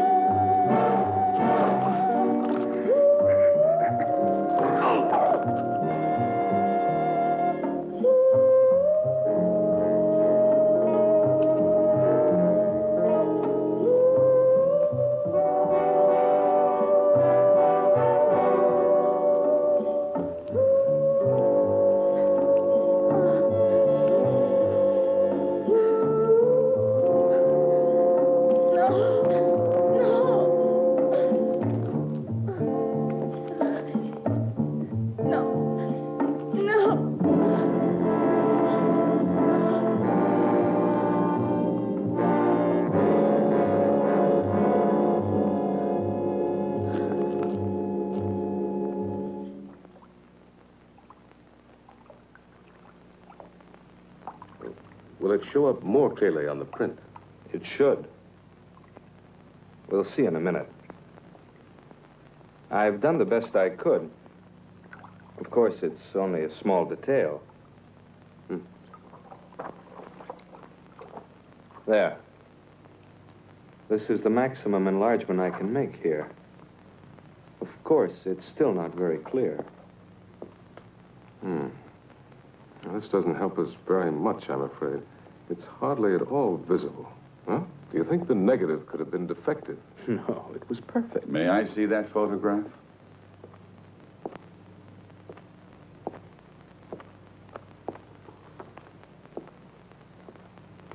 I heard about the accident that took place tonight. A most appalling accident. Unfortunately, it's blurred. Yeah, it was out of focus. Perhaps this will sound strange, but I've something to tell you that may provide an explanation of the shadow in your photograph. Have you ever heard of the Crimson Executioner? Who did you say? The Crimson Executioner. He was a maniac and a killer who was put to death for his crimes centuries ago. He was buried in his own castle. What you don't know is that this is the castle where the Crimson Executioner lived and died. When I came here, the castle had been uninhabited for centuries.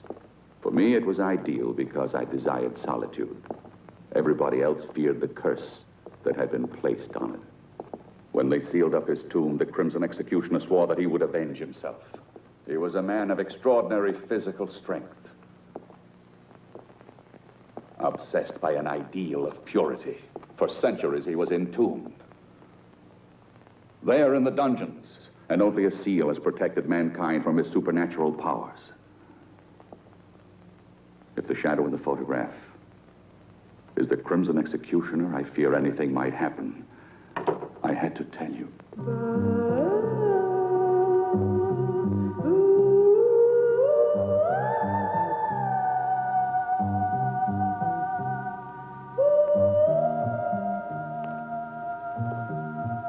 fancy you two already know each other. I've never had the pleasure. This is the first time I've seen this lady.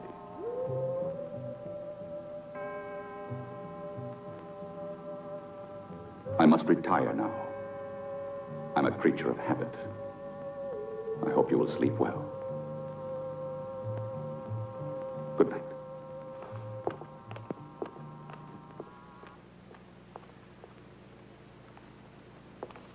Edith, I know the accident upset you. You're terribly tired. What happened was a very bad shock for you. Stop crying now. Go to Canoe, hmm? Oh, she's been through more than the rest of us.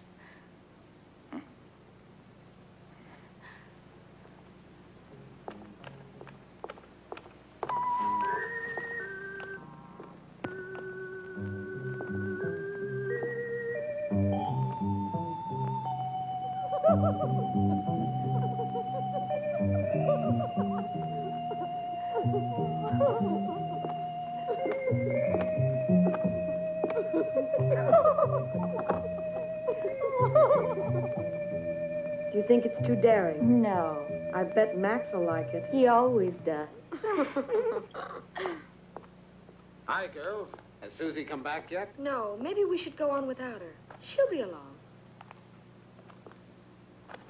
You'll make a big hit in that costume, Annie. Won't I, too? What?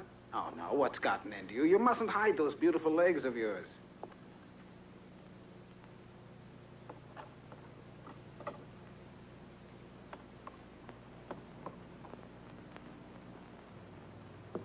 They desecrated your world of beauty with their sordidness. The day of the Crimson Executioner has now come. I've been wondering about the owner of this castle. Well, if you want my opinion, I think he's slightly off his nut. You would be, too. If you lived isolated in this place, you'd end up the same way he is. Hey, Dermot. Yeah?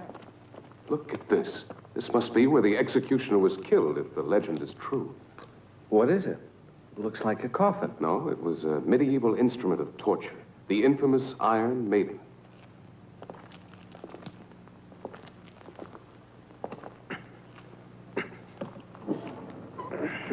Susie! What?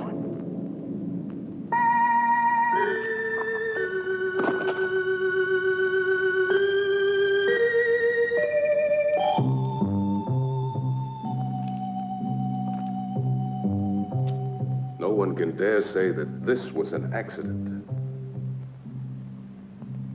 Come on.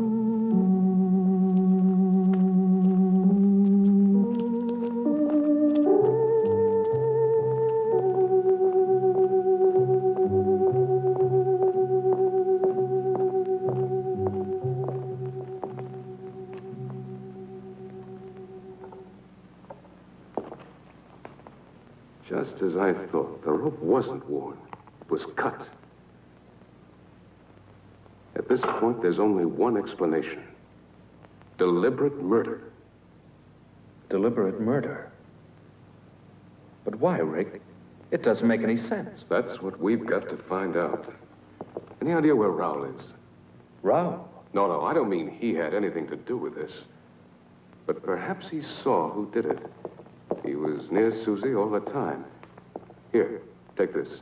My car is the fastest we have. Go to the nearest police station and try and get help. Okay, Rick, I will. But how about you? What are you going to do? Stay here? With a murderer at large, you're all in danger. I know, but it's impossible to leave with things as they are. And we've got to find Raoul. He might have some evidence. I'll be as fast as I can.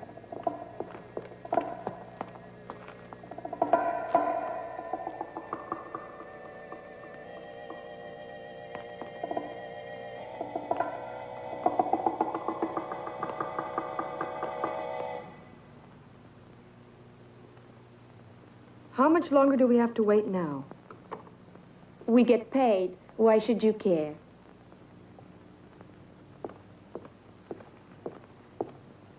Yeah, you get prettier by the minute, girls. Take a look at this, Max. I have a new idea. I don't want the girls to know this yet. Susie's been murdered. What's that? So you like the idea?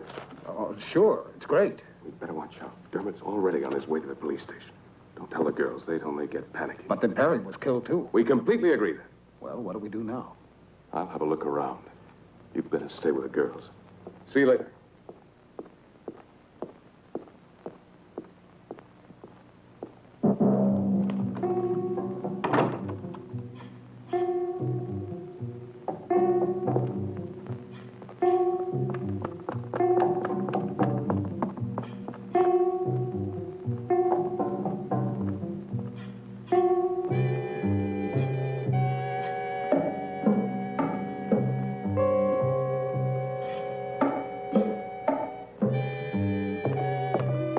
What are you doing here? I want to see your master right away. No, he doesn't want to see anybody. It's urgent that I see him no matter what, understand? I said you can't see him.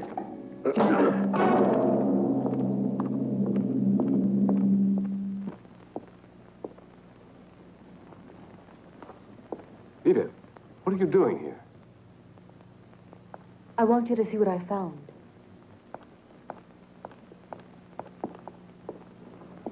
I'm sure you recognize her. Edith, what's your portrait doing in this castle? Then you do know the owner. Yes, Travis and I were engaged. Travis Anderson. Isn't he the actor who disappeared several years ago? Yes, he used to be a muscle man in costume films. It all happened so suddenly, so unexpectedly. He left without a word. He just vanished. He's always been a little strange. Even with me, he seemed so cold. Yet I'm certain that he really loved me. In all this time, I haven't stopped wondering why he ever disappeared like that. Now I found him here in this castle. I thought I recognized his voice, and now that I've found this, I know it's Travis. I must try to speak to him. Edith, we have no time for that. You've got to trust me. What is it? I'll tell you later. Where's Cornelia? I left her downstairs when I went to find Travis. There's not a moment to lose. We must find her. What's happened, Rick? Don't ask any questions. Hurry. We've got to reach the others. It's important that we all stay together. But what's going on? I don't understand. Cornelia.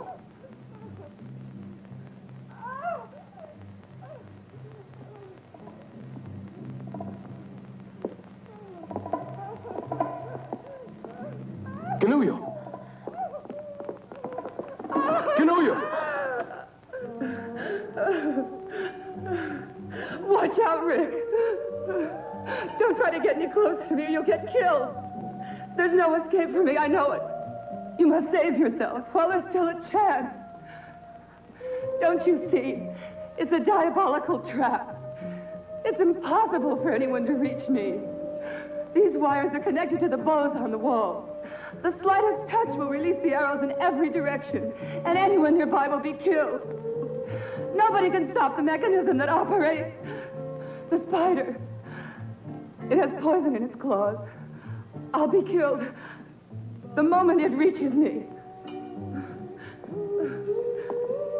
Now it's hopeless. Watch out, Rick. Don't do it, Rick. You'll be killed.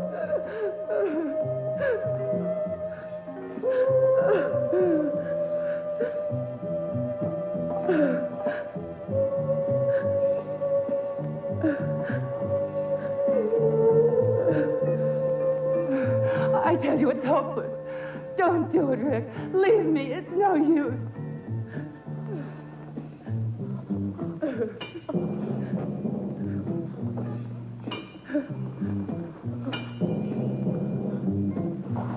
Please don't come any closer. You're mad to risk your life like this.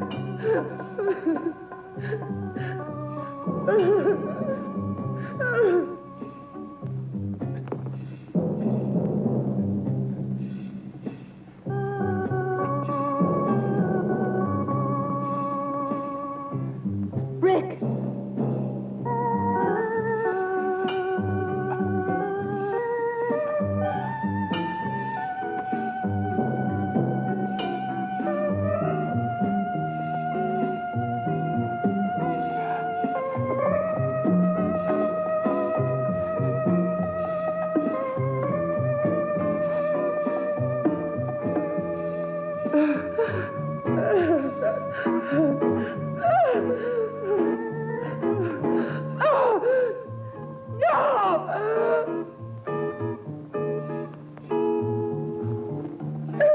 Rick, your jacket's caught. Oh.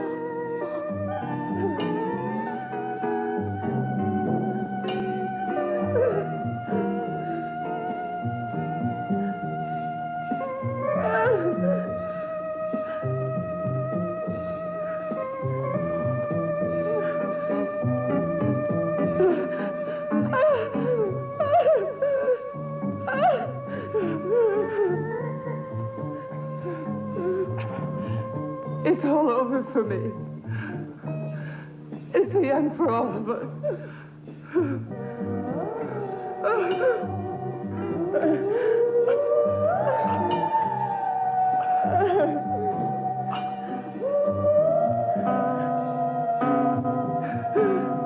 Give up, Rick. It's no use. It's too late. Rick.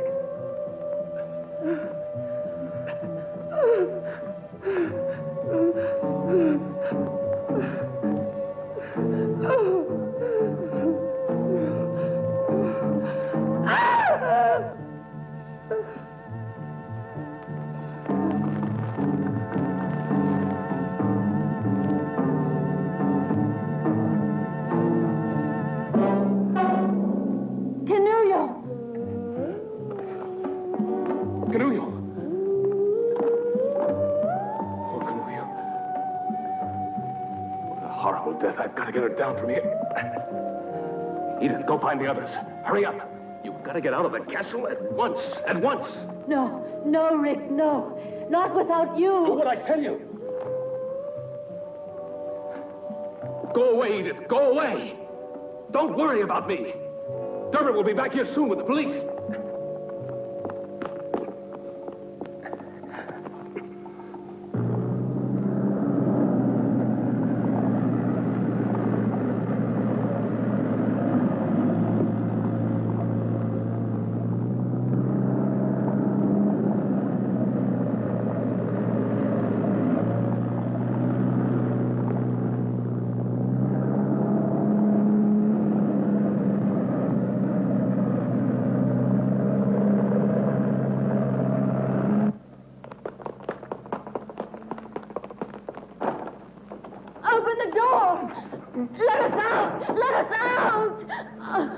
It's no use.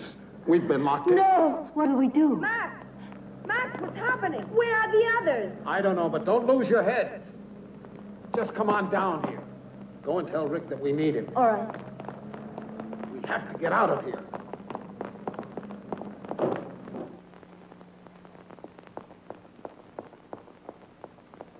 Rick! Rick, all the doors are locked. We can't get out. Keep calm, Edith. We'll make it somehow. Just a minute.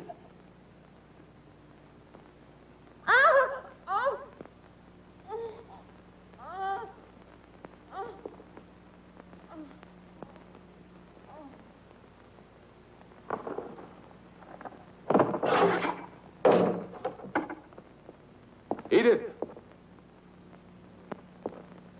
Edith!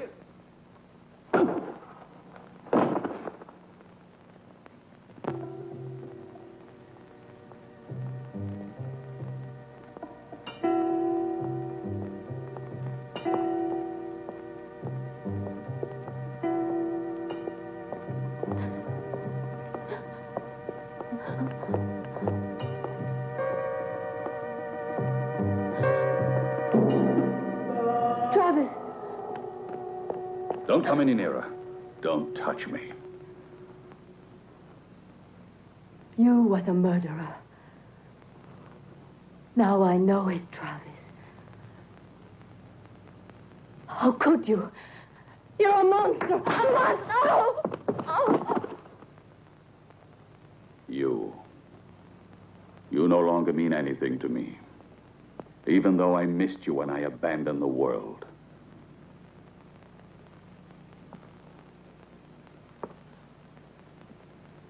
I was forced to retreat to this castle. Mankind is made up of inferior creatures, spiritually and physically deformed, who would have corrupted the harmony of my perfect body.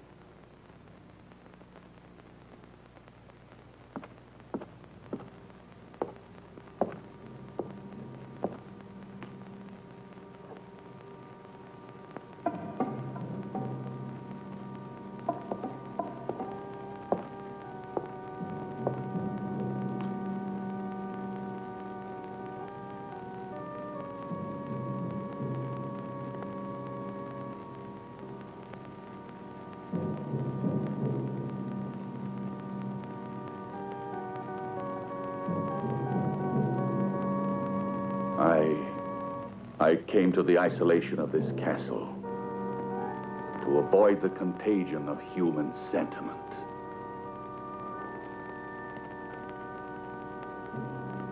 And a woman's love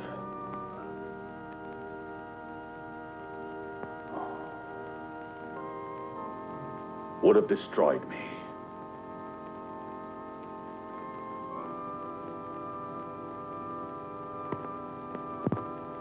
It's because of that I abandoned you. Travis, you've lost your sanity. You're an egotist, obsessed with your sick thoughts. You're wrong, Edith. Last night I had a moment of weakness because of you. When I first caught sight of you, and I said you could stay together with your friends. But that was a mistake.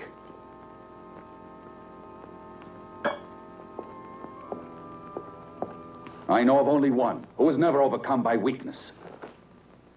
The Crimson Executioner. He despised your world as passionately as I do. Look at him. Look at him.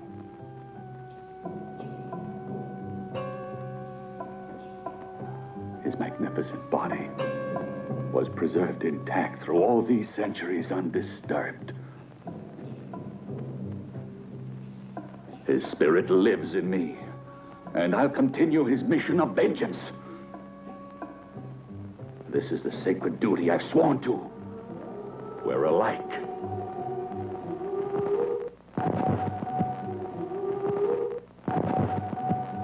Now that you have profaned his tomb and broken the seal that imprisoned his great spirit, his power has been released at last.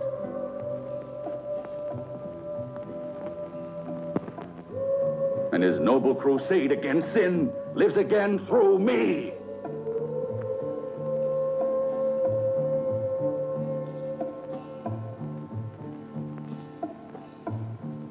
Yes, the black fire of the long-awaited vengeance is here. And your friends cannot escape. The Crimson Executioner has passed judgment.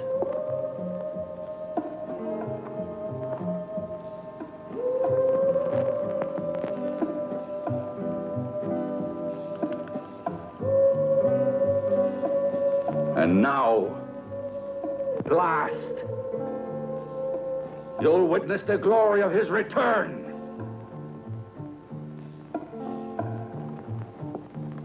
And you'll pay just like the others.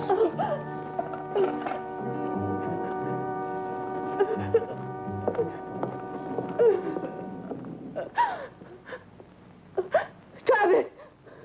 Don't do it! Come back!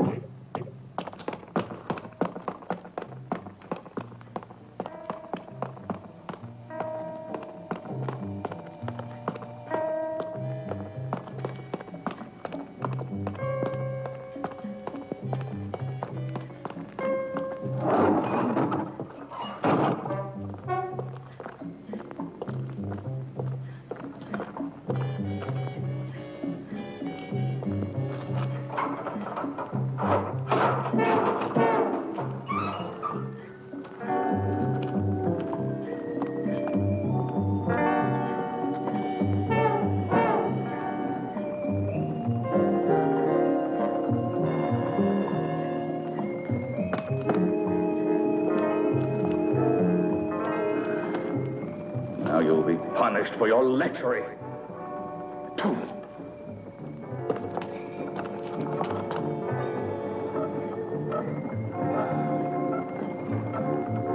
The Crimson Executioner will torture you. Yes, will torture you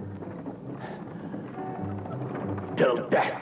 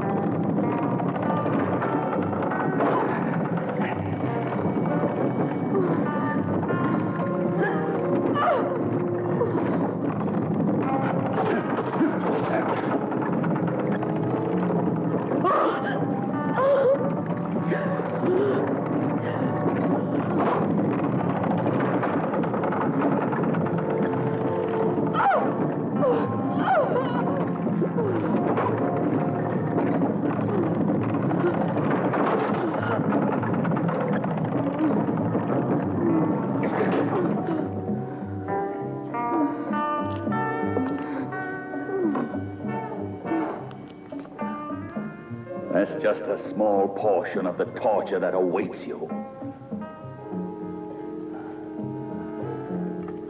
I promise you that none will escape the wrath of the Crimson Executioner.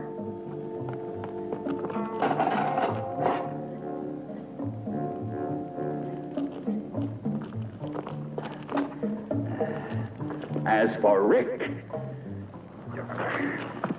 this is how he will die. Why are you doing this? Why don't you let us go? What have we done to you?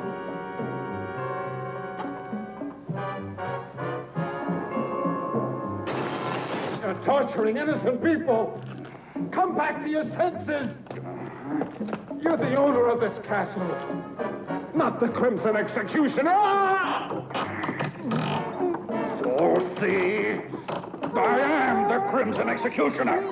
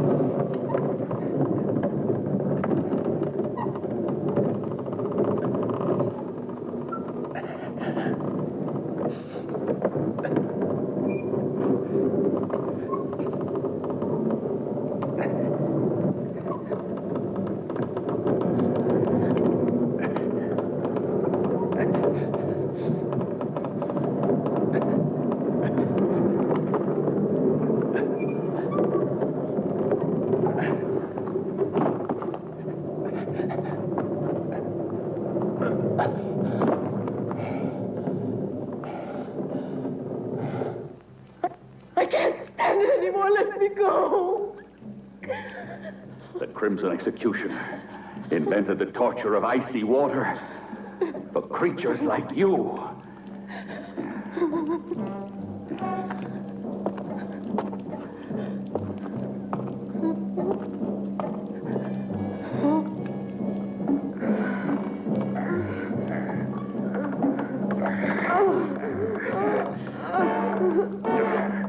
My vengeance needs blood.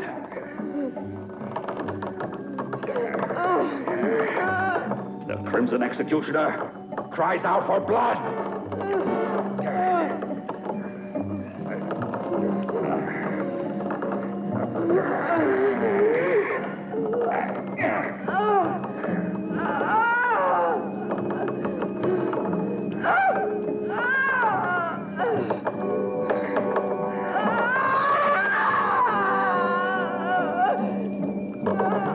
You better prepare to die, you sinner.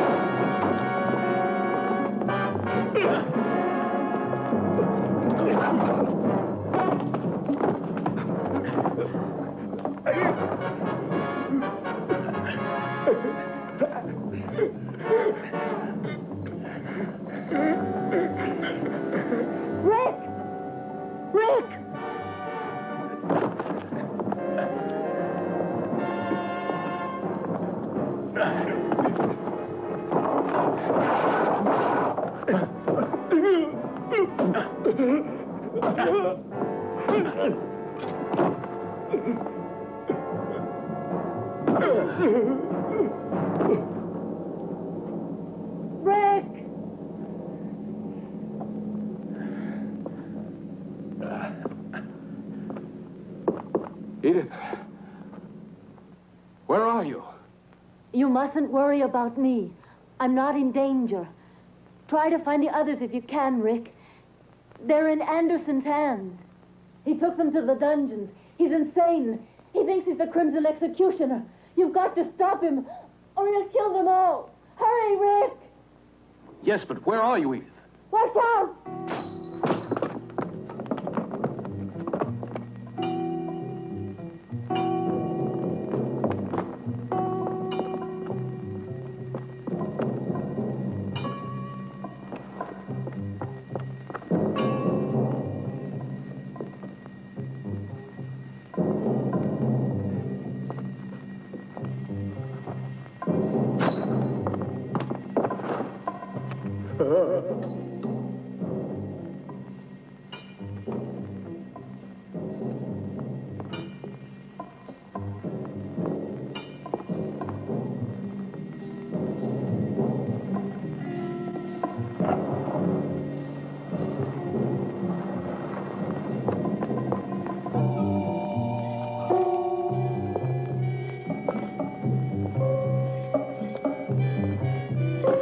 I'm not through with you yet.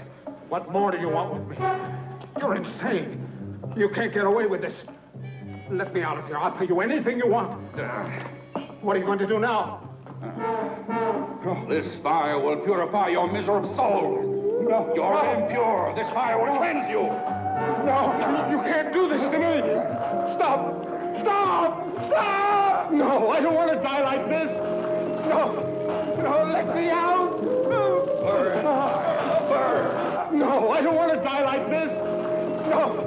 No, let me out. Burn. Burn.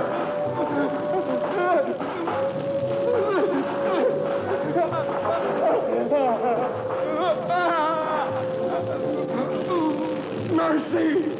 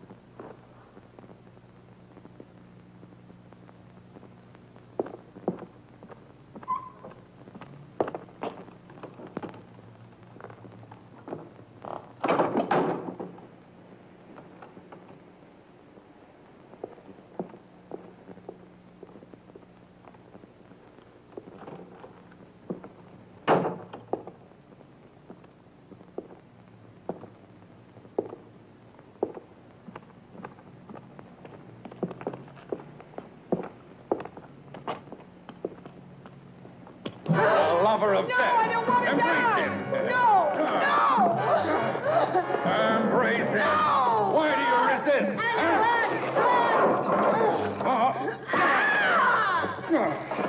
Eddie.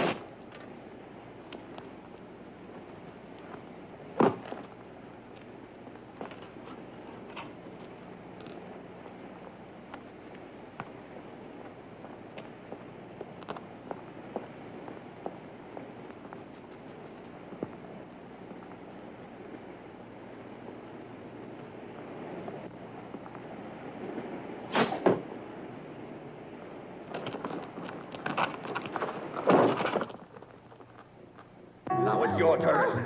Oh, Travis! You'll pay too. No! No! No! Let me go! Stop! Let me go!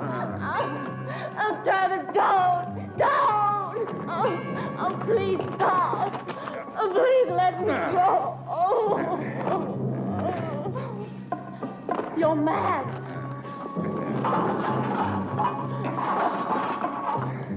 No! No! Don't do this to me!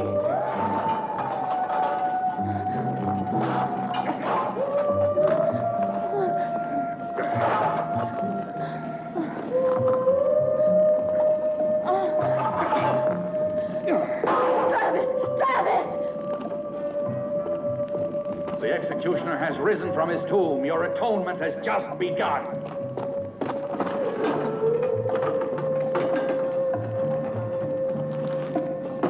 It's done. I killed the writer. It's not true. No, it's impossible. No. They'll all die. No, I can't stand this. No, I beg you, Travis. What you're doing is insane, Travis.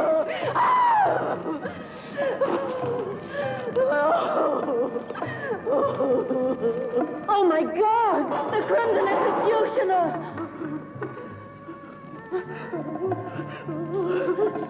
No! Go away! I am the Crimson Executioner!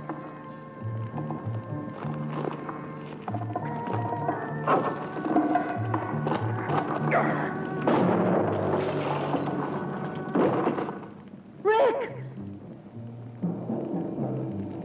It's impossible. It can't be. It's impossible that he's alive, I tell you. I killed him myself. I saw him die. It wasn't me you murdered. You hit the dead body of poor Rao. I put his corpse in the tower, and that's what your arrow hit. You'll have to try again. Kill him! Go on. Go on. Kill him, I said.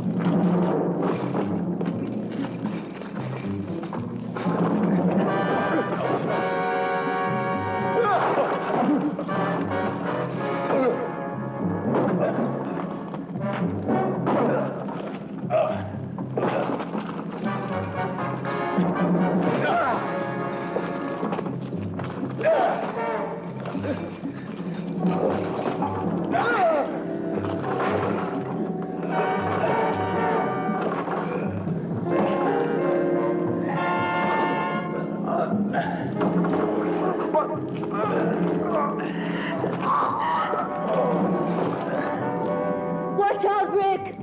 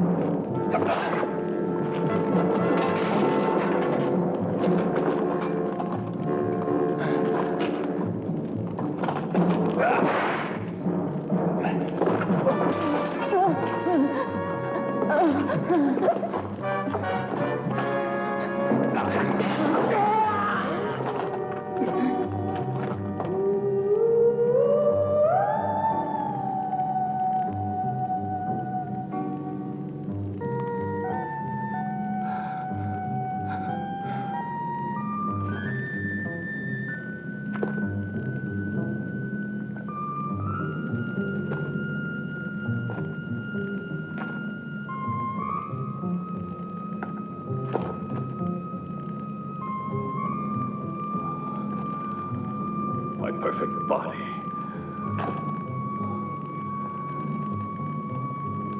In the poisonous clutches of the lover of death.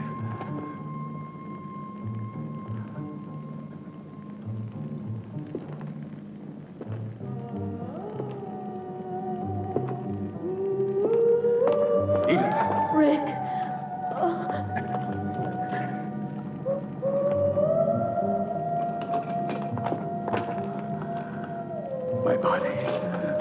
pure body.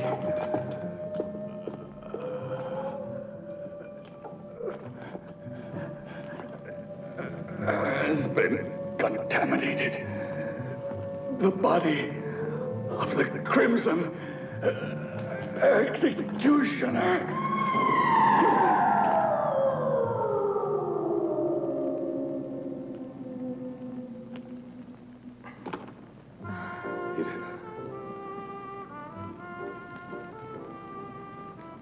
He was completely mad. Like the Crimson Executioner, Travis was obsessed with a dream of absolute purity and physical perfection. That's why he retired to the isolation of this castle. Our intrusion into his world was too much for him. And it was then that he assumed the identity of the Crimson Executioner and decided to carry out the ancient legend of revenge. His striking resemblance to the real executioner made it easy for him to believe his own hallucination. Striking resemblance. Anderson, in his folly, created the legendary executioner in his own image. The Crimson Executioner's been dust for centuries. It was terrible. Please take me away from this castle. It was a nightmare. I won't write any more horror stories. The man that said life is stranger than fiction made no mistake.